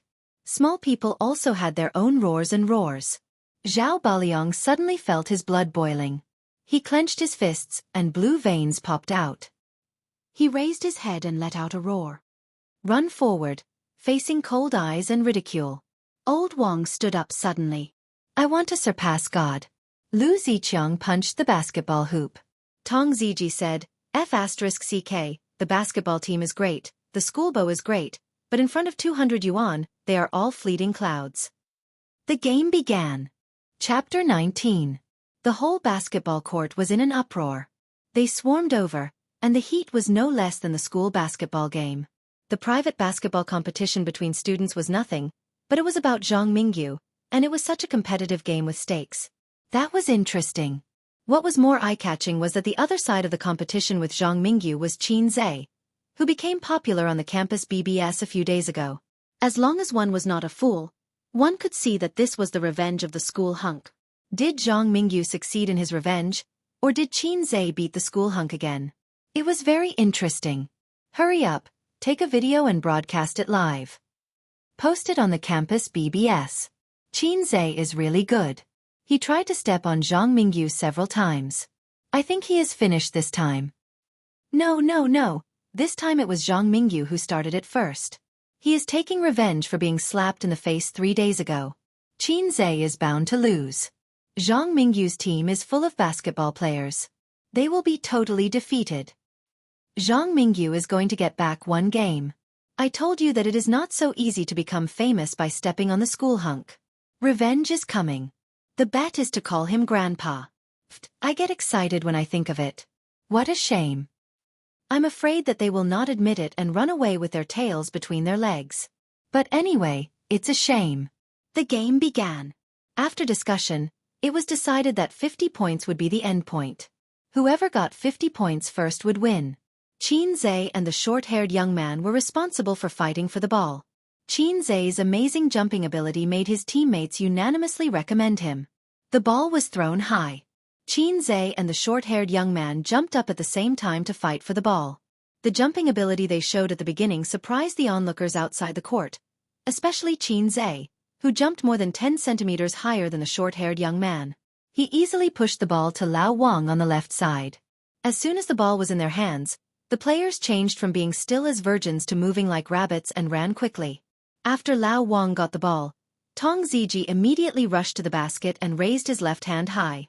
They cooperated well, and Lao Wang immediately passed the ball. The basketball flew in the air. Zhang Mingyu came in from the side and jumped up to intercept the ball. Beautiful! In the cheers of the audience outside the court, Zhang Mingyu threw the ball across the half court. The short-haired young man caught the ball steadily and dribbled the ball to the basket. It was too late for Qin Zhe and others to defend. Just when everyone thought that he was going to make a layup, the crew-cut young man made a jaw-dropping move. After 3 steps, he made a slam dunk. Slam dunk! There was an uproar outside the arena. Wow dunk! 666. He got 2 points first, and it's a slam dunk. It's a total crush. Zhang Mingyu intercepted the ball well. Zhang Mingyu, I love you. Did you capture the scene just now? I got it. I'll post it on the campus forum. I'll just record it. Why would I need to take pictures? Exclamations and cheers rang out incessantly. Qin Zhe started the second ball. After Lu Ziqiang got the ball, he quickly rushed to the opponent's basket. His teammates followed him closely. His dribbling foundation was very solid. He ran steadily and quickly. He dribbled the ball alternately from left to right and actually avoided the defender. However, Lu Ziqiang didn't continue to rush forward. Instead, he passed the ball to Old Wang, who was at the right three-point line. After Old Wang received the ball, he immediately jumped up and shot his first three-pointer since the start of the game. His hands were perfect and he could score. Just as this thought surfaced in his mind, he blocked the shot with a pa sound. He was so fast. Old Wang still underestimated the strength of the basketball team. None of them were weak. He wasn't careful enough when shooting just now. The opponent was only 5 steps away from him. Nice block. The audience outside the court cheered. Zhang Mingyu grabbed the ball and launched a quick attack. Tong Ziqiang followed him tightly, trying to intercept the ball. But at this time, Zhang Mingyu suddenly stopped at the 3-point line. His excellent physical fitness was undoubtedly revealed. Tong Ziqiang rushed forward a few steps out of inertia. It was too late for him to defend. Jump. Shoot. Perfect posture. Hollow net. The accurate 3-point shot immediately caused the whole court to explode. The boys roared and cheered, while the girls screamed and shouted excitedly, Zhang Mingyu, Zhang Mingyu. As Old Wang said, 3-point shots and dunks were the trump cards of the basketball team. For the third shot, Lu Ziqiang dribbled the ball and led the defending opponent around half the court. He couldn't find a chance to rush forward. The two sides were in a stalemate. Zhao Baliang, who was under the basket, rushed out in big strides. Old Lu, give me the ball. The opponent was too close. Lu Ziqiang had no chance to take advantage of the situation. He decisively passed the ball in his hand. At this time, the short-haired young man rushed over and intercepted the ball with his excellent jumping ability. The ball was intercepted again. Li Liang and the others outside the court cursed. The short-haired young man threw the ball across half the court. Mingyu attacked quickly. Zhang Mingyu dribbled the ball and attacked quickly. He shot the 3-point shot again. The ball spun fiercely in the basket a few times and entered the net. He ate the 3-point shot directly. They're not on the same level at all. Zhang Mingyu's 3-point shot is godly. It's simply amazing. Zhang Mingyu, Zhang Mingyu. Outside the court, the audience was watching with great interest. In less than 5 minutes, the score was 9-0. In the campus forum, someone uploaded the photos of the short-haired young man's dunk and Zhang Mingyu's 2 3-point shots. The post was titled, A Contest Without Suspense. Zhang Mingyu crushes Xianxia. As expected, the face-smacking king got smacked in the face. It wasn't a fair contest in the first place. They're a basketball team. How did you beat them? What you said is wrong. Did you make it public that day in the open classroom? Xianxia used his Russian to smack our Mingyu's face. Our Mingyu smacked his face with a basketball. There's nothing wrong with that. Yes, there's nothing wrong with that. In the future, before you want to step on our Mingyu, you should first consider whether you're strong enough. Fortunately, I didn't go. Otherwise, it would have been a wasted trip. Remember to tell us the result. The result is not important. The part where he bowed his head and called him grandpa must be uploaded. On the basketball court. 10 minutes later, the score was 22-4. Only the word, tragic, could describe the result of Xianxia's team. A temporary disadvantage was not terrible. What was terrible was that once the momentum was broken, there was really no hope. Except for Zhao Baliang, who was still struggling, Lu Ziqiang, Tong Ziji, and Old Wang were all listless. The ball was intercepted and blocked. At first, they were boiling with anger and desperately trying to salvage the situation. Now, they were numb as if they had accepted their fate. They ran back to defend numbly. They were not even amateurs. They didn't usually touch basketball. How could they play against a basketball team? In terms of skills, they were miles ahead. In terms of tacit understanding, they were miles ahead. And tactics. They didn't know what tactics were. Another ball was intercepted. The ball was passed to Zhang Mingyu. He dribbled the ball and rushed to the 3-point line. Zhang Mingyu made several 3-point shots. His scoring rate was very high. He was even better than Old Wang. He must be a playboy who believed in the saying, only practice 3-point shooting. Inside the 3-point line, only dunks. The girls outside the court screamed, 3-point shot. 3-point shot. Their voices were messy at first, then orderly. Many people's emotions were stirred and they cheered together. Zhang Mingyu stopped at the 3-point line. A confident smile appeared on his face, making the girls around him infatuated. Take off. Shoot. 3-point shot.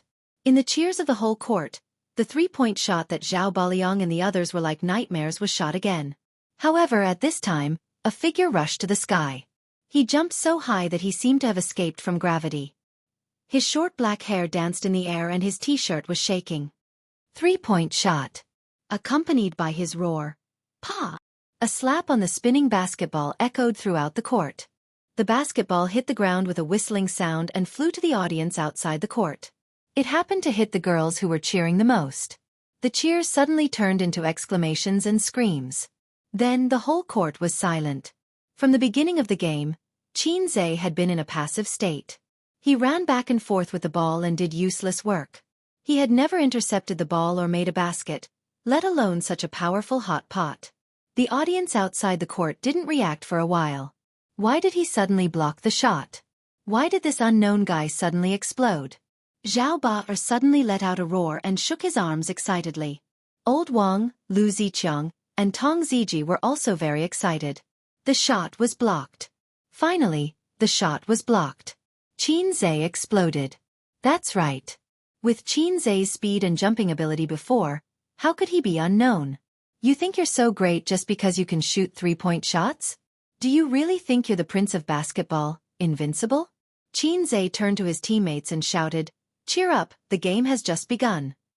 He was not pretending to be weak before, but was exploring the strengths and habits of the other players.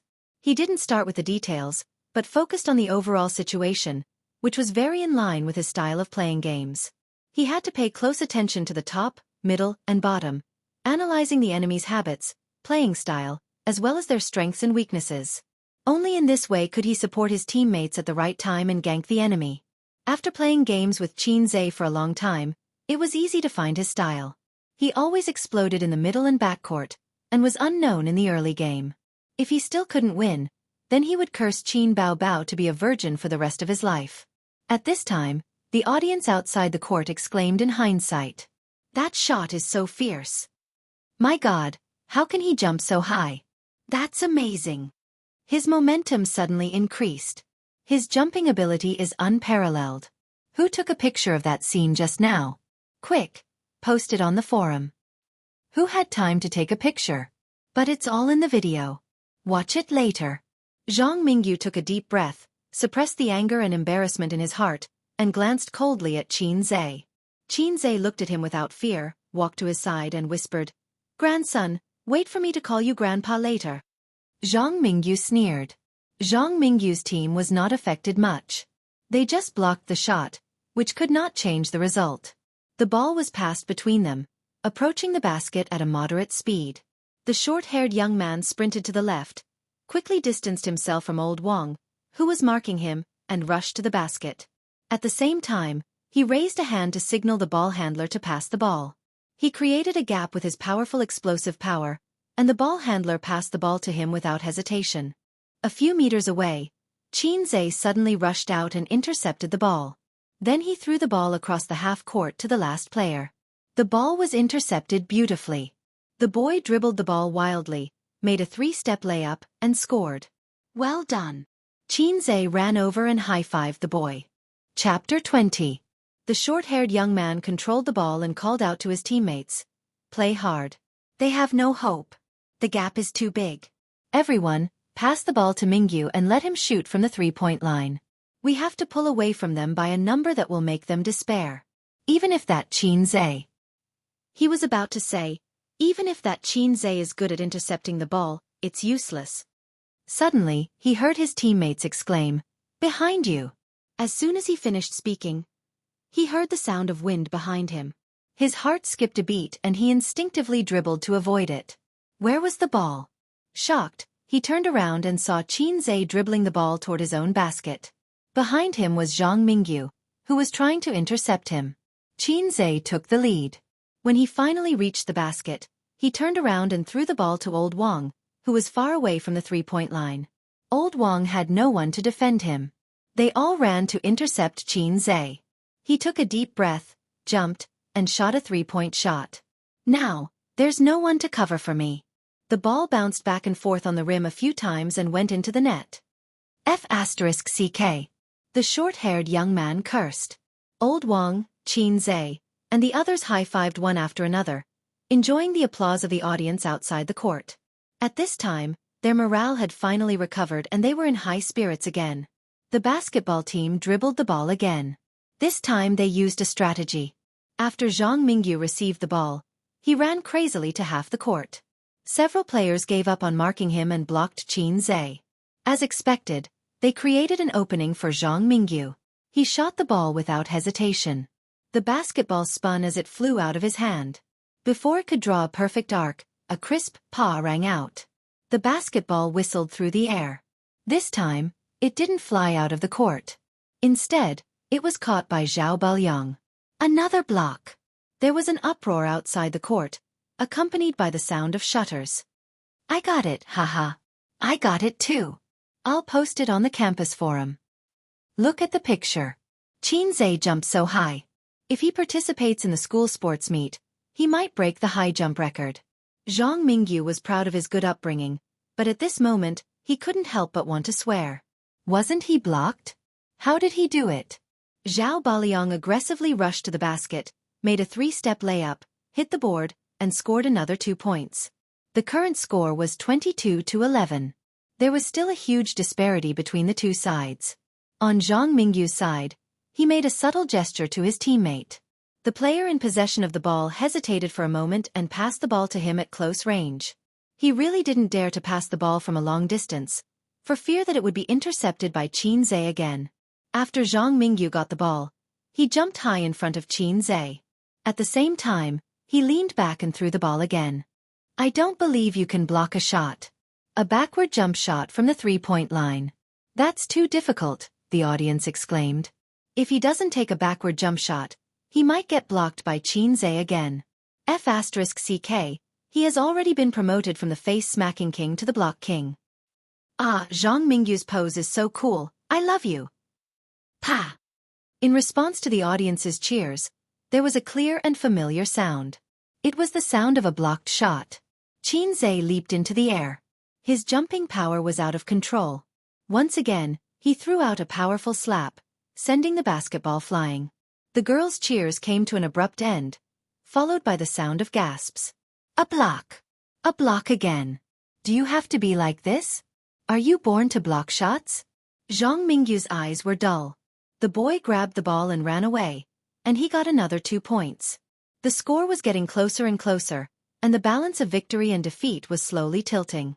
Soon, the ball was passed to Zhang Mingyu. Qin Zhe didn't open his arms to make a defensive posture. He smiled and said, I'll let you shoot. I can block you until you doubt your life. Zhang Mingyu panted heavily, and his eyes were full of anger. He instinctively wanted to shoot, but when he saw Qin Zhe's calm face, he was terrified for the first time. How is his stamina so good? His face is not red, and he is not panting. If I shoot, he will block my shot again. After a moment of hesitation, he glanced at the short-haired young man approaching from the corner of his eye. He gritted his teeth and passed the ball. Seeing this scene, the audience laughed out loud. Hey, Zhang Mingyu just wanted to shoot, but he gave up. Haha. He doesn't dare to shoot. Let's see the shadow in Zhang Mingyu's heart. Ha ha ha. After the short-haired young man received the ball, he dribbled the ball past his teammates and successfully scored a point. Cheer up, everyone. Let's finish it quickly. The short-haired young man roared, and he felt as if the clouds and mist had cleared to see the sky. Finally, he scored a goal. He was heroic and felt that he had regained his confidence. After being blocked by Qin Zhe one after another, the experienced basketball players couldn't help but feel depressed. At this time, scoring a goal was very important. As long as the momentum was back, they could beat those half-baked players. The short-haired young man dribbled the ball and was ready to score another goal to boost the momentum. Watch out behind. He heard his teammates roaring behind him. The little bastard intercepted the ball again. The short-haired young man was furious and subconsciously moved sideways to protect the ball. At the same time, he blocked the ball behind him.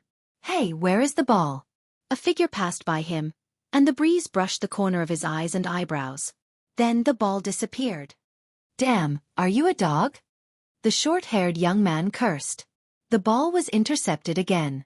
Again, it was silently intercepted by Qin Zhe before he could react. On the other side, after Qin Zhe intercepted the ball, he dribbled the ball quickly, bypassed the defense of 2 players, and passed the ball to the boy, who shot the ball and scored. Witnessing this scene, the short-haired young man calmed down for the first time and muttered, I request a 5-minute timeout. Damn you! Qin Zai's first reaction was to refuse. He had something to do later, and he didn't have time to play with these guys. But Old Wang and the others agreed because it was a rule of the basketball court.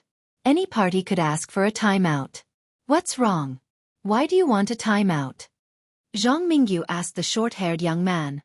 The short-haired young man looked around at his 4 teammates and said in a low voice, "That guy is too athletic. It's not good to continue playing like this." Now the score is 24-16, only 4 goals away. Zhang Mingyu's face suddenly became gloomy. Do you have any ideas? At this moment, he also panicked. They were about to win the game, but he didn't expect that they would gradually be caught up. Looking at the momentum, there was even a possibility of capsizing. Have you noticed that Qin Zai basically didn't shoot the ball except for intercepting and blocking? He just passed the ball when he intercepted it. So far, his score is 0. It can be seen that he doesn't have the ability to score, or at least his shooting skill is very poor. As long as we can stop him from intercepting the ball, the victory will be ours. After a pause, he saw everyone's eyes lit up and looked at him.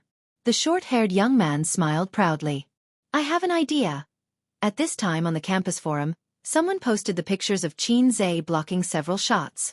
In an instant, it attracted hundreds of comments, and then it was pinned by the moderator. Surprising flying man. Holy Mother Mary. He can jump so high. What a talent. Hurry up, take the beads. Well done, this Qin Zai has some skills. He slapped Zhang Mingyu's face again. Ridiculous, he didn't win. The final victory is still Zhang Mingyu. An individual's amazing performance doesn't mean anything. You admit that he is amazing. Even if he loses in the end, he will lose because of the overall configuration. Zhang Mingyu may not be his match in basketball. Ha ha ha, Zhang Mingyu is traumatized. He blocked 3 shots in a row. Zhang Mingyu, Mom, I will never shoot 3-pointers again. Qin Zai is an idiot. Elsesby. I'm going to the basketball court to cheer for Mingyu in person. I will only be Mingyu's fan for life. OP, what's the score now? A moment later, the OP replied, 24-16. It's hard to say who will win. Damn, OP, you are still in the mood to post. OP, the game is paused now. Damn, there are more and more people here. It's almost time for the Colonel's basketball game. I'm coming over now. F*CK, who said that this was a battle without suspense. I almost missed the good show. OP, remember to live stream. Ha ha ha, I took a screenshot. If you have the guts, post your girlfriend's ID. Screenshot 2. Chapter 21. When the game started again, Zhang Mingyu stopped outside the 3-point line to stall Qin Zai.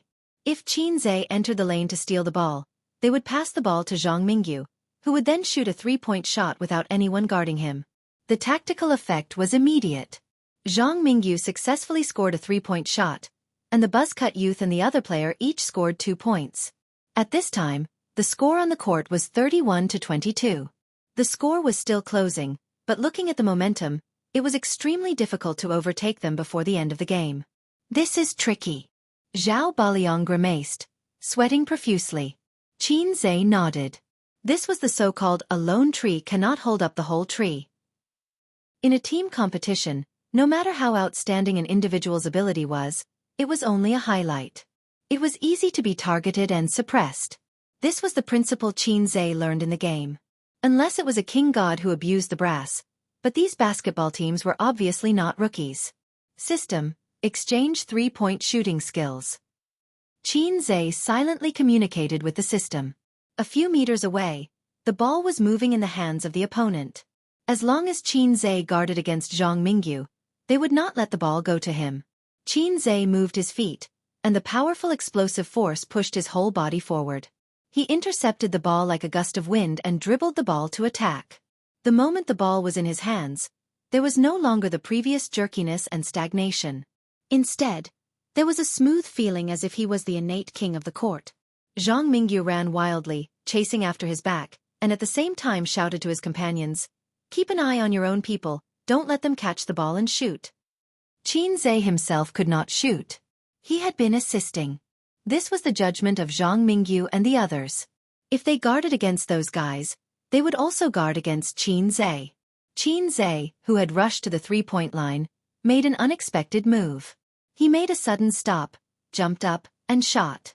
His movements were smooth and without any hesitation. He was impatient. Zhang Mingyu was not surprised. Instead, he was happy.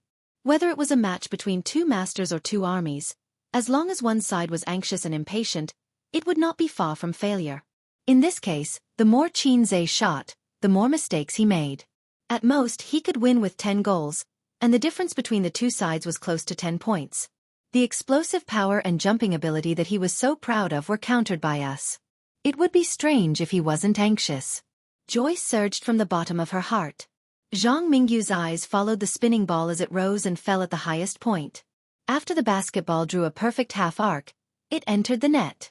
Zhang Mingyu's pupils shrank instantly, and the surging joy disappeared in an instant. How could this be? This was impossible. Fuck! He heard the short-haired young man cursing angrily not far away. A moment later, the entire venue erupted into applause and cheers.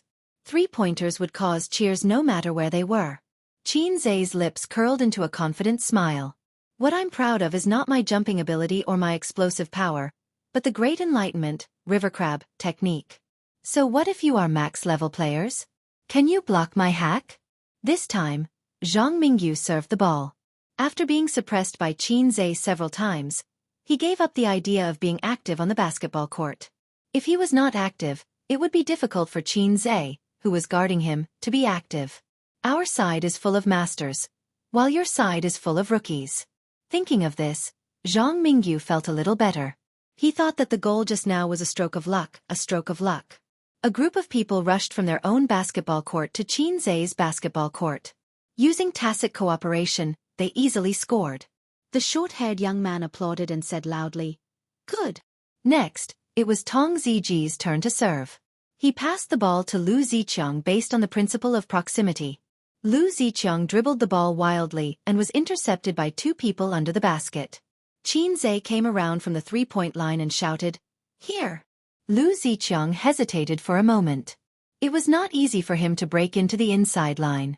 If he just passed the ball back to the three-point line, wouldn't it be a waste? Out of the corner of his eye, he saw that Old Wang and Tong Ziji were being closely watched. Zhao Baliang was under his own basket on the other side. Zhang Mingyu was temporarily left behind by Xianxia and was a few meters behind. Only Xianxia did not defend for the time being. He gritted his teeth and threw the ball out with force. Xianxia jumped and caught the ball. Out of the corner of his eye, he saw Zhang Mingyu rushing to him. He made a fake shooting motion. Zhang Mingyu immediately jumped to stop him. "Even if I know you can't shoot, I won't let you shoot easily." But who would have thought that it was Xianxia's fake move? He missed. The moment he landed on the ground, Xianxia jumped up and shot the basketball. Zhang Mingyu's eyes were fixed on the ball. "I don't believe you can still score." Whoosh! It was in the net. Another three-point shot. "Good job, Xianxia." Zhao Baliang shouted under his own basket in the distance. Old Wang and Tong Ziji Lu Ziqiang shouted excitedly. The three-point shot was beautiful. They saw the hope of victory. Outside the court, the audience was excited. He scored again. That's amazing. He's not worse than Zhang Mingyu. Xianxia is so good at three-point shooting. Why didn't he do it before? Don't tell me he's pretending to be weak to defeat Zhang Mingyu. Zhang Mingyu stood there in a daze, gritting his teeth. He glanced over Lu Ziqiang and the others who were cheering and fell on the faces of the short-haired young man and his teammates. Everyone looked gloomy. It was not a big deal to be lucky, but if Xianxia was really a one-man team master, the situation would be troublesome. His steals were unpredictable, his blocks were powerful, and his three-point shots were accurate. How could they play? The short-haired young man came over with the basketball. He didn't start the game directly, but whispered to Zhang Mingyu and the others, "Just play fast ball and keep the same tactics. Don't worry about anything else. We're better than them in terms of physical strength and scoring skills. And we're temporarily in the lead. If we play fast ball and don't give them a chance to breathe, we'll definitely score 50 points first." He was a member of the basketball team, so he had the vision and decision-making ability. Zhang Mingyu nodded and said, "Let's do it. Thank you for your help today." I'll invite you out tonight. Their eyes suddenly lit up. Zhang Mingyu's so-called out to have fun was naturally an adult's fun. They were not interested in drinking and singing. The game continued, and the basketball team went all out, completely disregarding their stamina. Very soon, Old Wang and the others were unable to do anything. Their physical strength was limited, and they had played basketball for half a day before. Now they were out of breath. They relied on Xianxia alone. He rushed left and right, stole, blocked, and made three-point shots. The score kept increasing. 36, 27-40 to 38-44. 4048. 48 inches a tie. Li Liang shouted. Both sides on the court were refreshed, and their momentum suddenly changed. They were full of murderous spirit and high fighting spirit. It was the last ball. The winner and the loser, the grandson and the grandpa, would depend on who scored the last ball first. The shouts outside the arena stopped. Everyone's hearts were in their throats. They were excited and expectant. This game was so interesting. There was no crushing, no irresistible force, and no crushing defeat. It could be called climax after climax. Unexpectedly, the score was tied near the end. It was more interesting than the school basketball team. Zhang Mingyu supporters, more than a dozen glass-hearted girls, clenched their fists tightly. The short-haired young man ran out of the line with the ball and slowly exhaled, calming down his excited and complicated emotions. Zhang Mingyu nodded slightly to him, indicating that he could serve. Qin Zhe silently stood in front of Zhang Mingyu, making the short-haired young man give up the idea of passing the ball to Zhang Mingyu and pass the ball to another teammate. On the campus BBS. OP. More than 10 minutes have passed. Is the game over? Not yet, but it's the last moment. Not long after, the OP replied with a message notification on his phone. It's so exciting, so exciting. You can't guess what the score is now. 50-20? Don't joke. Didn't the OP say it's not over yet? 49-9. Puff. The OP sent a "oh my god" emoji. 48-48. Are you serious? I'll go. I'm not well educated. Don't lie to me. Oh, not bad. Don't stop me. I'm going to the basketball court. OP, who has the ball now? The OP replied, Zhang Mingyu. Then it's over. Whoever has the ball first will win half of the game, let alone the basketball team. Let's broadcast the result. We want to see Qin Zhe call him grandpa. Yes, we can't lose this part. We want to see the face-slapping king get slapped in the face. Although Qin Zhe is good at basketball, I don't think he has any hope. After all, Zhang Mingyu's side is all from the basketball team. First of all, I'm not a girl. Zhang Mingyu is my buddy. He's not in school today. Otherwise, I would definitely go to the court to cheer for him. I don't know who Qin Zhe is. Does he deserve to trample on Zhang Mingyu? He should take a look at himself. There's no such thing as fair or unfair. He's good, but Zhang Mingyu is not bad either. In a basketball game, it's all about the overall quality. Qin Zhe can't do it. At this time, the guy who had the ball dribbled and rushed forward. His basketball uniform had the number 55 written on it. As soon as number 55 rushed to the inside line, he was stopped by Lu Zicheng and Tong Ziji. Number 55's eyes quickly swept over the position of his teammates. There was one under the basket, but there was a big guy, Zhao Baliang, beside him staring at him so hard that he couldn't pass the ball. Zhang Mingyu was being watched by Qin Zhe, so he couldn't pass the ball. There was only one guy who was unguarded. The guy who was guarding him, Lu Zicheng, was guarding me. Zhu Yunfei, the short-haired youth, was behind me. As his eyes turned sharply, he saw Lu Zicheng reach out to grab the ball. He made a prompt decision and pretended to throw the ball to his unguarded teammate. Qin Zhe had been staring at him from the beginning to the end. He immediately saw through his purpose. The powerful explosive force pushed him to rush to the fish that slipped through the net. He had been waiting for this moment. However, at this time, number 55's action of throwing the ball froze slightly. This was just a fake action. He threw the ball backward. I've also been waiting for this moment. I know your explosive force and jumping ability are amazing. How could I not guard against you? The short-haired youth mysteriously rushed out from behind him. Number 55 tacitly blocked Tong Ziji and Lu Ziqiang for a short time. In this way there was a gap. The short-haired youth dribbled the ball and rushed to the basket in big strides. 1 step. 2 steps. He leaped up and made a one-handed slam dunk. Qin Zai's pupils shrank. Lu Ziqiang, Tong Ziji, and Old Wang turned their heads in horror. They saw him jumping high and rushing to the basket. Their eyes were full of anxiety and despair. They lost. A one-handed slam dunk. The hearts of the audience were instantly in their throats. They were just waiting for him to score and then they would cheer loudly. At this time, if the picture was fixed on the short-haired youth's face, his expression was particularly ferocious. This time I must score. At this time, a roar shook his ears. Do you think I don't exist? At the same time, Zhang Mingyu and others exclaimed, Watch out behind! Damn it! It's this sentence again. It was like a curse that evoked the shadow of the short-haired youth. He immediately felt something strange behind him. But at this time, he was in mid-air. It was too late and impossible for him to take any precautions. Pa!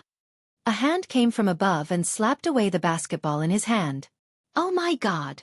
Someone exclaimed. In terms of high jump, I only admire Qin Zai.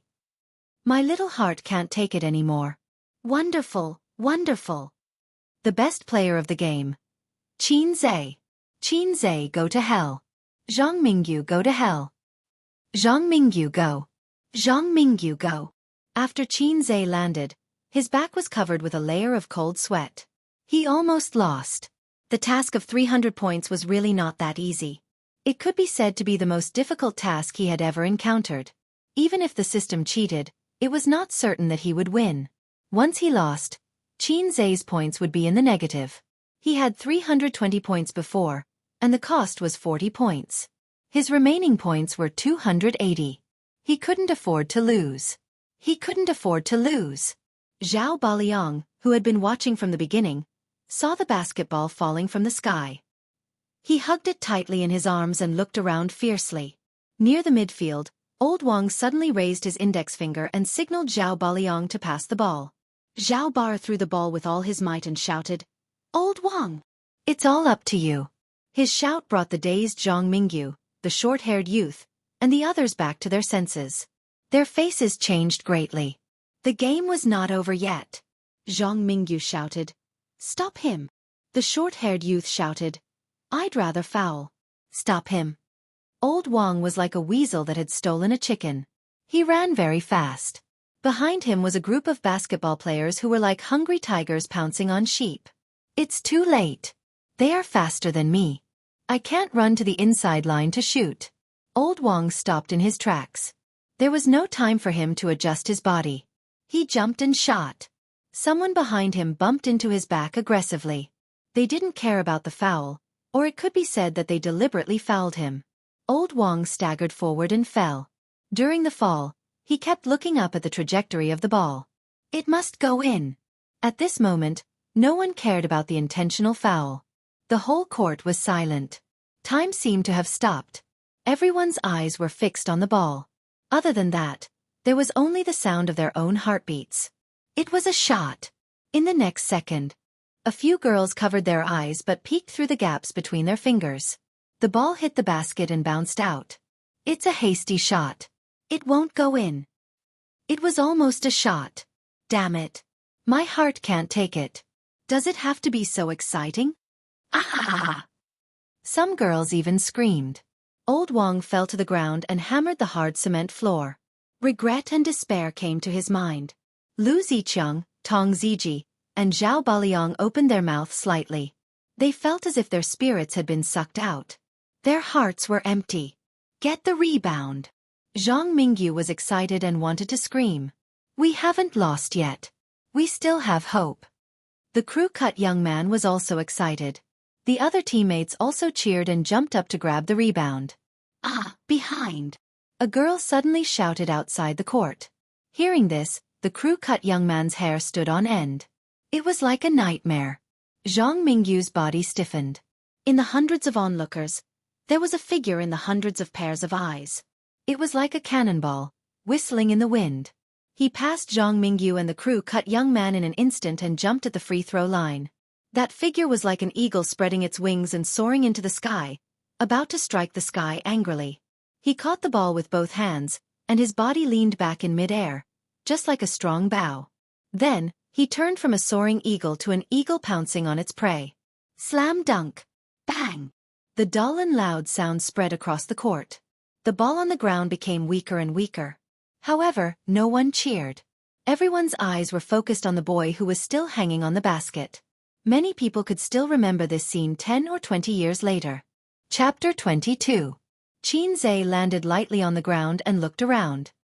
His eyes fell on his excited companions, Zhang Mingyu and the others who were in a daze, and the students who were watching in silence. He walked to the side of the court and picked up the ball that had rolled to the feet of a girl who was watching.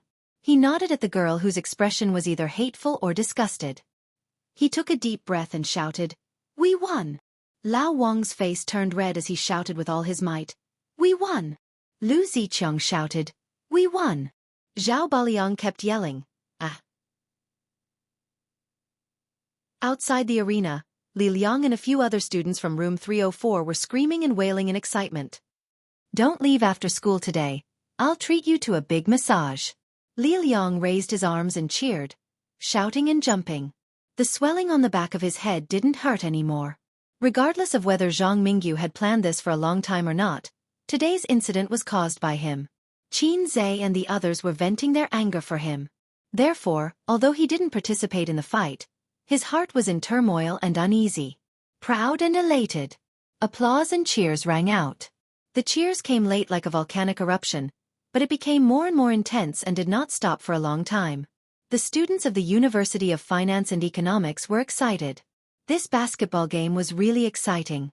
It was full of twists and turns, reversals and reversals. It challenged everyone's psychological limits. It made people's emotions fluctuate with the score, like a roller coaster. At the same time, it also made them remember the name Xianxia. The stealthy steals, the powerful blocks, the perfect three-point shot, and finally, the fierce full slam dunk. He didn't expect there to be such an interesting student in the University of Finance and Economics. In stark contrast to the cheers, Zhang Mingyu and the others felt as if they had lost their parents, and their faces were gloomy. He had lost. They had failed miserably and lost to a bunch of amateurs who didn't know how to play. Losing the game was nothing. It was not shameful. What was shameful was the bet. If he had known earlier, he wouldn't have made that bet. All of them were filled with regret. They wished they could travel back in time and slap Zhang Mingyu in the face so that he would swallow the bet that he had blurted out. After receiving the mission completion notification, Xianxia whispered in his heart, "System, thank you. You're welcome. You exchanged your points for it." "That's not what I'm talking about." Xianxia raised his head. It was difficult to tell whether he was happy or sad. He looked at the pale white sky. "Thank you for giving me a chance for a passerby to counterattack. I never thought that there would be a day where I would be able to cause such an uproar." With a dark face, Zhang Mingyu walked to Xianxia and said in a low voice, "We're all classmates. Don't go too far. We were wrong before, and we apologize. Let's forget about the bet. Let's be friends." Xianxia did not respond. Li Liang strode over. "If apologies are useful, why do we need the police?" Zhao Baliang snorted. "That's right. My brother's head is swollen. Do you think a simple apology will be enough?" The short-haired teenager said angrily, "Don't go overboard. Didn't you smash my face too? We dare to call you grandpa, but do you dare to respond? Think about the consequences of offending Mingyu." Zhang Mingyu waved his hand and motioned for him to stop talking. He said calmly, "Of course it's not just an apology. Is 10,000 enough?" Li Liang spat. "I'm not short of money. Why don't I give each of you 10,000 and you call me grandpa 10 times? Li Liang was also a rich second generation. Every month, his family gave him 30,000 yuan as pocket money. Other than going to bars and hooking up with girls from bad families, he didn't have any other hobbies. He had accumulated a decent amount of money and often treated Xianxia and the others to food and drink. Zhang Mingyu narrowed his eyes. 20,000. Get lost. 30,000. He didn't pay any attention to Li Liang, who was baring his fangs and brandishing his claws. Instead, he stared at Xianxia and said, I will personally give you another 20,000, and this matter will be settled. Although the school hunk's expression was ugly, he was still very calm. With an excellent family background, he did not panic and always had a calm aura. Since he was young, he had used a lot of pocket money to pave the way. There were countless underlings under his command who would fight wherever he pointed. He had never suffered any setbacks. There was nothing in this world that money could not solve. If there was, it was because you did not give enough. The total was 50,000 yuan. It was enough for some workers in a first-tier city to save up for a whole year. Li Liang's face darkened and he did not say anything. He clenched his fists. He did not care about tens of thousands of yuan, but his roommates were from ordinary families. How could they not care? 40,000. Zhang Mingyu raised the stakes unhurriedly, intending to use money to break the fragile psychological defense of these civilians. Zhao Baliang, Lu Ziqiang, Old Wang, and Tong Ziji looked at each other and fell silent. It would be a lie to say that they were not tempted. Zhang Mingyu sneered. 5. Shut up. Qin Zhe suddenly shouted. Call me Grandpa now. In fact, he wanted to say, please transfer the money through Alipay. He did not want to give Zhang Mingyu any more chances. To be honest, he was tempted. Li Liang's face flushed instantly. He looked at Qin Zhe excitedly and shouted, Call me Grandpa. Call me Grandpa. In the crowd, someone shouted as if he wanted to see the world in chaos. Suddenly, a powder keg seemed to be ignited. Call me Grandpa, call me Grandpa. Call me Grandpa was incessant. Tens of thousands of yuan had nothing to do with them. They just liked to watch the fun. Originally, they wanted to give Qin Zhe and the others a good hiss. The coercion was as heavy as a mountain. Zhang Mingyu's handsome face finally turned red. He took a deep look at Qin Zhe and turned to leave. The basketball team also left angrily. Ziwei, don't go. Let's discuss it again. Qin Zhe wanted to show his two big nostrils and reach out to persuade him to stay. He sighed in his heart. Zhang Mingyu's going back on his words was expected. This was not the ancient times where a gentleman keeps his word. Everyone was modern people with liberated minds. Don't overestimate the moral integrity and morality of modern people. There was no need to hesitate to act shamelessly. But Zhang Mingyu really did not lose anything? No. If he kept his promise, he would become a laughingstock. However, some people would praise him for keeping his word. He was a real man. He would be praised and ruined. But if he acted shamelessly, he would still be a laughingstock. It would be a joke, and no one would praise him. It would be a pure joke. For Zhang Mingyu, he suffered a loss. He did not care about tens of thousands of yuan. For Qin Zhe and his roommates, he also suffered a loss. They cared about tens of thousands of yuan very much. Qin Zhe, I'm your man from now on. Li Liang screamed and pounced on him. Qin Zhe sidestepped and kicked him in the butt. He faced Lu Ziqiang and shouted, 2nd Battalion Commander, where's your F*King Italian cannon? Kill him for me. Li Liang did not care about money. What he cared about was the anger in his heart. Now that he had vented it, it was very smooth. Qin Zhe's choice, of course, caused him to lose a lot of money, but it strengthened their friendship. Between money and friendship, Qin Zhe chose the latter. If he had chosen money, although Li Liang would not break off their friendship, there would definitely be a thorn in his heart. It might be a knot and crack in his heart for several years. Some things could not be bought with money, at least not with tens of thousands of yuan. For example, the pure friendship between him and his roommate. If it had been an ordinary friend, Qin Zhe would have knelt down for thousands of yuan, let alone tens of thousands. It's my treat tonight, everyone. Li Liang rubbed his butt and announced with a smile. Lu Ziqiang and his roommates were a little disappointed, but more than that, they were happy. Forget it. Let's not think about it. Anyway, it's a windfall. On the campus forum, OP, where's the video? We want to watch the video. Hurry up, send the video. My broadsword is thirsty. I'm waiting for Qin Zhe and his roommates to call me Grandpa. Haha, city people really know how to play. We rural people just want to watch the fun. Qin Zhe may not lose. Don't joke. He's definitely going to lose. Otherwise, I'll cut off his dick live. The comments did not stop, with an average of 3 or 4 replies per minute. At this time the OP said, Well, well. OP, be careful with your words. The game is over. I'll announce the result. Xianxia wins. About 5 minutes later, the post boiled over. What? That's impossible. OP, don't be naughty. Little OP, you're so white. Pick up your ears and cut off your veins and arteries. You're so cute when you don't move. OP, I may not be educated, but you can't fool me.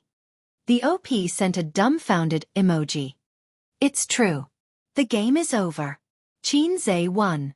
And Zhang Mingyu ran away shamelessly. Believe it or not, I've been talking to you before. I didn't record the video, but others have. Maybe someone will upload the video later. Just wait and see. Half an hour later, someone posted on the campus forum. Xianxia slaps Zhang Mingyu in the face again. Zhang Mingyu covers his face and runs away. Shameless. There was a 23-minute video in the post. The moderator pinned it to the top. Within 10 minutes, the number of clicks exceeded 10,000. Replies, 999 plus. While the campus forum was in an uproar, Xianxia, one of the people involved, changed into clean clothes in the dormitory and hurried into the office. He was 10 minutes late. Professor Li said unhappily, "Where did you go?" "I'm sorry. I was playing basketball with my classmates. I'm late." Xianxia apologized. Professor Li looked unhappy, but he didn't say much. He asked Xianxia to return to his seat. Yang Chen, who was expecting him to be angry, was disappointed. At 5 o'clock in the afternoon, Professor Li clapped his hands before dismissing the meeting and motioned for everyone to listen to him. "Before I get off work, I want to announce something." After a pause, Professor Li looked at Xianxia. "Xianxia, from now on, you'll be in charge of your group. Yang Chen will assist you. Any questions?" Xianxia was stunned. Just as he was about to speak, Yang Chen became anxious and stood up. "Professor Li, Xianxia just came here. He's not familiar with our business. How can he be in charge?" "I think he did a good job." Professor Li added in his heart, "His father did it. How can it not be good?" Yang Chen said loudly, "Yesterday's homework was not difficult except for too much information. It's not surprising that he could do it well. He's in charge of the risk assessment of my group. With his level and breadth of knowledge, I'm afraid it'll be difficult for him to do it. It'll be really troublesome if the progress of our project is delayed." Xianxia immediately stood up and said loudly, "Professor Li, don't worry. I'll work hard." Professor Li ignored Yang Chen and nodded. "Then I'll explain today's task. In addition to the risk assessment model your group has been building, there's also the completion of the portfolio analysis model in the fund's return rate, which is the investor's preference. Try to summarize the data image at a glance. Go back and check more information. Also, ask the relevant people." When it came to the words relevant people, he emphasized. Xianxia said, "Understood." After that, he glanced at Yang Chen. The other party's eyes couldn't wait to swallow him alive. Xianxia could understand the anger in the little red guy's heart. A newcomer who had just arrived 2 days ago actually squeezed him out and became the team leader. This was directly related to the final bonus share. It was a real benefit.